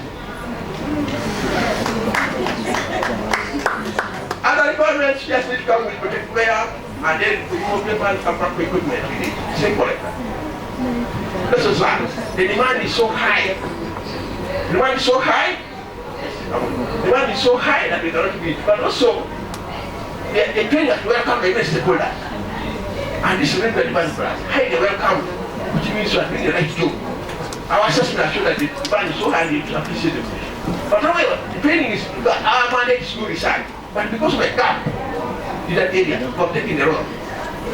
Universities are not doing this job. So we are taking the role of the universities and institutions to do it. So they are not affected by that job. The cost of my training is very high. So to have a lot of money, we need sometimes more money in it for us to do. Which means the other paying is so low compared to the training equipment. Yeah? And the payment, they are not able to pay this money. I know it's 60% cannot pay this money. Only 60% can pay all the fees. Almost 40% cannot pay. But still struggling to get that money. Especially to that. The people who are training here by gender, it's why they're actually having more females. The first time we took more females, but we're having more males now. This is what I'm learning. Which means it's not only one sex breed. There are also female and males who are there. In terms of age, we find that the majority of them, the qualification, most of these guys are not sure who have left school, but we have also had graduates from high school, who have a diploma, degree. Almost 40% of them are people from there, which means we are attracting something to work for. But in terms of age, the majority of them are middle aged, they are not youth. Right there, after 50, 60 years, it's a kind of one, having many of them, we are not having youth, which means we have to change, we are not youth, we are sitting there. When you do assessment, you are doing very well. You can actually see that the assessment shows that the practice score, the regular to practice, the regular to practice score, they almost pass all practice score. But then in theory, they have a challenge, very few people pass theory. But it's a hands-on, they are there, 100%. They do very well there. Thank you so much. So thank you very much. I'm not going to repeat what you have already said. Please prepare your questions. We have, according to the program, this says Masika Wisho, but I'm sure we have someone else who will be standing in for her. So allow me to invite the next presenter. Thank you, Chair.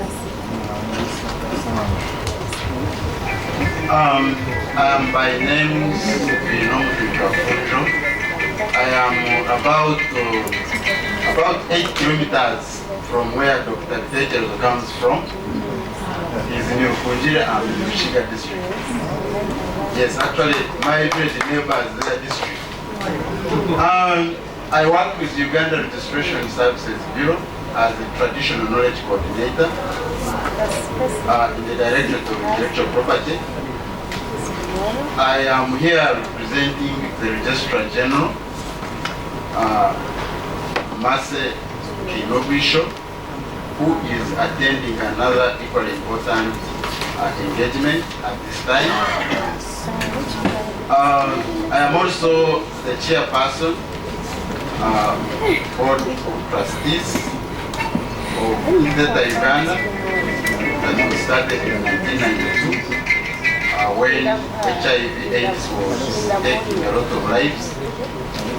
I am glad to be here.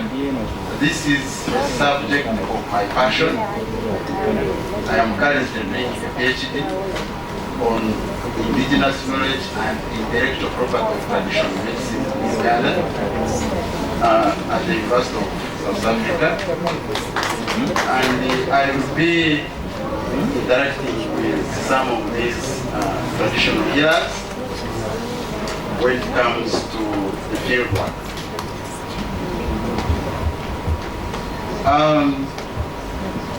The outline is lengthy. Even the 10 minutes, I will look at a few of them. URSP is one of the agencies that actually survived the merging.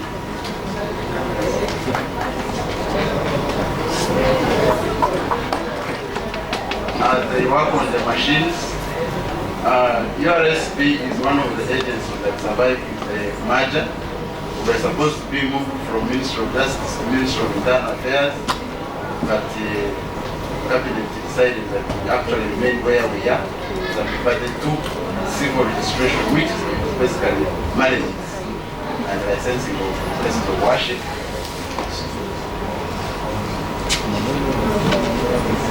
Thank you.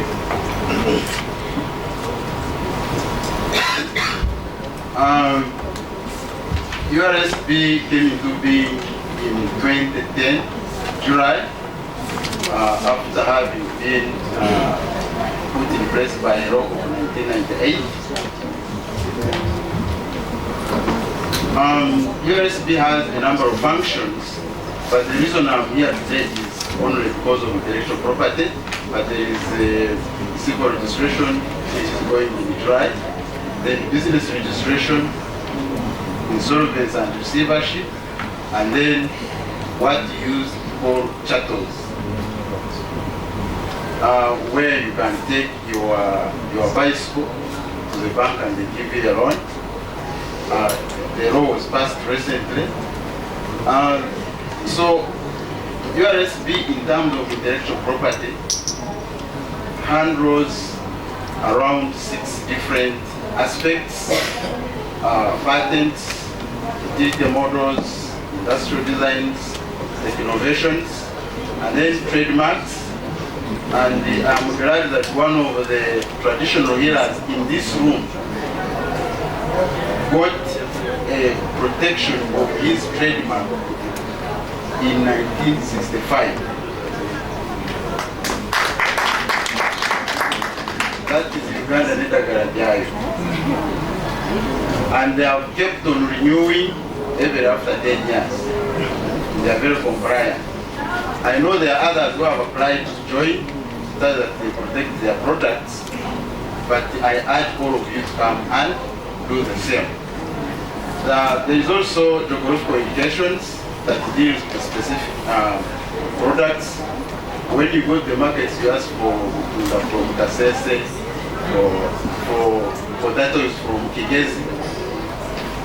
Those are geographical indications. Then we have copyright and neighboring rights. This has to do with what you write,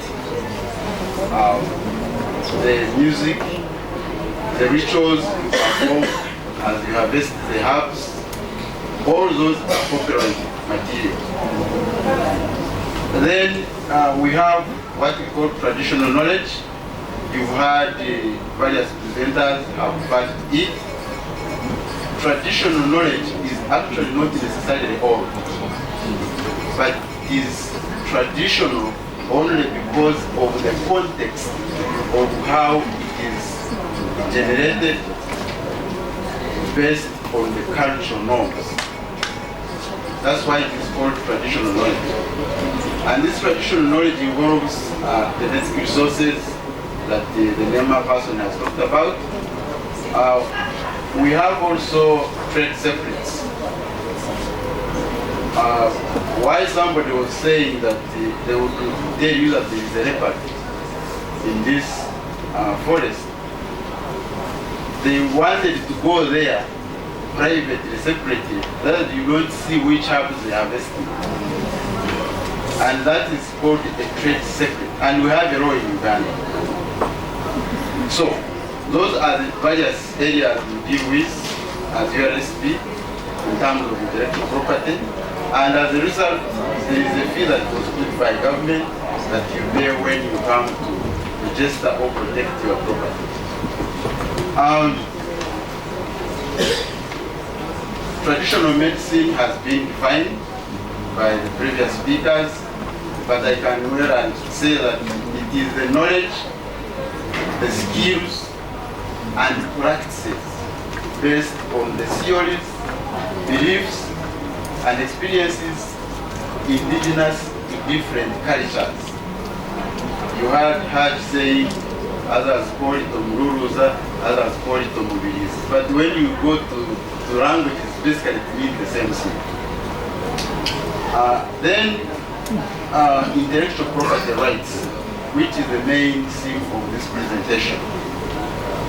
This refer to the assignment of monopoly rights on the use of intellectual content for a specified period of time through patents, copyright, trademarks, industrial design, geographic limitations, detail models, and trade secrets. But simply put, intellectual property is something you create using your mind. That is the simplest definition of intellectual property.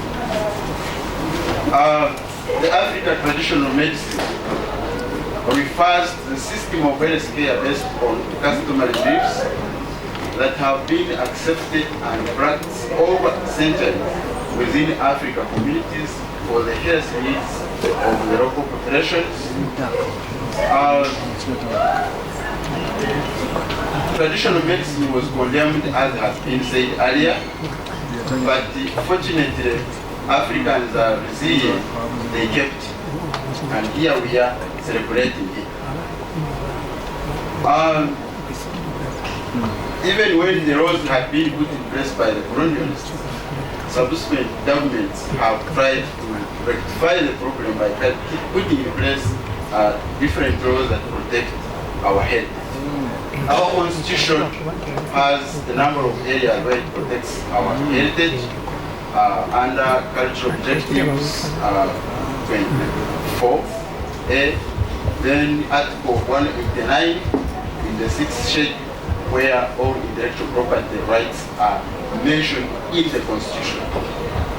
Then you have the Traditional and Complementary Medicine Act of 2019, which actually says that this act does not prohibit the right of any person to claim patent rights in respect of any invention related to traditional and complementary medicine under any law related to patents.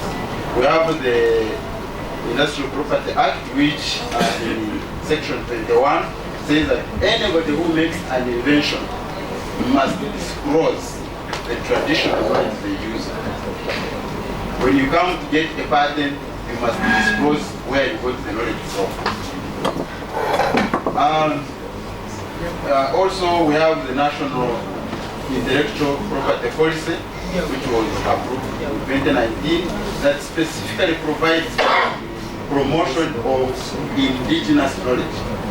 And one of the areas people have been asking, how are we going to protect these things? It provides for provision of a database. But that is going to be done in the law, where it is now awaiting certificate of financial implication to be submitted to Cabinet to approve the principles to have a national traditional knowledge protection law. I heard one presenter saying we need a policy. We actually have the policy.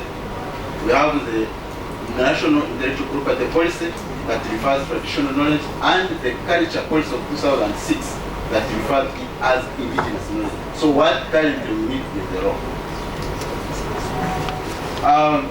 Traditional medicine, the person from NEMA has talked about the Convention on Biodiversity. Then there is also the trade-related aspects of intellectual property agreement, which is the World Trade Organization law that talks about how we should protect our intellectual property. How can we protect our intellectual property? I had already said the conventional IP system does not adequately protect intellectual property. And that's why we are watching for a new law that specifically is targeting traditional knowledge, including traditional medicine. So trademarks can be used like the gentleman has been using. Patents, you can protect the formula and the process of extracting the herbal medicine. You can have copyright protecting your the notes you make as you describe your medicine. And then trade secrets, you can keep quiet about how you do it so that nobody ever knows what you do. There you don't need to register with anybody. Yes. You just keep it to yourself. and maybe the person you hand it over who will take over so that the information does not die. Time is not our best friend. I would have wanted to talk more because I know many people are interested in intellectual property. I bet that you add the 5 minutes. Yes. I will use my prerogative as chairman. I'll give you 2 minutes. Thank you. Thank you. So I wanted to talk about the clinical trials that are ongoing in Uganda. There are aspects that can be protected as you move on. Before you even finish the final drug you want to have the vaccine. So clinical trial results may qualify for protection as intellectual property rights under certain circumstances, as they offer not only a competitive advantage. For example, when developing a more efficient or new product, but also commercial value, e.g. being licensable to other companies. Like you can go for clinical trials, but probably you don't have money to go to make the drugs. So you can license your drug to Brazil, who has now been allowed to manufacture, and you share with the benefits of your innovation. You can also use trademarks to label your products. You can use copyright if you have like a website and you are describing your medicine. So there are various ways you can protect your intellectual property, but it does not protect you adequately as it should be done. I wanted to talk about this, how long you protect. Patents, you protect for only 20 years. Trademarks, you renew until you leave this earth. Copyright, it is your lifetime and 50 years after you die. Yes, it's 50 years. Then trade secrets, so long as you keep it a secret, it remains a secret. I want to end with this slide, that there are 3 routes where you can register your intellectual property. One is the national route, which is like now Uganda using the National IP Office, URSP. But there are areas like I indicated which we currently don't, like we don't give patents for drugs, pharmaceutical products. But we can give a patent for the formula. So that's the national route. Then the regional route is where you go to Africa Regional Intellectual Property, where Uganda is a member state. There are actually currently 22 states that have subscribed to the African Intellectual Property Organization. Then there's also the World Intellectual Property Organization, where you can also protect your innovation, because in the ARIPO and WIPO you can go direct and protect yours, even the pharmaceuticals. Because Uganda is still categorized as an LDC, we don't qualify to manufacture drugs. Yes. So, members, let me end here. There are more slides, probably the people will share with you. The subsequent slides are very explanatory. I don't even need to present them. Thank you so much. The government officials who are here, I have Jamil Mubarak and Dr. Grace Nabacha, Chairman. These are members of my board, government partners, members from other drug user agencies, if present, and representatives from the African Medicine Agency, in the case they are in the house, herbal drug manufacturers, members of the herbal community, academia, training institutions, sponsors of this event, the staff of NDA present here, members of the media, public, invited guests, ladies and gentlemen. Good evening to you. The man from Musoka, I will try to make my English very simple. I will not talk like a doctor because it is difficult for you, but I'll try. Ladies and gentlemen, National Drug Authority is greatly pleased to join you in celebrating the 2 decades of African traditional medicine. Progress, which is themed as progress towards achieving a universal health coverage in Africa, and partnering with the herbal medicine fraternity to ensure that NDA delivers on its mandate of of ensuring that safe, efficacious, quality, and cost-effective herbal medicines are available to the entire population of Uganda. I wholeheartedly congratulate the Uganda Herbal Association and the organizers of this remarkable event in history of this nation. Medicines that are substandard, falsified, or counterfeit negatively affect the quality of health service delivery to the population and must be prevented.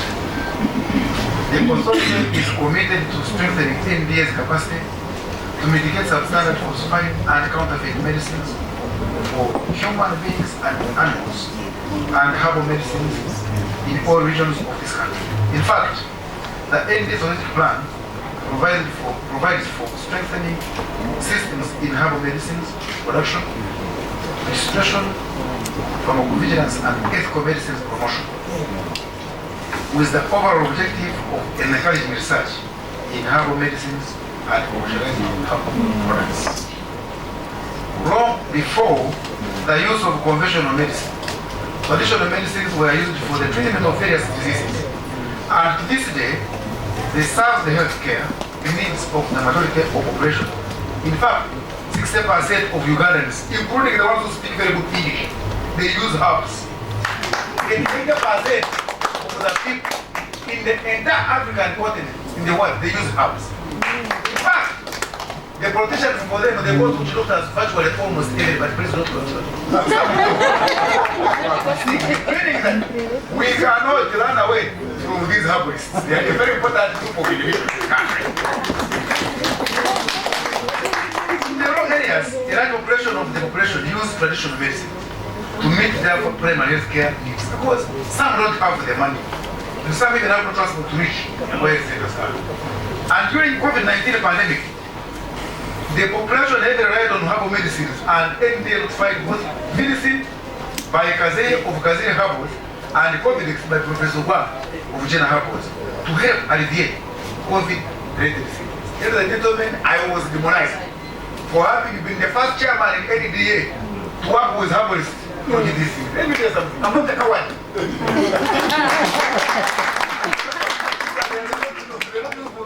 They're not cowards at all. I said, let me notify these drugs. If they kill me, they kill me. But I can tell you, people use these drugs from these herbs. I get it. People use these things. And they are refusing to accept it. But for me, I accept it as chairman. This emphasizes the need for strengthened collaboration between herbal manufacturers and NDA for effective herbal medicine regulation. By the way, to make it even very comfortable, even our neighboring countries within the East African region, they use our drugs. Made in Uganda. Notified by NDA. The WHO Traditional Medicine Strategy 2014-2023 was developed and launched in response to the World Health Assembly resolution on traditional medicines. The strategy aims to support and strengthen the role of traditional medicine plays in keeping population healthy. Number one, harnessing the potential contribution of traditional medicine to health, wellness, and people-centered health care. Two, promoting the safe and effective use of traditional medicine by regulating, researching, and integrating traditional medicine products, practitioners, and practice into health systems where appropriate. I told you I am a doctor. I told you I am not a dense man. I told you I got D1s only in primary school 4. That's a flag. Where the rich men were failing here in Kampala. So, what I'm talking about, I know it. And I am talking with emotional honesty. That we have no option but embrace traditional medicine. I have traveled in a variety of countries and continents. I have been to China. I've been to England, Europe. I know Europe like nothing. When I take you to China, you can't believe it. I have been to India. The entire African continent, I've gone everywhere. I speak some languages, I can tell you. But if you know how many Chinese herbs are here, but when you just get something from Kabutu, you start saying this, oh man.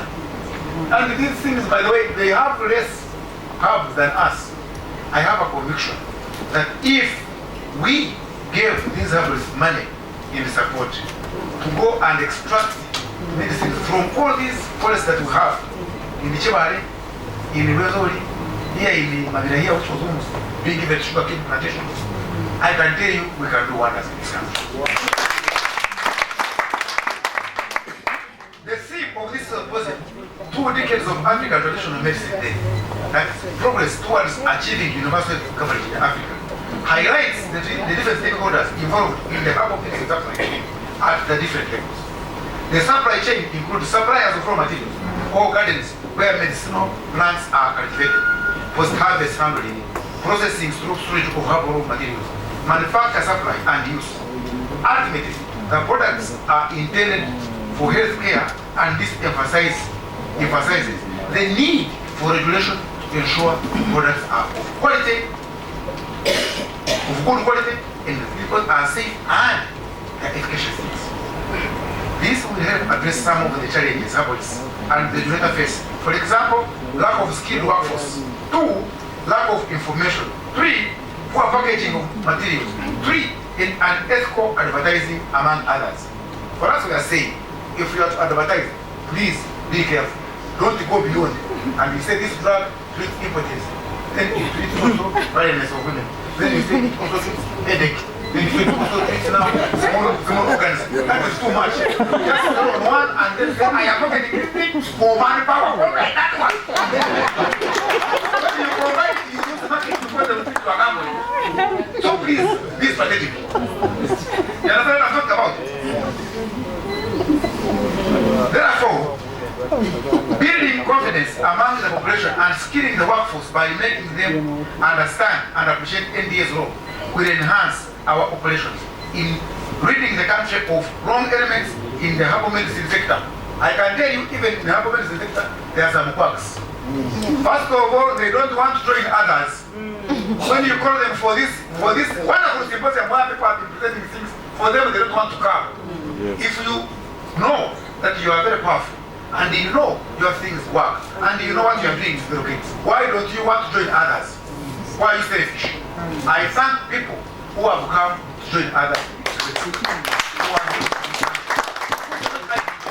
I never hide because you are not criminals. NDA is committed to providing technical guidance, assist in the development and strengthening of the herbal sector, and I have constructed with my team here a new state-of-art laboratory tower of 23 levels here on Uganda Road that will have a dedicated, fully equipped herbal laboratory to conduct tests such as product fingerprinting, that aflatoxin testing, heavy metal analysis, herbal monographs elaboration, and phytochemical identification. The laboratory is going to be open in January by His Excellency the President of Uganda. Because the first laboratory I'm going to set up in that thing is for herbs.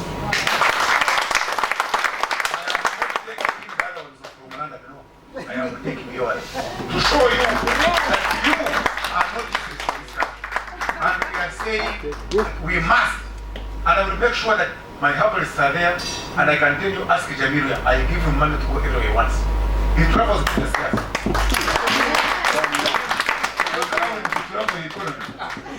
He's my hero because he has traveled everywhere in this country looking for herbalists. And I have told him, please go Jamiru, if you don't have the money, we'll give you. If you need the cars, I'll give you the cars. But please reach out to these people and bring them aboard. We should not shun them because they have the knowledge that even some of the fellows that have done what you don't have. It is important to note that we all have the responsibility of being our sisters and brothers keepers to protect the vulnerable public who often do not have the knowledge or the choice to avoid exposure to falsified herbal medicine products and quack herbalists who don't even subscribe to the known Uganda Herbalist Association. We want everybody, if you know that you are a herbalist, why don't you want to join others? Which means there is something very funny. The general public is urged to be vigilant by reporting wrong elements in the pharmaceutical sector.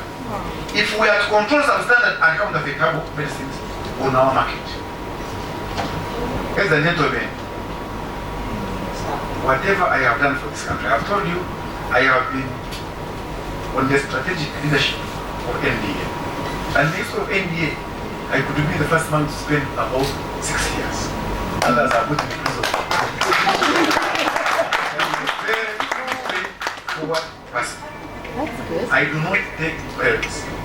I told you, me, I'm not a poor man at all. By the way, I was even the MP of Mara Municipality, and I'm a Michigan. What happened? So I was a bad man. I don't think this man would have carried me votes. I was the chairman of the health committee of Parliament. I was the chairman of the HIV committee. I did 5 laws in Parliament when I was chairman. Because you can see, I can tell you I'm eloquent. The tones may not be very good because I'm a Michigan man, but the English is there. But I can tell you, if you don't have a very hard skin, you cannot be chairman of it. It's very complicated. Because you fight with everybody. People bring wrong drugs on the leg. People bring them in pants. People bring everything that you can think about because they want to make money. Some even import those funny drugs in shares. Somebody goes to target to bring the drug, the shares, then he puts drugs inside. You just open there, you find some funny things. And when you track them with the phone calls I did, you can't believe it. But by God's grace, I am working with Dr. Grace Nambake and I hope that the herbalists are going to bring back this man to my board. He's a wonderful man. For me, I am a weird man. Uganda movie.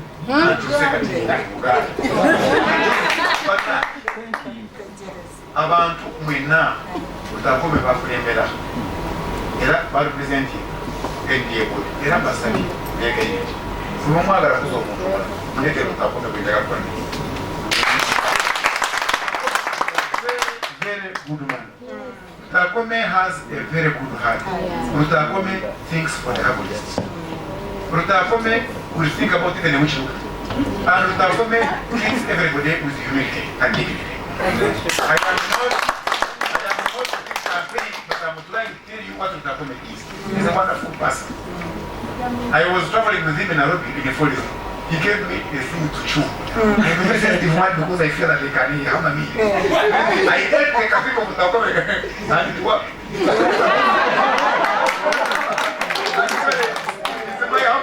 The only thing now I need is somebody. I have got allergic. I have asthma.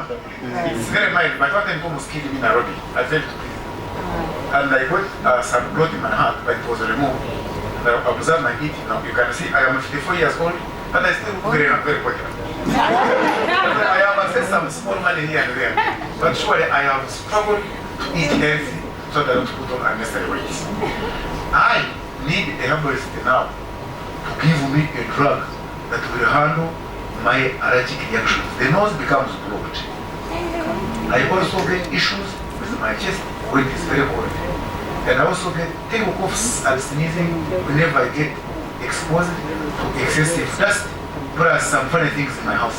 I don't know whether they are bad, but they can start.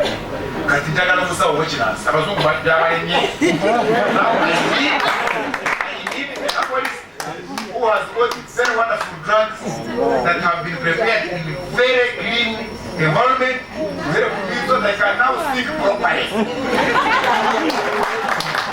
I want to thank the presenters that have presented. These people, I have seen the president from Marua who was presenting some things about saying, must keep your indigenous close to the body. I was touched when I heard about it. These things are very important. These people, these are not the people that you can see they have now gone into arms. I want to thank them for giving you time and talking on this great day.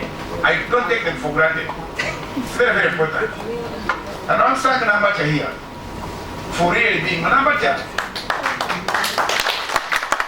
tell you, she's a fighter. Yeah, my name is Jude from Jusa Investment. I get a challenge sometimes when it comes to taking my products outside Uganda. Sometimes the overcharges, they ask for documents. Is there any help? Like sometimes I travel to the US. Those people love our products, I'm inquiring whether there is any way we can get the documents which can accompany our products so that we can sell them easily. Sometimes I go to exhibitions like in US, in different states. That's my question. I'm inquiring whether there is any possibility of getting any document that can accompany our products so that we can plug with them easily. Thank you very much for the question. Next question.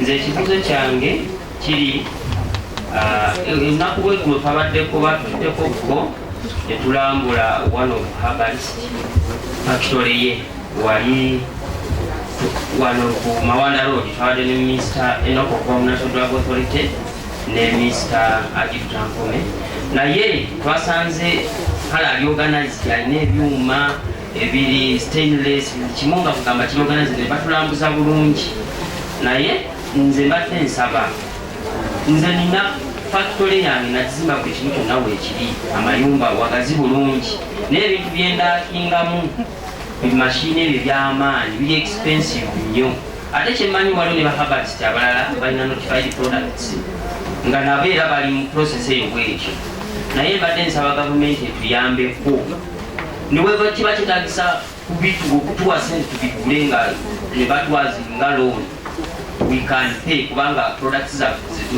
zange nga nze nungi era zikola bazikozesa ate ziri notified so ekyo bakiteekeko mu nkola batusabyeyo omukisa ogwo naffe tugule ebimashini ebyo byonna tubiteekewo kuba byabadde by'amaanyi tukole eddagala tusobole okujjanjaba eggwanga neyanza neyanza Apostle Mitego Senchongo Patrick emanya gange proprietor wa Buy Uganda and Build Uganda.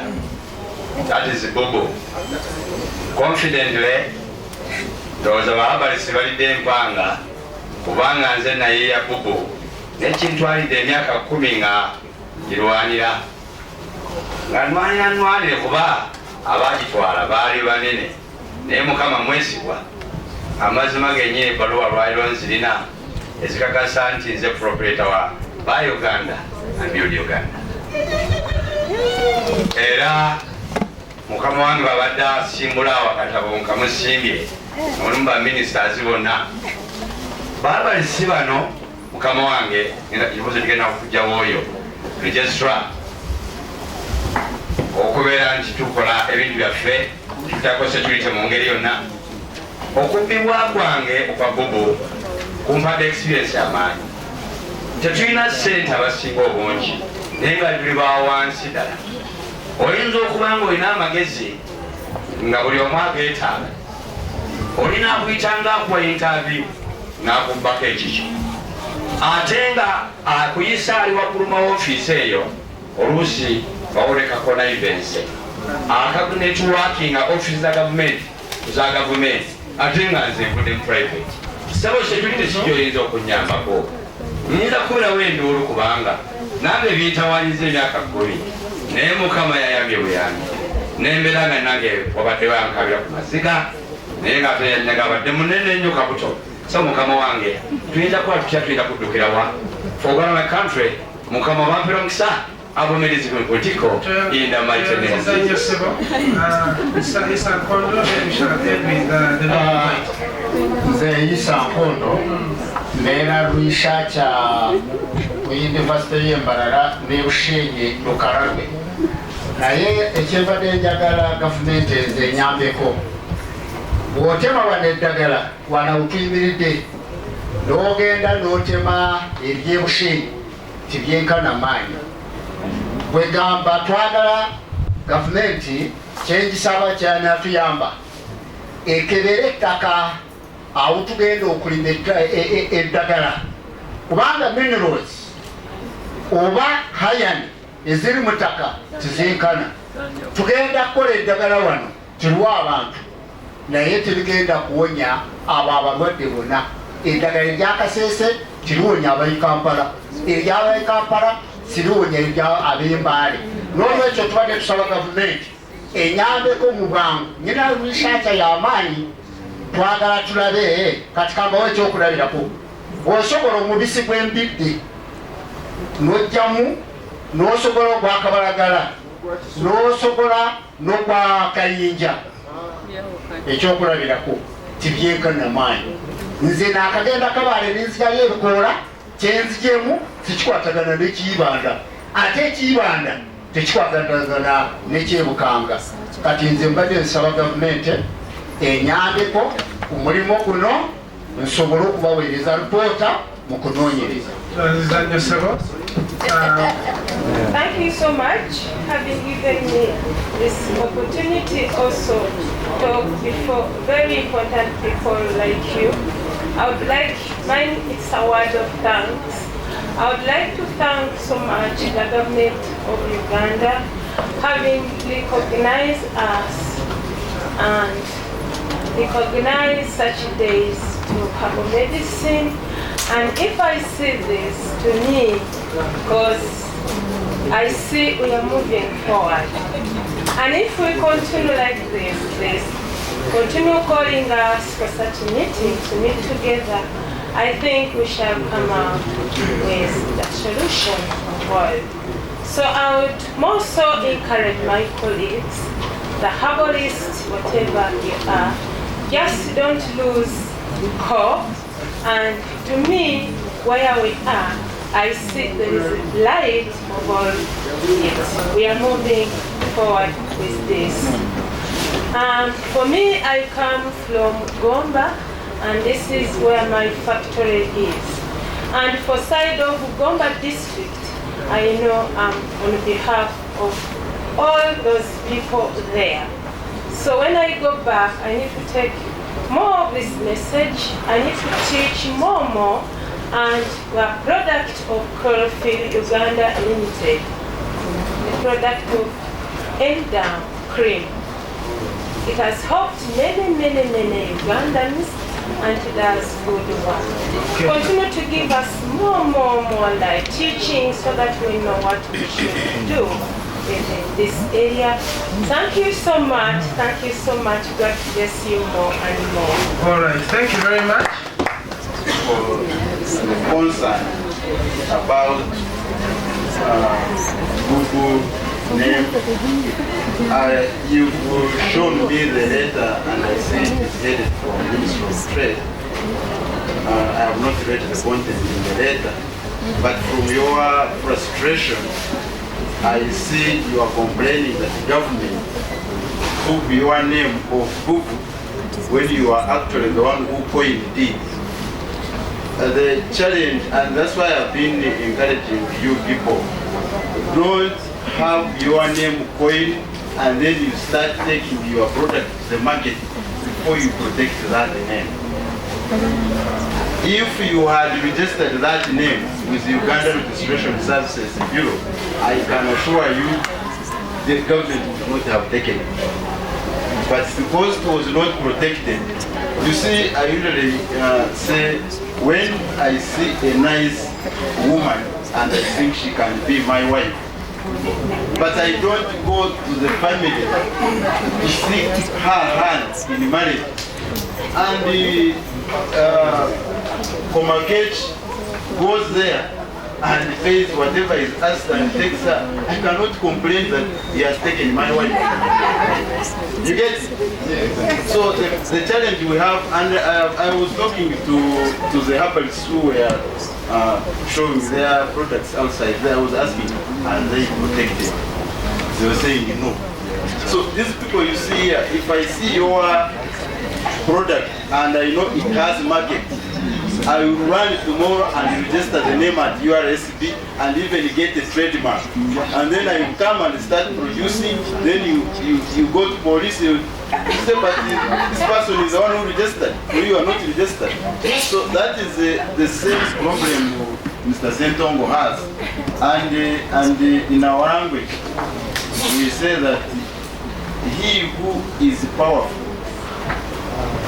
will kill your father, inherit your mother, and you call him dad.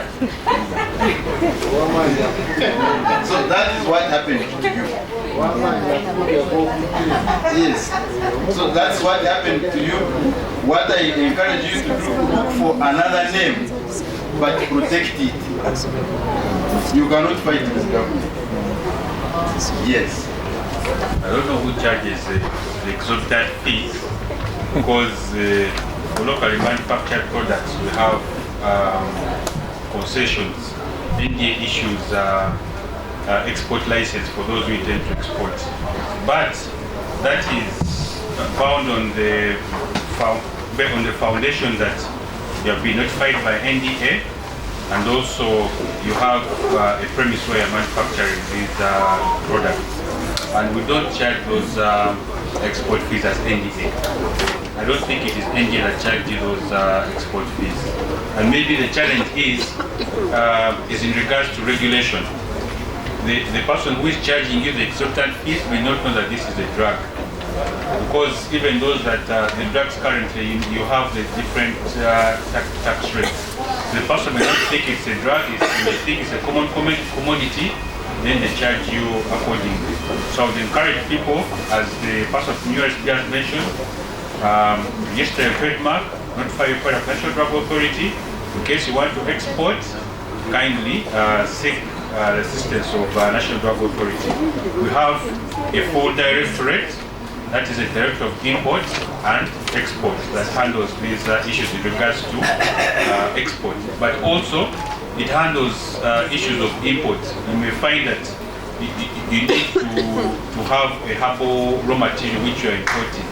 So you can also be of assistance in that regard. Thank you.